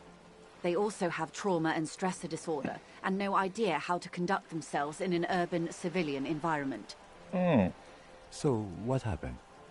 The story is, one of them, the colonel, I don't know his real name, sexually assaulted a local woman while he was drunk and separated from his unit. This allowed some of the more militant Union members to subdue him. Sexually assaulted a local woman while he was drunk and separated from his unit. This allowed some of the more militant Union members to subdue him. He was taken out behind the whirling in rags and lynched last Sunday night. What then? Nothing. Mr. Clare refuses to let me into the harbour. I have not been able to discuss this matter with anyone there. The remaining 2 Crenell contractors carry out their orders, for now. For now. It's a smokescreen. In secret, they are conducting an independent military tribunal into the lynching. Once this investigation is concluded, executions will follow. Oh. What is the nature of this so-called investigation? Whether to execute one, some, or all of the Union militants. Oh. It'll be all of them.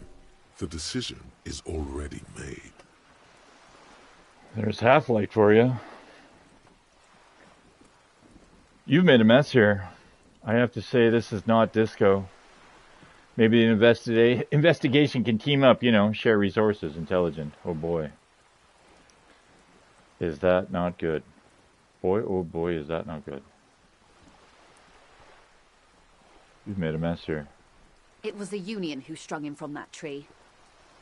My hope is that you provide a single concrete suspect before Crenell indiscriminately pick theirs. Simply put...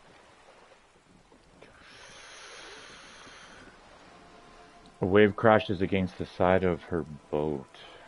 She grabs a hold of the mainsail. If you don't pin this on someone good, and do it fast, they will identify and execute everyone present at the lynching. This in turn will force the Union to respond. No shit. The Debardeurs have over 2,000 men. It will be 1,000 to 1. Have you ever seen a hornet invade a beehive, Lieutenant? It's not pretty. She leans back. The Serai's giant hornet, the world's 2nd largest insect, can kill 40 honeybees a minute, while a group of 30 can decimate an entire hive of 20,000 bees in less than 4 hours. So, sad but true, you could literally go on YouTube and just type in hornets versus bee colony, yeah, and watch exactly what they're talking about. It's crazy. Yeah. These men work in tandem using semi and fully automatic firearms. Their armor is virtually impenetrable to muzzle-loaded weapons, even yours. Most Union workers don't have guns at all. As I said, a bloodbath.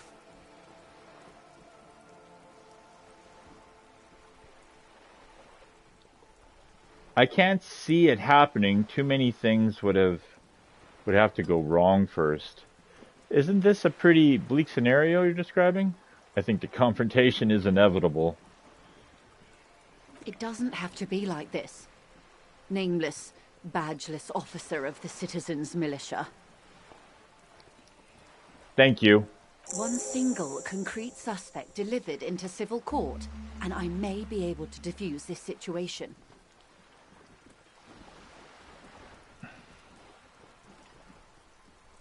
What can you tell me about Crenell? Not much. Their public resume is relatively good, as far as private military contractors go. I believe they were once called Downwell. Ah, the old rebranding. They boast a long list of clients. Saint-Baptiste, Welchman-Lorenz, Eintracht. A warning sign, however. The operations concerned all take place in third or fourth world countries. Guarding facilities, escort missions and such. Meaning they're used to operating in war zones. Yes. All the good conflict corridors, Supramundi, Yesut, the Seminese Islands, countries that don't have a good record reporting atrocious military conduct on their soil. Nice. Okay, anything else you got on them? Sadly, no. Before this happened, I had little interest in them. Now that I do, I don't have the resources. She thinks. If you still have access to the ICP's database, you could run a better background check than I ever could. It may take some time, though. She thinks. The International Collaboration Police, ICP, is charged with coordinating law enforcement activities in complex multinational investigations. Their database is the single largest source of information in the world. Oh, it's Interpol. Okay. Do you know a lot about the inner workings? ICP is Interpol. ICP, man? It's cute. Sorry, I walked over Kim's line. Do you know a lot about the inner workings of the RCM and the ICP, ma'am? In my line of work, it pays to do your research. I was prepared to deal with the RCM. I did not think I'd be dealing with a group like Crenell. Could you contact the company? Tell them to call them off. I have. And they will. However, these orders take time to reach what is basically a rogue unit out in the field here. Until they do, it's all on us. Yeah, but they gotta have, like, what do they call it? Field agent or whatever the fuck? Handler? Yeah, literally, a handler. 1, 2, 3, 4, 5, 6 levels. How about that, eh? Playing it smart. Playing it soft and cool. She's being truthful. She is pressing them as hard as she can. Okay. You said the deceased assaulted a woman? Or he didn't. This is information passed on to me from some teenagers loitering around the canal. I cannot testify by it. Boy, she's got all sorts of people by all sorts of places giving her all sorts of information. Who did the passing on, then? The remaining contractors. Their tribunal. It's what they believe.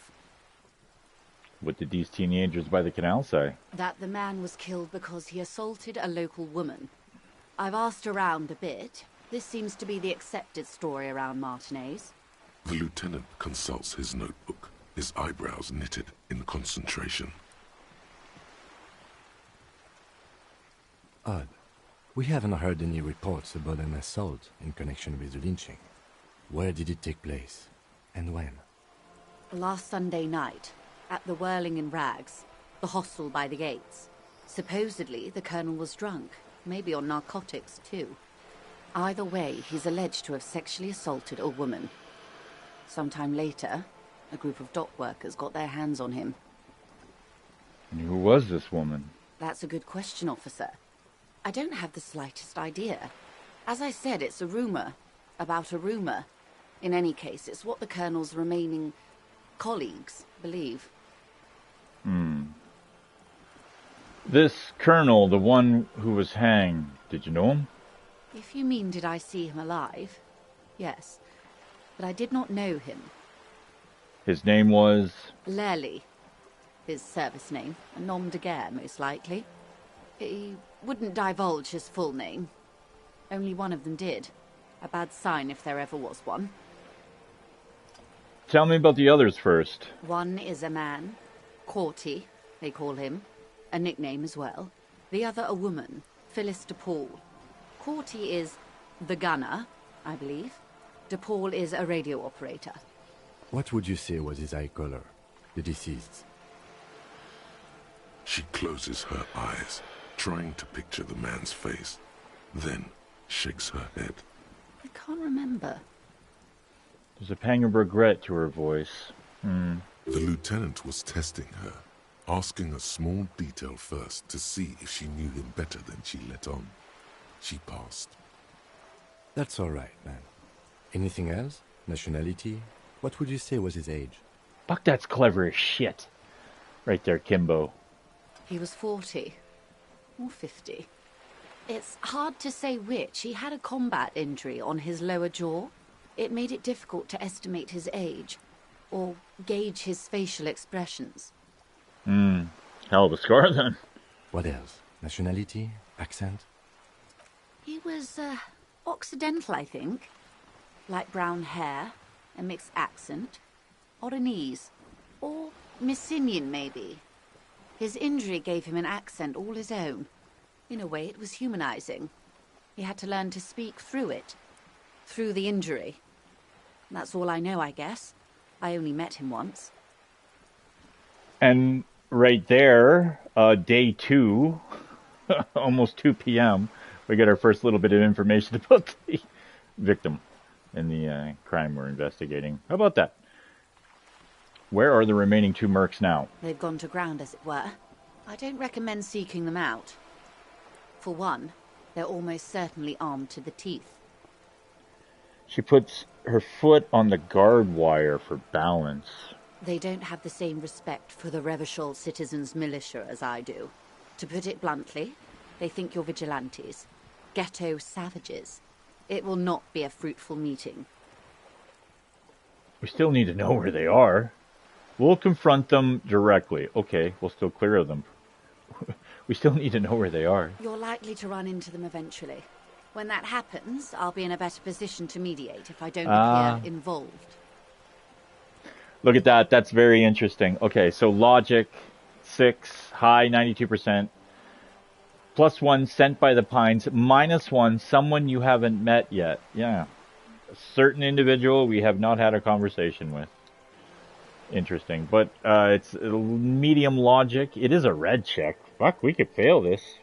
The only way we're going to fail this is if we roll a snake eyes. Where are these mercenaries? It's the only way we're rolling a snake eyes. One must be at the harbor gates, causing trouble. Directing strike breakers, perhaps. You can hear the sounds of the ruckus coming from there all the time. The other has a vantage point in a building south of the roundabout. They were keeping tabs on you while you were canvassing the lorry drivers. I'm thinking the company put one leading strikebreaker at the gates. What do you think? That may be so. I still hope you heed my advice. There's no need to kick the hornet's nest. For all your talk of averting this catastrophe, the situation at the gate is a powder keg. Does this not bother you? Of course it bothers me, Lieutenant. But my hands are tied. How would my employer react if it appeared I were intervening on behalf of the Union? Your concern may be appearances. Ours is keeping the peace. One is probably in a building overlooking the roundabout. That would afford a good vantage point. In any case, it's practically inaccessible. Where is your radio for contacting them, if I may ask? Do you have an earpiece? Heavens no. I'm not an undercover agent. There's a short wave at the ship's wheel. She nods towards the sloop's cabin. I had another question for you. I hope I can answer it better. How much time do we have? Until the executions start? Truthfully, I don't know. It depends on their progress identifying the members of the lynch mob, and their impatience. They don't report their progress to you? Not on this matter. I'm afraid they consider this a personal initiative. Oh, beautiful. There's a brief silence. Seagulls squawk over the bay. It's a matter of days, not weeks. It's 10 days to finish the thing, but I think the tribunal happens on... Certain circumstances happen and it forces its hand. But it doesn't force its hand until we've reached a certain point in the story, obviously. So, and obviously I know where that point is, so... We're pretty good for a while. I can't remember what actually day triggers or time. I guess it really depends on how you flow with the game, really. I am sorry to have been the bearer of bad news. If there is anything else I can help you with, please ask. You seem smart. I need someone to give me a lowdown on this reality we're in. This reality? She pulls her hood closer around her neck. Yes, reality is your side case. An experimental side case. I'm conducting a personal investigation into the world I find myself in. It's related to that medical episode. I have trouble remembering even the most basic terms of reality. No time to explain, just give me the lowdown. Actually, now is not a good time for a reality lowdown. Maybe later. How truly curious. A sort of philosopher detective. My theory is that this inquiry into the nature of reality will ultimately converge with our murder investigation. They're really one and the same. Actually, that's not why I need to give you the lowdown. Need you to give me the lowdown. Are they now? The lieutenant cocks one eyebrow. It better not be that one eyebrow. Well, it's obviously one eyebrow. A deep synthesis. I'll assist you however I can then. Go ahead. Ask. All right, we're in. I know these all look good, but begin with the first, okay? Okay. Where are we? We're in Martinez, baby. Baby? A casual term of endearment popular among the 50-plus crowd. It's a disco holdover, pay it no heed. I'm a disco holdover myself. Aren't we all? She refers to your corresponding ages. And what is Martinez? Martinez is a district of Revachol. A very small district tucked away near the industrial harbour, north of the 881 and Jamrock. She looks around, her green raincoat flapping in the wind. You would be excused for not knowing about it. Unimportant, they say. Forgotten, even. Shelled to smithereens during the Revolution. It has its charms, just not this time of year. Tell me more about Martinez. I'm not a good ambassador. I've only been here once before, as a teenager. Not a lot has changed. There are ruins, a terminal, fishing boats, reeds, boys with boxy shoulders. This is interesting. So, earlier when we were talking about the fishing village, she got kind of upset by the fact of not being able to go there, and me making the comment of being all like, oh, well, you rich pricks can't buy it now, hey? Meh. She's like, yeah, that's what it is. And then she closes her eyes here. She's reminiscing. It's It's kind of nice. This place used to be a province, a workers' resort before the city swallowed it and the artillery did its work. The reeds are the real star of the show here now. The further down the coast, the wilder it gets. You mentioned a sea. What sea is this? It's not really a sea, it's the Bay of Revachol. And the bay feeds into the ocean. Are we near the ocean? Yes. We're on an island in an ocean, the world's largest body of water, the Insulindic. Known to the early Revacholians as Les Immensités Bleues, the Blue Immensities. What's the name of this island? Caillou, as you already know. Imagine a pebble. A smoothed-over pebble amidst a great blue sea, misshapen, cracked. The cracks are the river Esperance. We're in the delta of this river, on the 6th branch, the Martinez distributary. Okay, that's Martinez. What's Revachol? Revachol?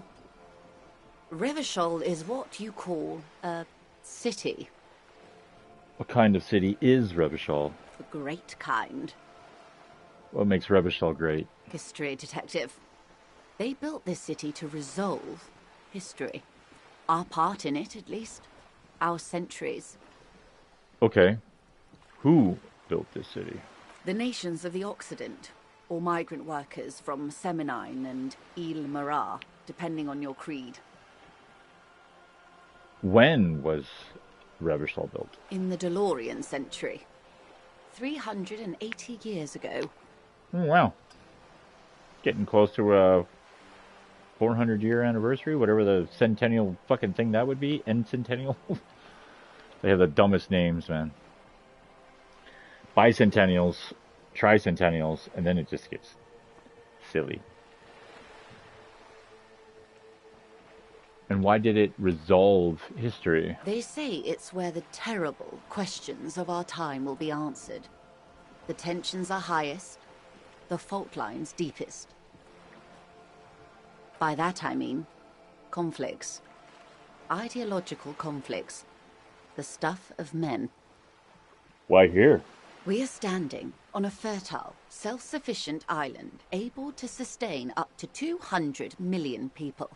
In the middle of the Insulindic Ocean, the world's connective tissue. It's where the money is. Oh. So we're an unimportant part of an important place? So we're in an unimportant part of an important place. We're pretty much at the center of the world. So we're on the periphery. Basically nobody's.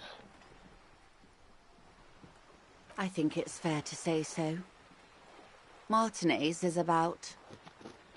She points across the water where the skyscrapers rise. A collection of tall ghosts behind the water vapor. Light reflecting off their glass windows. 22 kilometers from the center of the world. That soldering iron is the bank of the world building.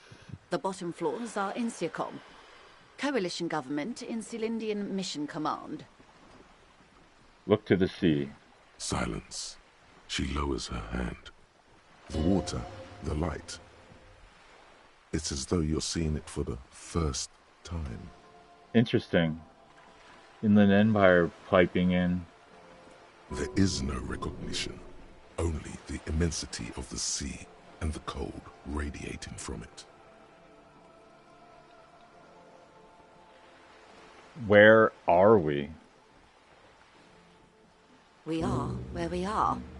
I have no truer answer to give, unfortunately. Jamais vu derealization. Oh, what's going on here?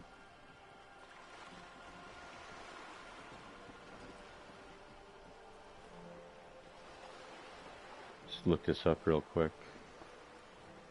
I guess we finished this conversation. This is one thought you need to complete. Oh. Where are you? Well, you heard inland.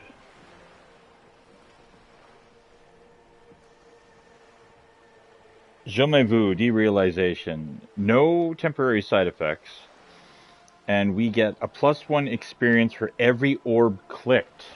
Every green orb clicked. So every time we interact with something that we haven't interacted with already, obviously, we get 1 experience. And all int caps are raised by 1.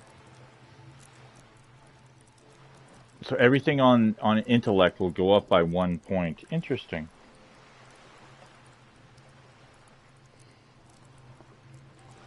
Interesting.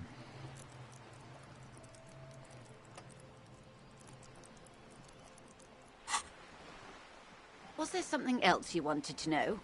I remember something about a lowdown. This has been informative. Thank you, ma'am. I'm sure my memory-impaired partner has many more questions to ask, about even more fundamental aspects of reality. He turns to you. Might I suggest not asking them all right now? Messier will be here later too, and tomorrow. Isn't that true, ma'am? Absolutely. My commitment here is long-term. You're right, Lieutenant. I'll continue later. But I want to know everything now. But won't I be lazy if I don't do it all now? It's better not to eat all your candy at once. Indeed. Pace yourself. I'm always at your service. Okay. So, there are, what times are these? Our cop sense, heroic sense. What is, think of something close to you, RCM Kim debrief done. What are you? What is this? Spread your hands. Conceptualization. Even with a high concept. Impossible. That's interesting. Well, that's all for now. Conclude for now. Glad to have been of assistance. The little that I know. Anything else? Okay. So, first we'll unlock the thought. And then we'll... get over. It's so hard to control. Jamais vu derealization. Revachol Special Administrative Region. La Caillou, the Insulindian Ocean. Coalition Government, Insulindian Mission Command. Name after name, and none of them is familiar. They seem real, but something is wrong. You feel like a kid looking at stickers on the fridge. Trouvant, the Apricot Company, World Games 34. You can almost see your hand reaching out for them. Scratch at the corners, see if they peel loose. It feels like the most important of all the thoughts, the one you truly must complete. How about that, eh? Huh? Let's internalize. And that's for 3.5 hours. And we still got... go back. Yeah. Just under 2 hours for our other thought. Get a reality lowdown. You have no idea where you are. Lena encouraged you to ask others to explain the world to you in greater detail. Perhaps try a rich person. Rich people are educated. Well, we'll keep asking Joyce questions about reality or return later. She'll be here whenever you need the info. Yeah, wow, our good cop, bad cop's up to 9 now. Still have 3 honor points. Moralist 4, ultra-liberal 8, fascism 2, communism's gone up again. Boring cop a little bit more. Apologized. We're not much of a superstar or an apocalypse cop. Not that it's a bad thing. Not that it's a good thing. But it's a thing. Let's save.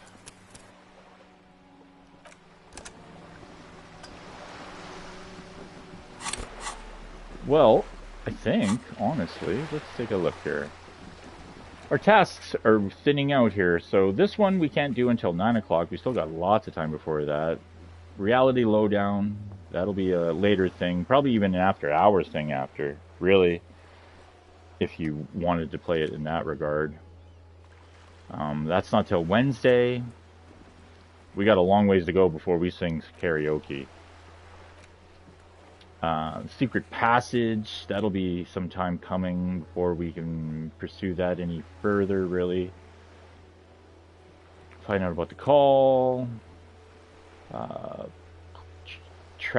clothes in the trash can. Yeah, that's a later thing. Track down your badge, later thing. Smokes, we don't have to worry about. That'll never happen. The traffic hooligan, yeah. The pissing competition will never happen. Watermark on Wednesday. Fine speed. Cryptozoologist. Okay, well, this is where we are at this stage of the game. We've talked to Joyce.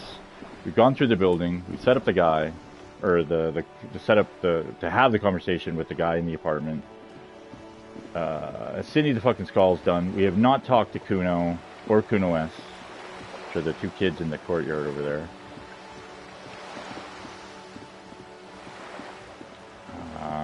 We've done the Roy thing. Okay. Oh, I guess we gotta wait until the thought is complete before we start clicking on any more of these green orbs. We have not talked to the lady, the little girl. Well, we have talked to the little girl. I don't think she has anything else to say to us, but let's find out. Oh, we can talk about books with her. Hello, sir. How is the investigation going? Found any curses yet? Yeah, I found a way into the Doom commercial area. It's going fine, I think. It's going bad. Really bad. Oh, that's great. I hope exciting adventures lie ahead. And maybe you can help Mother become less afraid. That's cute.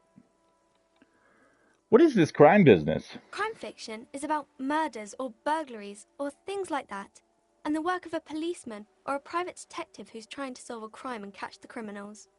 Wait, not crime fiction. I need to know what crime is. Why would anyone want to read about crime? It's exciting to people, I guess. They get to imagine dangerous things, and it's kind of like a puzzle, where you can guess who the criminal is, or how the good guys are going to catch him. Yeah, as weird as it is, South Park even touched on this in an episode where they talked about murder porn. Where they talk about couples that get into, like, shows such as that.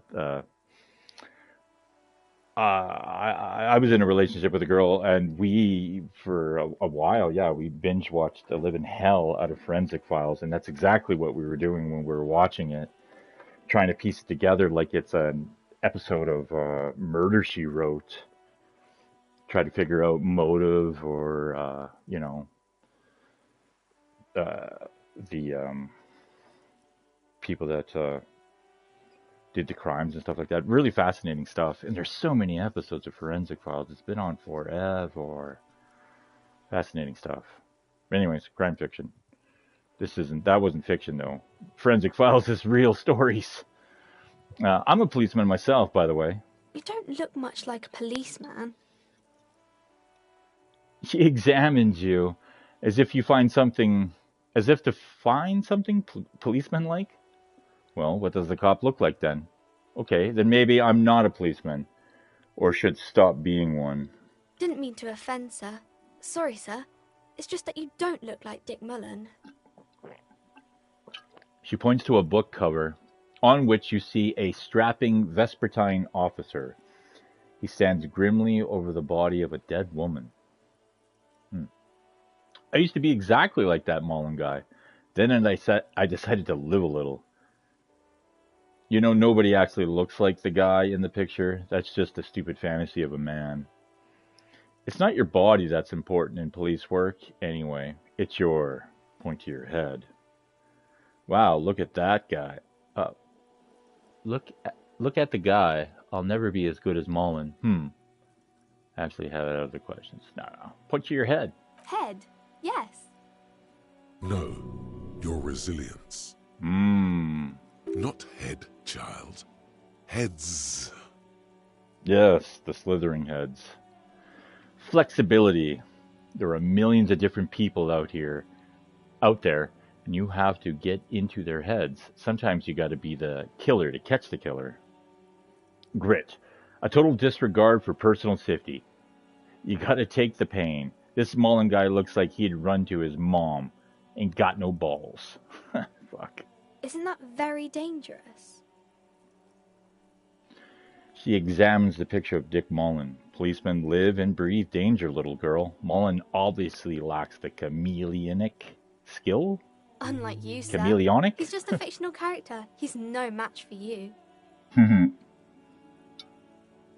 Maybe you can show me some real police work, sir. Like in the books. The cover image of Dick Mullen seems to stare at you with harsh disapproval.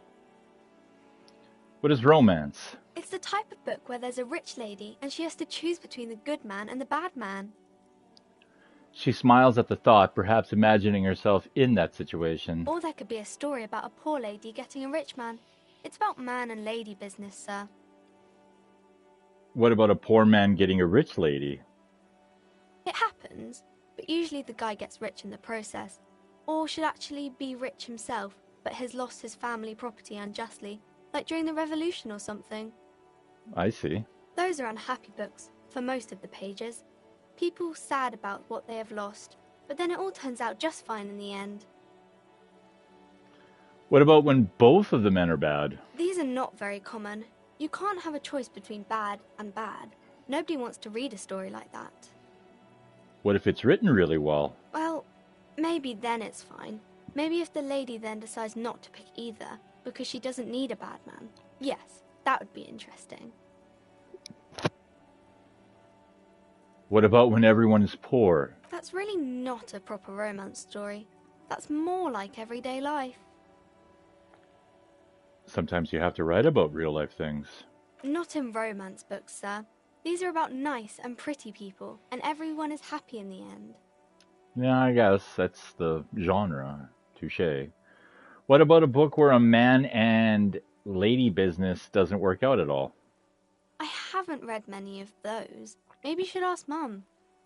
Yeah, you think she has one about exuberantly painful breakup? Excruciatingly. Why did I say exuberatingly? Wow, I even have my glasses on. Maybe I will. I'm sure she can help out. Anything else you're curious about? That's enough romance for me. I had other questions. Maybe some about other books? Who are these famous people? Oh, kings and queens and generals of old, or artists and writers, or musicians, those kinds of people. There's usually something extraordinary about them. She scratches her cold, reddened cheek, then continues. I think that's why people read them, to find the secrets of their fame. Seems like most people who read those books fail to get more famous from reading them. Reading those doesn't make the readers more famous, does it? But it does make the famous people more famous. She smiles gleefully. They're all dogs. Fame sounds delicious. Maybe someone will write a book about me one day. Fame is for vain people. I have better things to do. These famous people sound like a bunch of dorks. Annette's expression remains ever so helpful, but she doesn't say anything. Yeah, you heard me. Only losers waste their time with that garbage. Never mind. I literally had nothing else to say. Okay. You can stop calling me sir. I am but a working man. No, sir, I can't. It would be too tiring to refrain from it. It's already tiring enough to remember to say it all the time. It's nice of you to say I could stop, though. I get you. I, for example, can't stop making this face. Point at your face. Okay, yeah. When the next person comes, you'd have to sir or ma'am them again. Sir it is then. Soldier on. That's a friendly enough face, most of the time. Mostly. Composure of 8. Afraid of the curse. Okay, I'm going to deduce something. Fuck. We're never going to get that hat. Okay, bye for now. Well, I guess we can go talk to a certain individual standing at a certain giant gate to a certain industrial harbor. Oh, hey, officer, got a minute? Oh. Tommy wants to talk to us. I, saw you poking around in Lady Driver's lorry. She in trouble? Wait, so you did know something about who's smuggling drugs around here? Nah, man. I was telling you the truth. I really didn't think it'd be her. She's okay. Sort of troubled, but still. A nice person. So that's what that emotion was before. It was wishful thinking. What else do you know about her? Nothing. We just talked a bit. About life and stuff. She left me a key so I can park a lorry if the jam broke. So, she in trouble or what? She left me her key so I can park her lorry if the jam broke. He looks to you.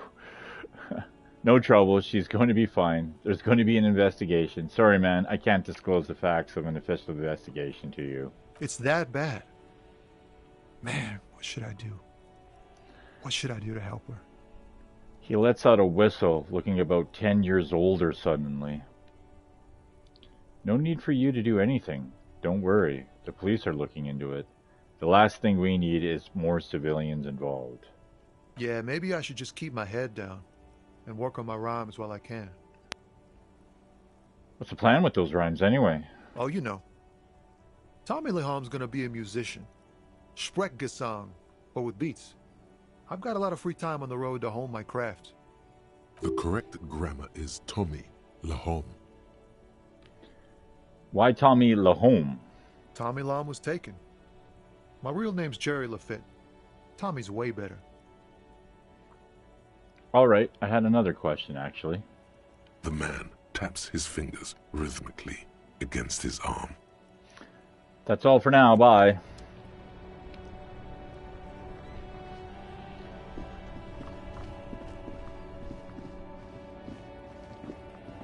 I wonder if, after we got that information, before we went and smashed the window, he would have just given us the keys. Probably.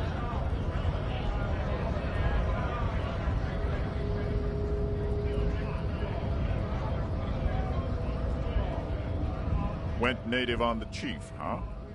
Those ballerina antics were reckless. Should have just punched him in the throat again.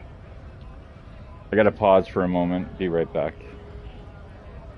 That's interesting.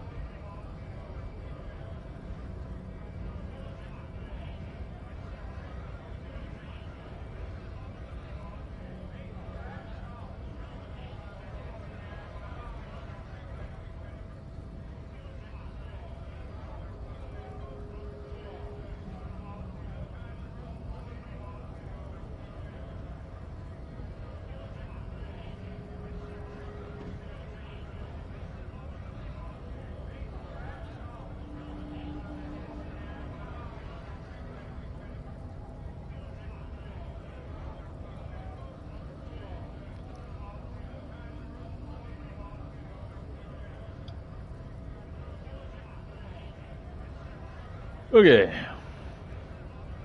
It's funny, he makes that comment about what we should have done in that combat situation, and truth be told, the only way to have that combat situation work in your favor is to do exactly what we did, is to punch him, and then the 360 roundhouse.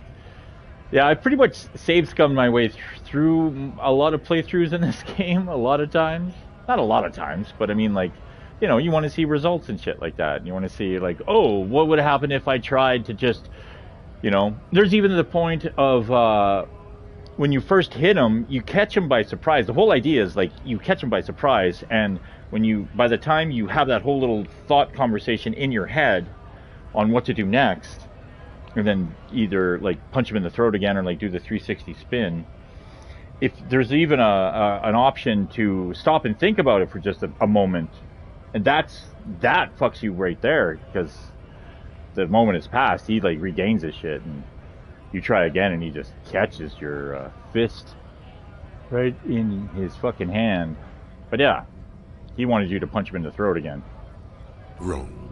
You did the right thing with Measurehead. The ballerina antics won you the fight.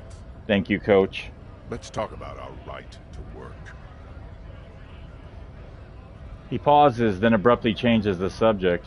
What about it? Your right to work. You here to fuck with us? Beat the honest worker down.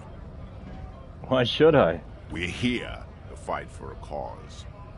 Stripes usually have problems with people who have causes.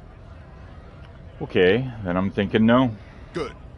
We're fighting for a cause here. Right to work! Right to work! He chants at the gates. Besides, we're not that different. It helps if people see us talking, cops and strikebreakers together. Shows authorities are on our side. Builds confidence. He leans closer. What kind of cause are we talking about? Rights of people. Rights of workers. To have gainful employment. To make a salary. And feed their families. Is that so much to ask? His manner of speaking is wooden.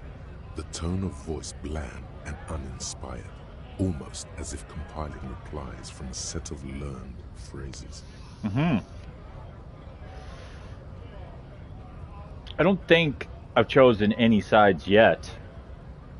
Regardless, I have some questions for you. Maybe you should ask them the questions. Like, why we're not allowed to make a living here.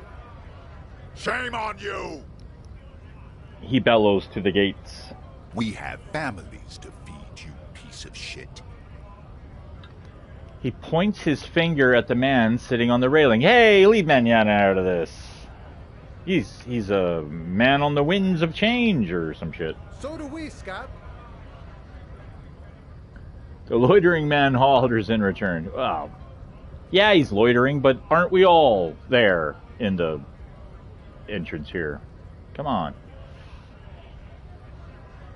Are you a mercenary hired by Wild Pines? Just go right into it, eh?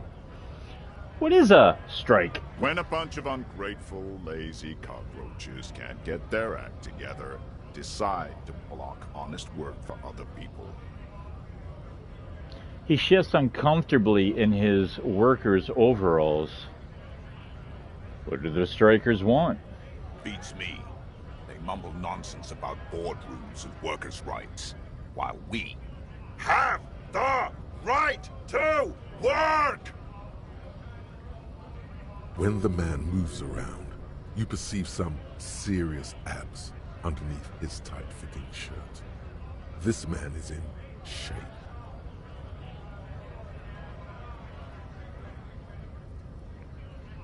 How come you're built like a brick shithouse, but the other scabs are scrawny? I work hard, and I would work even harder if the fuckers would let us work! Who are all these strike breakers? Honest men and women with rights to work, to be useful, not toys for corporate interests. The man runs a hand through his steadily graying military haircut. Well, written. We came here to help the harbor run smoothly in time of crisis. If union fucks don't want work, they ought to let in those who do want work. I have a question. Why do all these men follow your leadership? You think they follow because I'm big and loud? No. They follow the rules of the market, the rules of the economy, because they were given a job to do! He starts bellowing. You've been talking to him for quite a while now. Something is off with this guy. Ask him where he's from.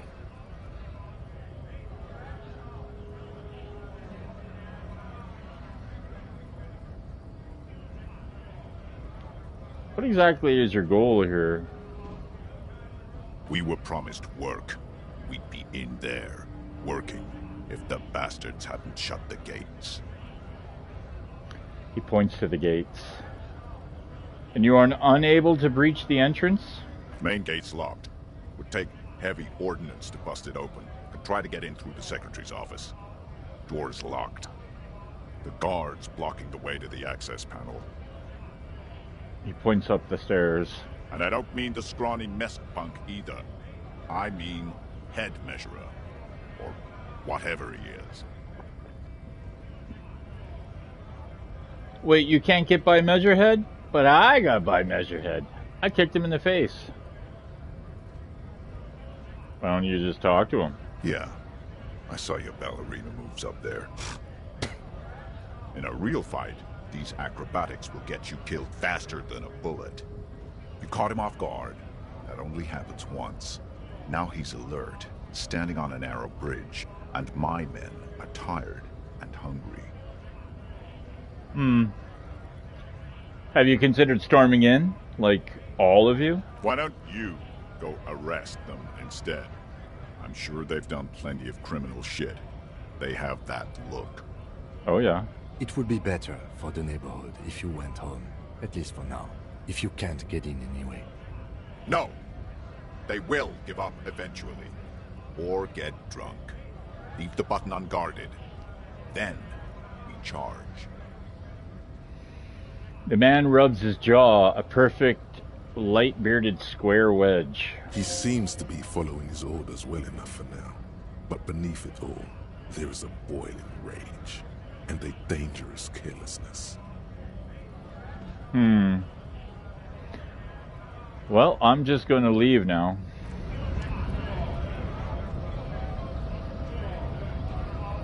Alright, it's 2:40 in the afternoon.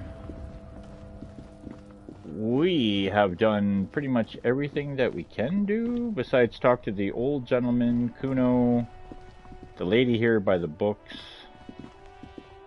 and of course, Titus and the boys.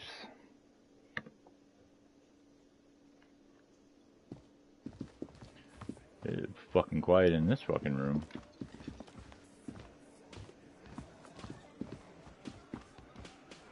Let me handle this. The woman says to the crowd in the mess hall before turning to you. Detective disorientated. Are you still wondering where you are? This is Martinez, in case you've forgotten. I advise you not to overstay your welcome. She smiles coldly. Her entire character has shifted. This young woman is cold as ice. You're the gardener. You lied to me. You're not a gardener. I just wanted to I just wanted to know more about the place before I check it out. That's normal. Yes, extremely normal. I'm not a gardener, by the way. I'm a legal counselor for the Dock Workers Union. She crosses her arms. So let's get to it. You're looking for Titus Hardy? You think he has information that will help you? Maybe he does. She points to the man on her right. That's Titus. Talk to him. But know this. I'll be keeping an eye on you. No strong arming. Nothing official. The District of Martinez does not recognize your authority to make arrests. It doesn't matter if you recognize our authority. We will make an arrest if we have to. She says nothing. Her glare speaks for her. Could this be the Miss Beaufort that Easy Leo mentioned? The one Mr. Everard sent to law school? What's your role in all this? Like I already told you, I'm a legal counselor. Do you have hearing problems? Wow. Are you Elizabeth Miss Beaufort? I suggest not wasting time on trivial pleasantries and focusing on why you are actually here. Titus Hardy. She points to the tall man by the table. Easy Leo told me about you. He likes to talk a lot. Hardy? Not yet. I had other questions. No. Talk to Titus. What if I want to talk to you? Not Titus. What you want is of no significance, officer. Don't test your authority. In Martinez, You are no one. What are you going to do to me? The lieutenant is not satisfied with the approach. What are we going to do to you? She starts laughing. It's a cold laughter, devoid of joy. The Union isn't going to do anything to you. It is not a crime syndicate. It is a labor organization. No one said anything about crime syndicate besides me and Kim and some other guy in another conversation somewhere. What are you talking about? Goddamn right it is. A gruff humph from the table. If anything, it is the RCM who do things to people. But we digress. She shakes her head.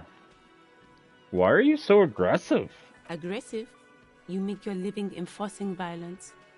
These people are just dock workers.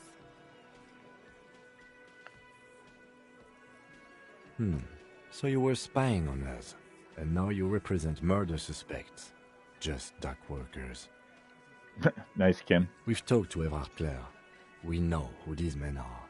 The Union's militant wing. Listen, you moral intern lackeys.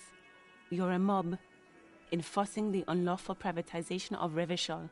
20 fat men in the Occident are stealing it all, and you're their bodyguards. Fuck yeah. The tall, broad-shouldered man takes a sip of his beer. So ask what you came to ask, or get back to your commanders. The world needs a financial buffer zone. No need to get emotional. The privatization is not unlawful. It's cool and funny. Maybe you're just not historic individuals. I don't know where you heard that, but it's wrong. The RCM is principled and strong. Unlike you socialists. I like that. Good start. Let's take it a step further. Armed uprising. What are the Union's plans?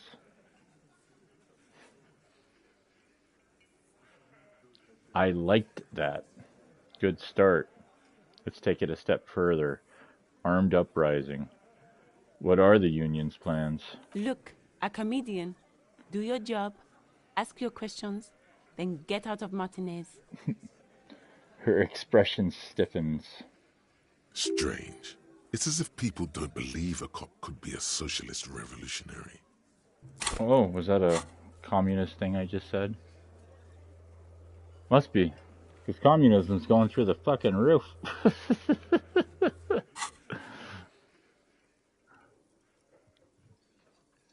Well, I guess I should talk to Titus then. Oh.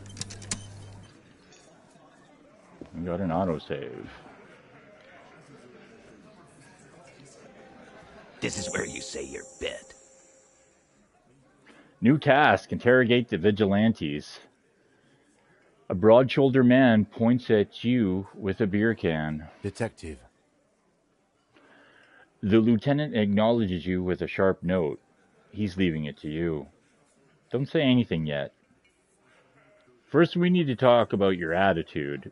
We need to talk about that man hanged out back.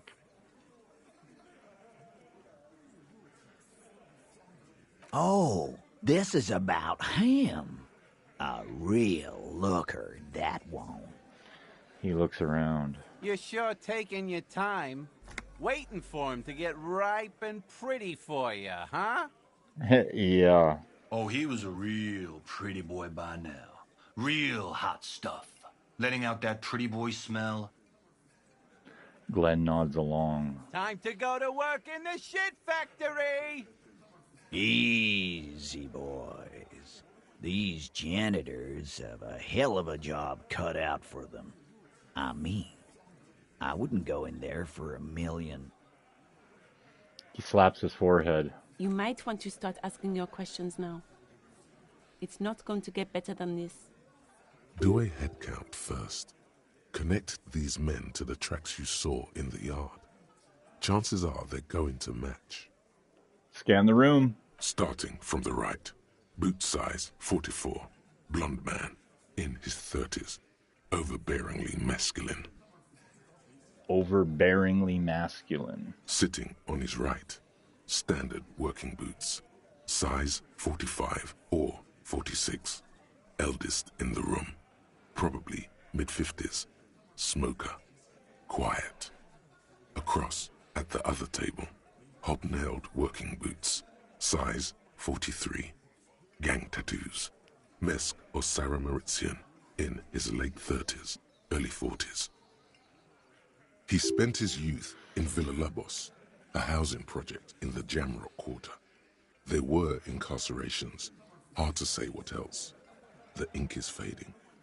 And then, standard working boot, steel reinforced toes, size 46, the big dick, wide at the shoulders and lean at the hips, rugby cap, fingerless gloves, and numerous scars, a little under 40. The emblem on his vest says Rowing Club. A little patch below it reads T. Hardy, Captain. In the far corner, standard working boot, steel reinforced toes, size 44, 40-something, non-alcoholic beverage in hand. You squint. Is that a plectrum? Where? On his neck. Forget it. It's not important. Plectrum is a guitar pick. Let's call this one the musician. And the little guy? Size 41, with the light step. Not a child, after all. An older man with a rat face, mean, watery eyes, and 2 front teeth missing. In the middle, heaving and wheezing. Big guy. Boot size 46, deep marks. Probably carried the victim over. He alone is 130 kilos. Add the man in armor, and you could easily exceed 220. In conclusion, these 7 are the actors on the crime scene. The footprints were theirs, but there's a discrepancy. One of them is absent, the odd soul. Exactly. The missing lady driver who was running the drug trade. Does it mean the Hardy Boys are involved in the drug trade as well? These bandits? Definitely. The entire Union might be involved, maybe even all of Martinez look around suspiciously. Not necessarily. The lady driver could have kept the drug trade secret. This would fit what Joyce told us, but I don't want to make any assumptions. Maybe. But hey, you've stood there for about 4 seconds, not saying anything. Now is a good time to hit them with questions. Where's the 8th Hardy? The fuck is with you, fella? Okay, so we scan the room. Titus is staring at you with his head tilted. So we have the man hanged in the backyard. Did you do it? I found 8 sets of footprints, but there's only 7 of you. Where's the 8th Hardy? Guess what? I've connected you to the local drug trade. I talked to Joyce. The merc you hanged, his friends are coming for you. Jesus Christ. Okay. I guess we'll just go down the listing. Actually, let's look at this here for a second. Interrogate the vigilantes. You need to interrogate the men in the Union booth. Find out what they know about the hanging in Martinez. And confront Hardy Boys about the drug trade. A person present at the lynching is also involved with the drug trade through the harbor, which links them to the Hardy Boys. See what Titus has to say about it.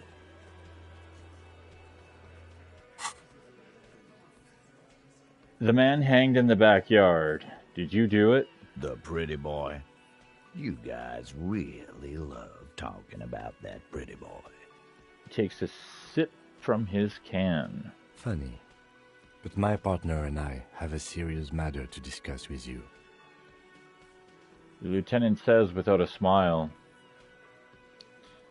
we have spoken to the head of the Union. Evrard? Yes, him. And what did he tell you? That we killed him? That we took a cargo belt from the harbor, went out back, and used it to hang him? Because we did. All of us together. I hope he told the story straight. I hope he told it well. Aha! So you just confessed to murder. That's it. The game's over. We got the perpetrator. Goddamn right. No. These 7 honest men have equally come forth. They told you what happened so that you don't waste any more of your time. All 7 together. They're diluting responsibility. It's an anti-arrest tactic. You murdered him just like that. No remorse. How many people have you sent to the Shays? Ever felt remorse for them? Chaise électrique is the method of capital punishment in Revachol under the Coalition. During the suzerain's reign, it used to be the firing squad. Damn. Or send them to Reunion to rot. For 20 years. For life. He says it as if it were worse than dying.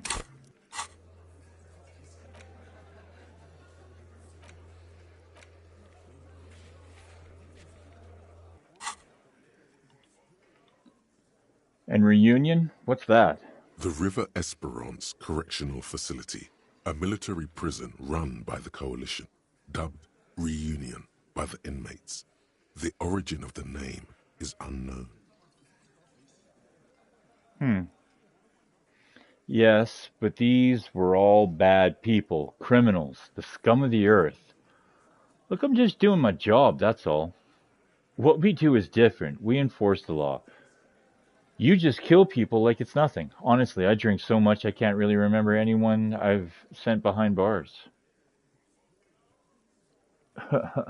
Rest assured, lawman. None worse than our guy. He got what was coming to him. Titus grins. Who called the shots that night? Are you deaf? There will be no singling anyone out. You can't arrest a hardy boy without arresting all hardy boys. Do you think you could do that? Do you think you could arrest them all? A shadow of a smirk passes her lips as she tilts her head. A trick question. Don't let her lead the conversation. No, but seriously, who calls shots around here?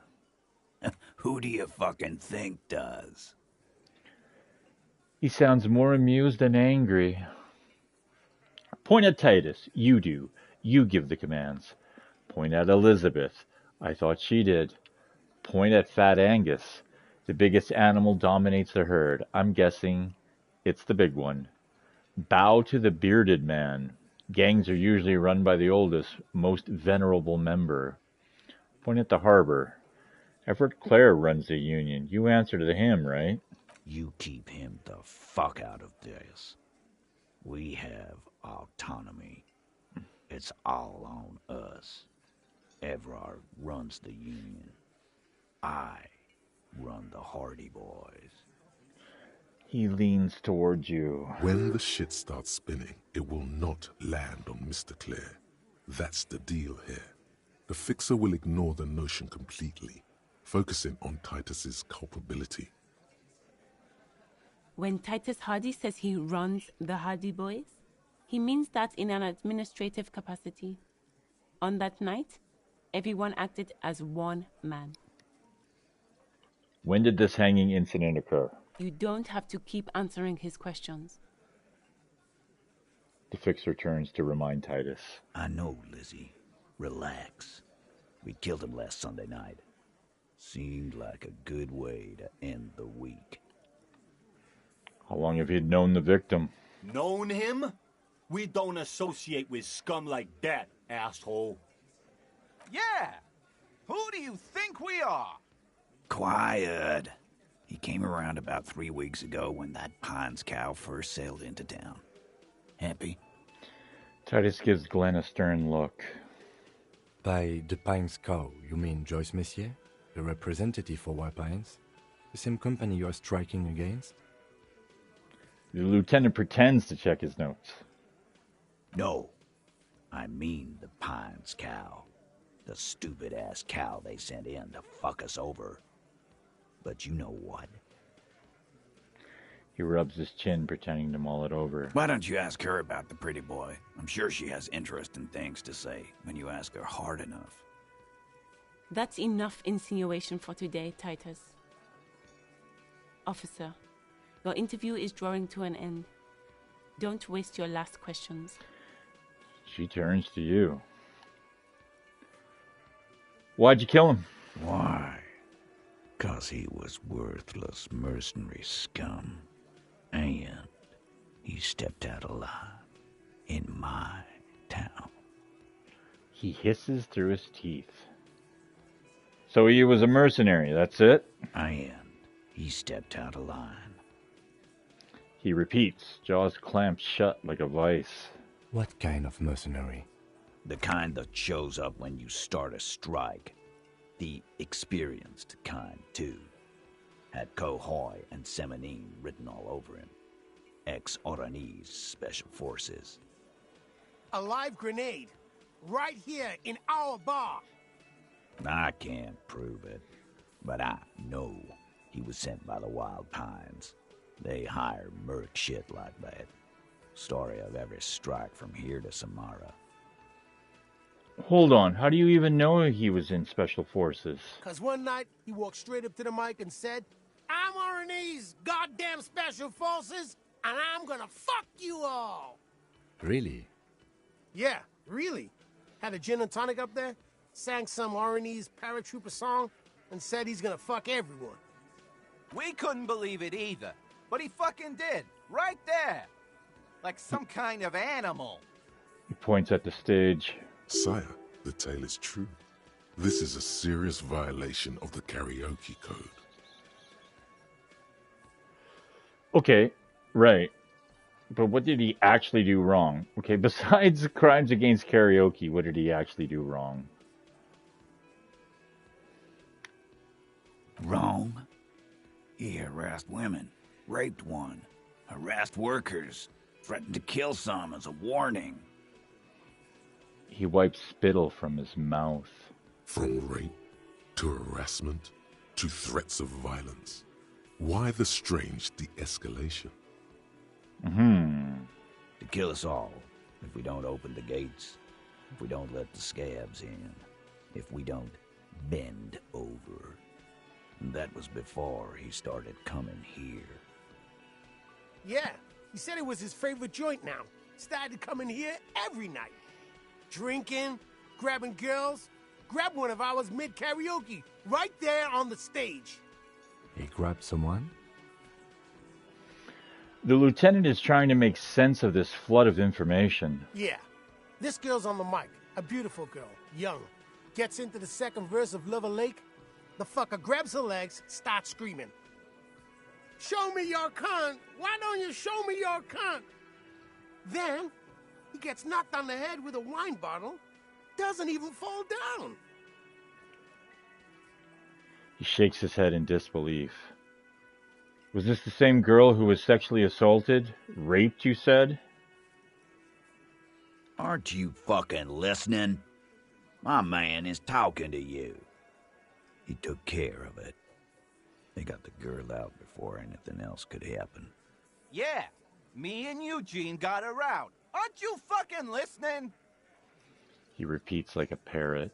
There's something odd here. Seems like they don't want to talk about that rape Titus mentioned. Why not? This is a serious allegation. Make them talk about it. Right. But who did the rape then? This is a very serious allegation.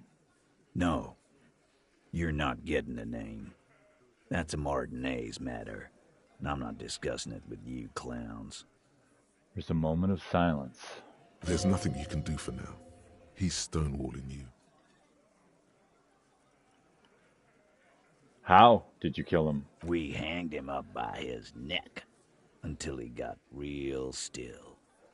Wasn't that obvious, copper? Didn't they teach you anything at the cop school, idiot?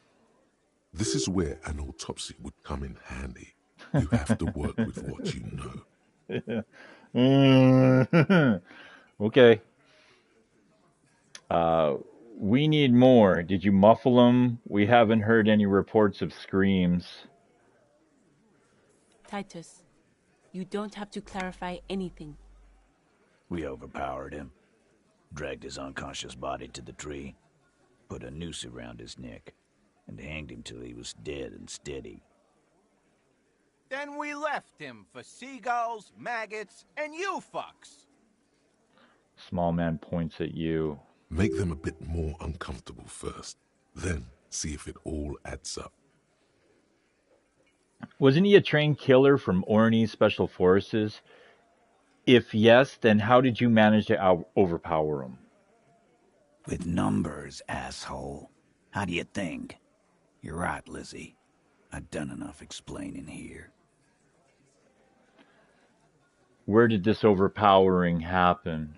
Weren't you fucking listening? The fucker came to our bar. It happened right here. Oh, it's a red check, too. Son of a bitch. We obviously are going to shit the bed on that one.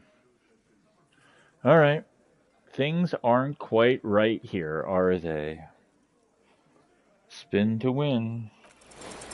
Actually, they're admirably, surprisingly composed. The entire room. Given how many questions you've lobbed their way. So that's an indication or an example of that one thought we have where when we fail those checks, we heal ourselves.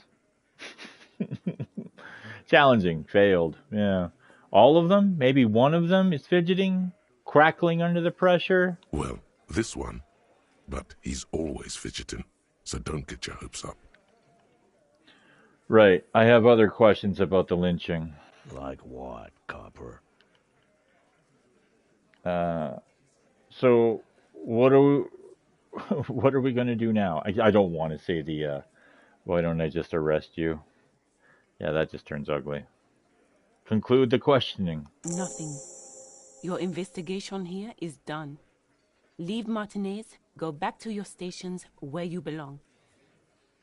Okay, new task. Prove your authority to Titus Hardy. I think we're going to stick around, thanks.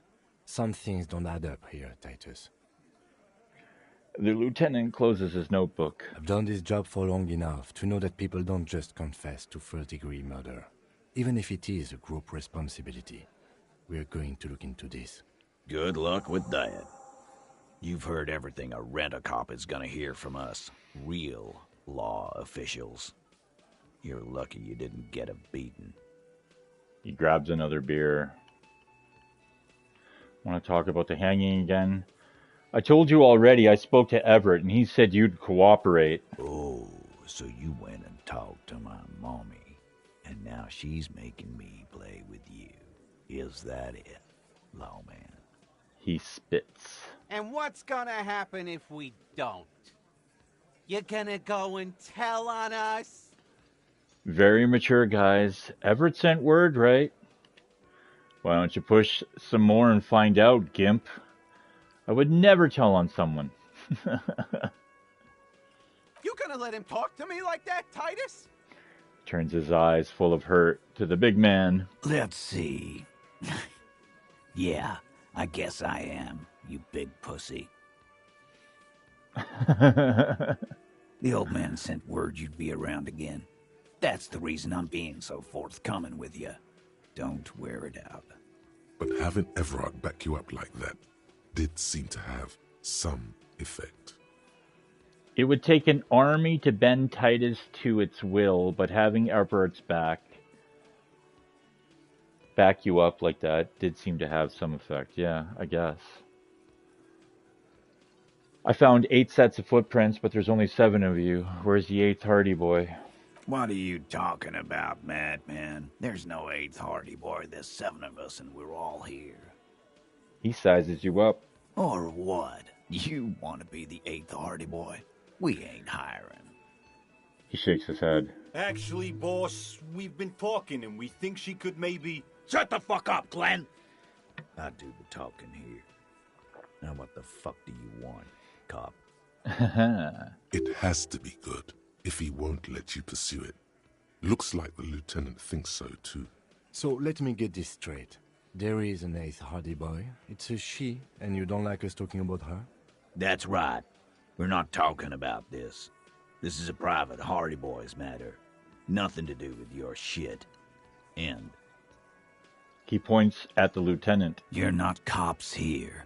Don't go digging around if you don't want a bullet in the back of your head. I'm watching you. Wow, threats. Good. We are all watching each other. Officer, your question. The lieutenant adjusts his spectacles.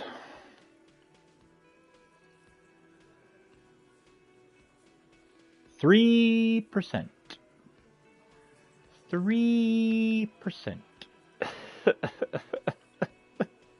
I just wanted to look at that because it's impossible. It's a 17. 3%. Prove your authority to Titus Hardy. You have to gain authority in Titus's eyes for the investigation to advance. Soften him up first. Maybe investigate the crime scene or the body. Look for a witness. Get help from the union boss or the company rep. Tie them to any other crimes. Talk to Titus and establish authority in the Hardy Boys' eyes.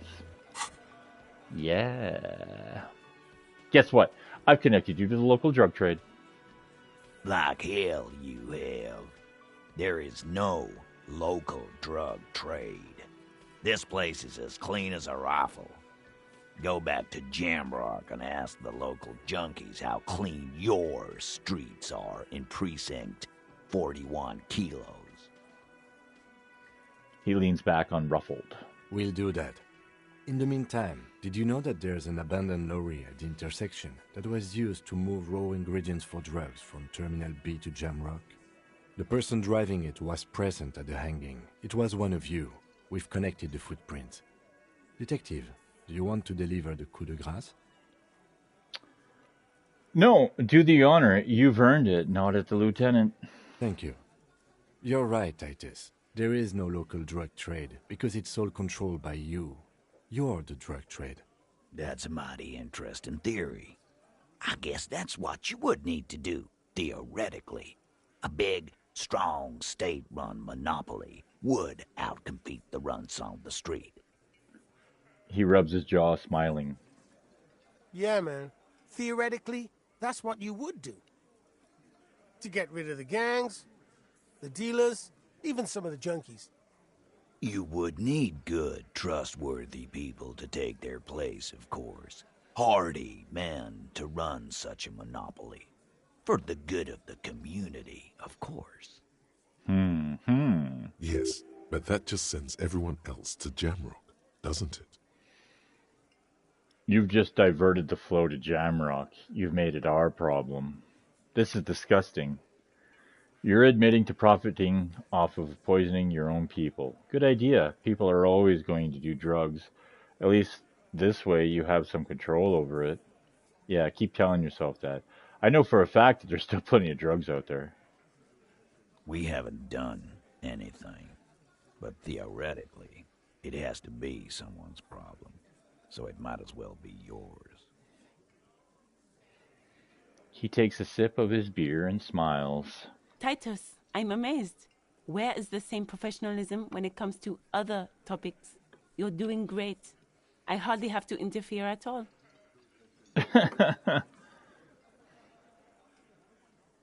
I don't know, Lizzie. I guess theoretical things don't make me emotional. Now, was there anything else? I was sorta gonna get my brewski on. He turns to you. Not quite yet, Mr. Hardy. There were 8 sets of prints on the crime scene. There are only 7 Hardy boys here. The 8th Hardy, the one who's missing, she runs the thing, right? My answer is, fuck off. Mind your own business. There is no 8th Hardy. I run this goddamn scene. And here we go. Back to the usual. The woman sighs. I know. Fatty walked on all fours. He's so fucking fat he left 2 sets of footprints. The little man raises his index finger excitedly. Go fuck your mom, Dennis. That's more like it, boys. You heard him. It was Angus on all fours. Anything else you need to know? Oh, okay. I talked to Joyce. The merc you hanged, his friends are coming for you. Yeah. By friends, you mean his squad mates from Crenell. He doesn't seem worried. Wouldn't want to beat up his grandma. There's snickering in the room. Some of the men put their beers down. Look at all those points.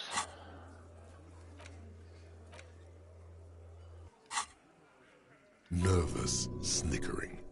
There's a rush of adrenaline present. Yes, they are forming some kind of tribunal. And they're coming for you. Forget I mentioned it. It's probably nothing. This is what happens if you take the law into your own hands. Other people start doing it too. Let them come. The Hardy Boys are right fucking here. Blondie yells across the cafeteria. You heard the man. Right here. We're armed. We got the whole district behind us. And Glenn. Glenn is fucking crazy. Yeah. A well-oiled murder machine. He punches Blondie on the shoulder. The mood is on the rise. They're feeling confident, ready to punch out the whole merc platoon.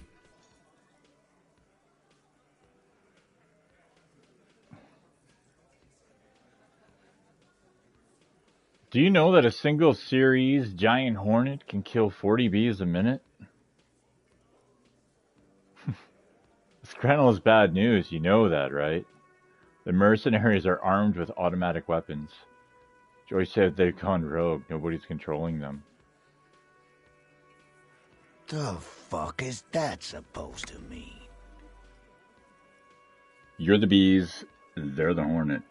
We're not bees. We're men. We're socialists. Easy, E. He's trying to phase you. What are you trying to do? Scare my men? This Crenell is bad news, you know that, right? So are the local gangs. The fucking Barmy Army and the Madre scum. You've been out there. Seen any around? Yeah. Where are they now, huh? Sent back to Madre in an airtight cargo crate. He points south. These people are trained military professionals. Special forces, as you said. They're not a gang or Barmy army. No, they're not. They're uncoordinated and drunk. We know more about them than you think. The mercs are armed with automatic weapons. We got weapons of our own. We got Ister 50s, Zeelagers. Glenn's got a knock cannon at home. He cracks open his vest to give you a glimpse of his holster. A knock cannon is literally like it's a cannon. It's a fucking a knock like it's like pull the hammer back. It's a giant rifle. It's like comically large. It's like almost something you would see almost in like a Looney Tunes cartoon. To see someone actually standing anywhere near or using a knock cannon. Will they pierce ceramic armor? I guess we're gonna see, aren't we? Mm-hmm. That was an unsure phrasing. See what? That they don't? For your sake, I hope you're right. Right about what? That a 50 caliber bullet goes through shit? Yeah, I am. Joyce said they've gone rogue. Nobody's controlling them. Big fucking surprise. They hire psycho scum, arm them to the teeth, and let them loose in the city. What do you think is gonna happen? He's really prepped himself up for this. He has to keep the fear in check.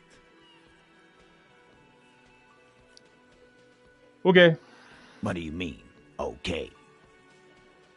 He jerks forward a bit. I mean, okay. They're gonna wipe you the fuck out, Titus. I mean, okay. You got this. You got the numbers. I mean, okay. I'll be on your side when they come. I mean, okay. You got one more gun on your side. Once I find mine, I lost it. I mean, okay. I guess I'll be gunning you down right alongside them. I mean, they're gonna wipe you the fuck out, Titus. No, they won't. Get out of here with your negative energy. He shakes his beer at you. All he means is that the situation is serious. No wonder you cops get shot to shit every day. Can't go to war with an attitude like that. I want to talk about the hanging again. Just get the dead guy's autograph, since you're his biggest fan. Good one, Titus. Oh, okay. There's about fucking time. Okay, so just in establishing that little conversation with him and pointing the conversation towards like a, yeah, well, I don't know, buddy. We got it up to a 17% with an authority of 2. Now, we have an ability to get no more authority. Uh-huh. It's a white check. Yeah. This is where it happens, I guess. So we got a +2, warned about the tribunal, +1, discuss the 8th party. Everett asked to cooperate. Friend about the drug trade. Okay. We have other opportunities. I'm going to take off now.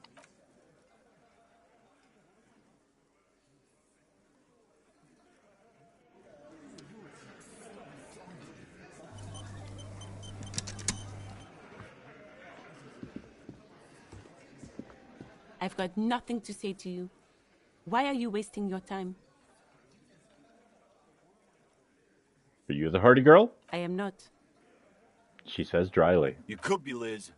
You could be anything. You could even be a model. Oh, damn, Glenn. Even a mod? Glenn, I went to law school. I am an attorney. Her face stiffens. He's right.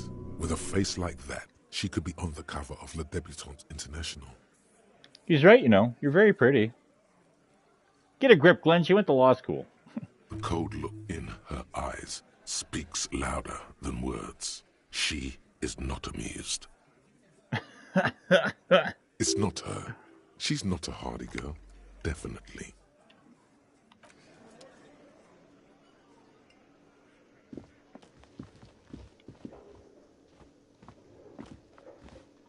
Oh, hello, dear. There you are again.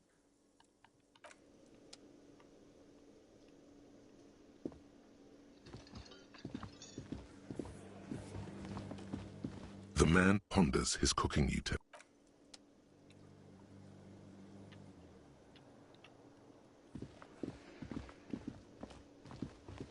Can I help you? Another thing. Great. I love those.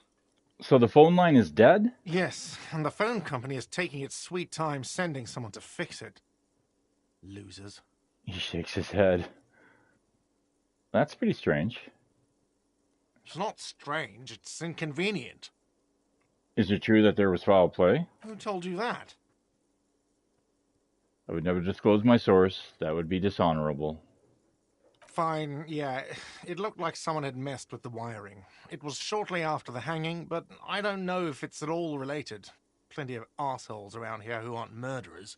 If you do find out who cut the line, though, let me know, so I can forward them the repair bill. Okay. Yes?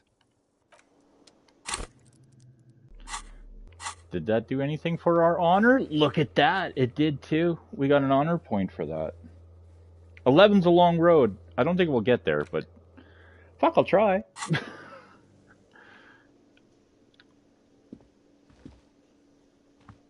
Okay.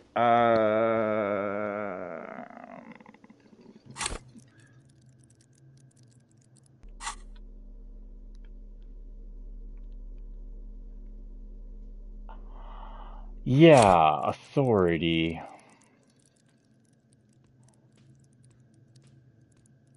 Learn skills.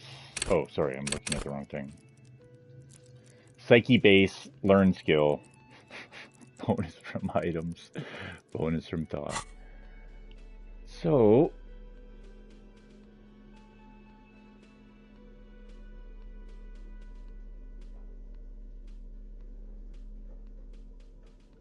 Oh,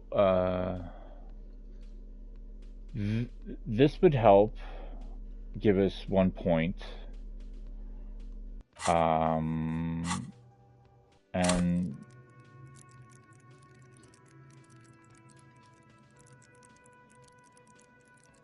there was something else.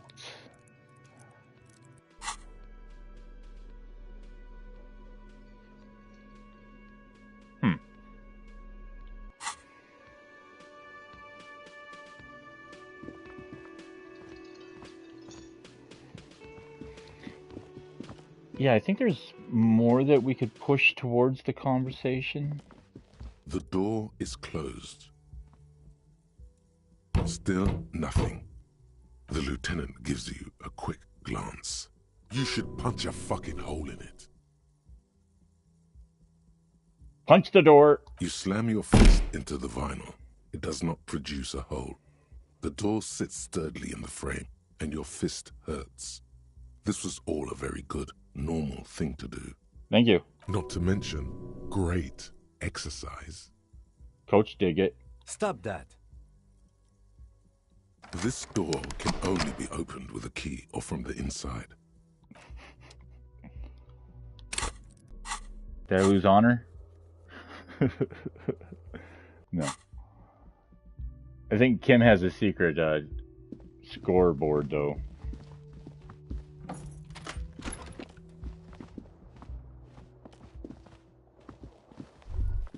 Oh. Words fail to describe how rank it smells in here. They should have sent a poet. A mirror hangs on the bathroom wall. In it, your face, adorned with the expression. +4 recited the poem to Tommy. That's electrochemistry. Okay, well, I think we can increase our electro just a little bit to try this. Just one more try. If I find my fucking clothes. Yeah, that.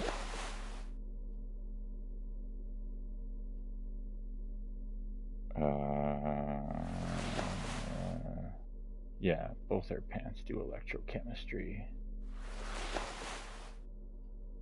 This just slows our reaction speed.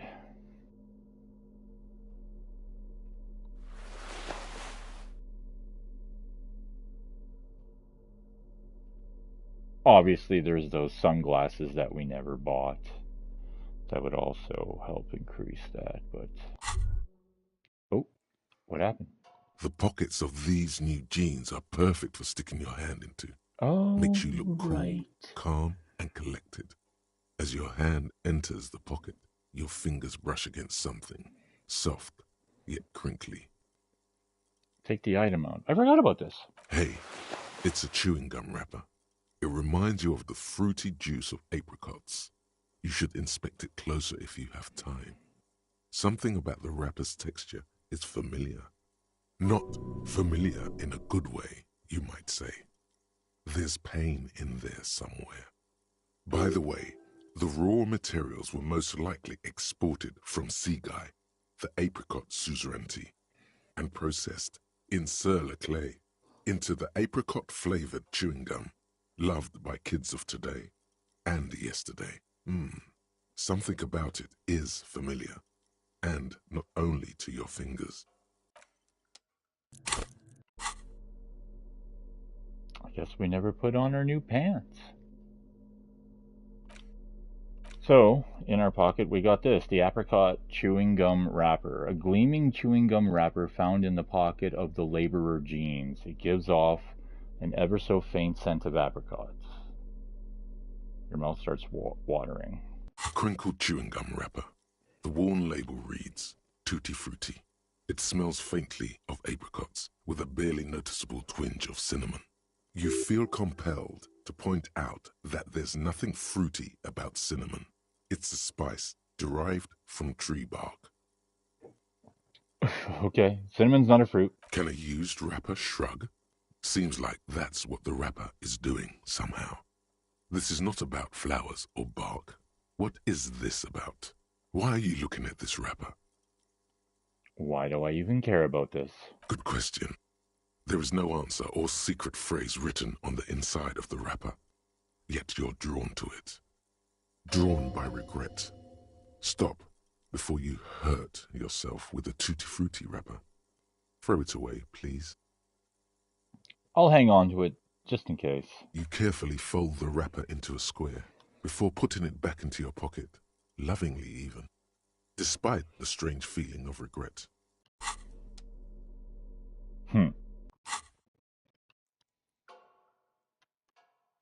A mirror hangs on the bathroom wall. In it, your face, adorned, still not happening. Nope. It won't come off that easy.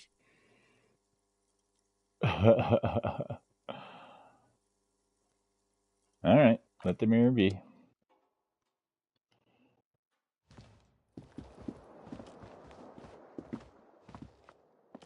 The window stands broken in its front.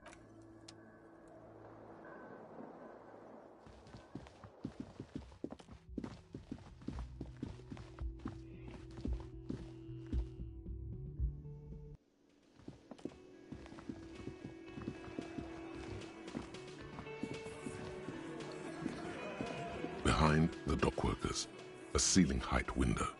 The hawthorn branches scrape the glass like bony fingers.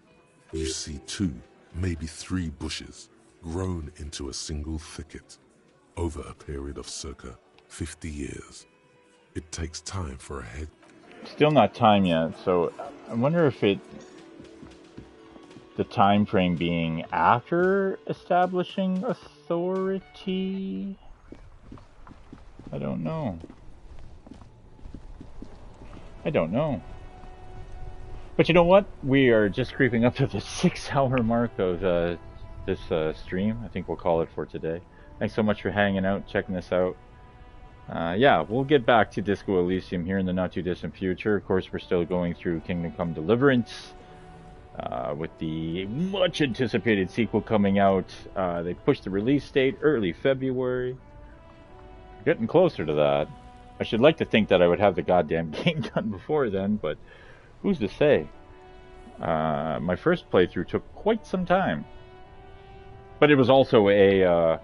well, technically, I did half of a normal playthrough, and then I quit that, and then I restarted, did a full playthrough on hardcore. Well, as much of a full playthrough. I didn't do all those quests that kept repeating themselves. But anyways, I'm digressing.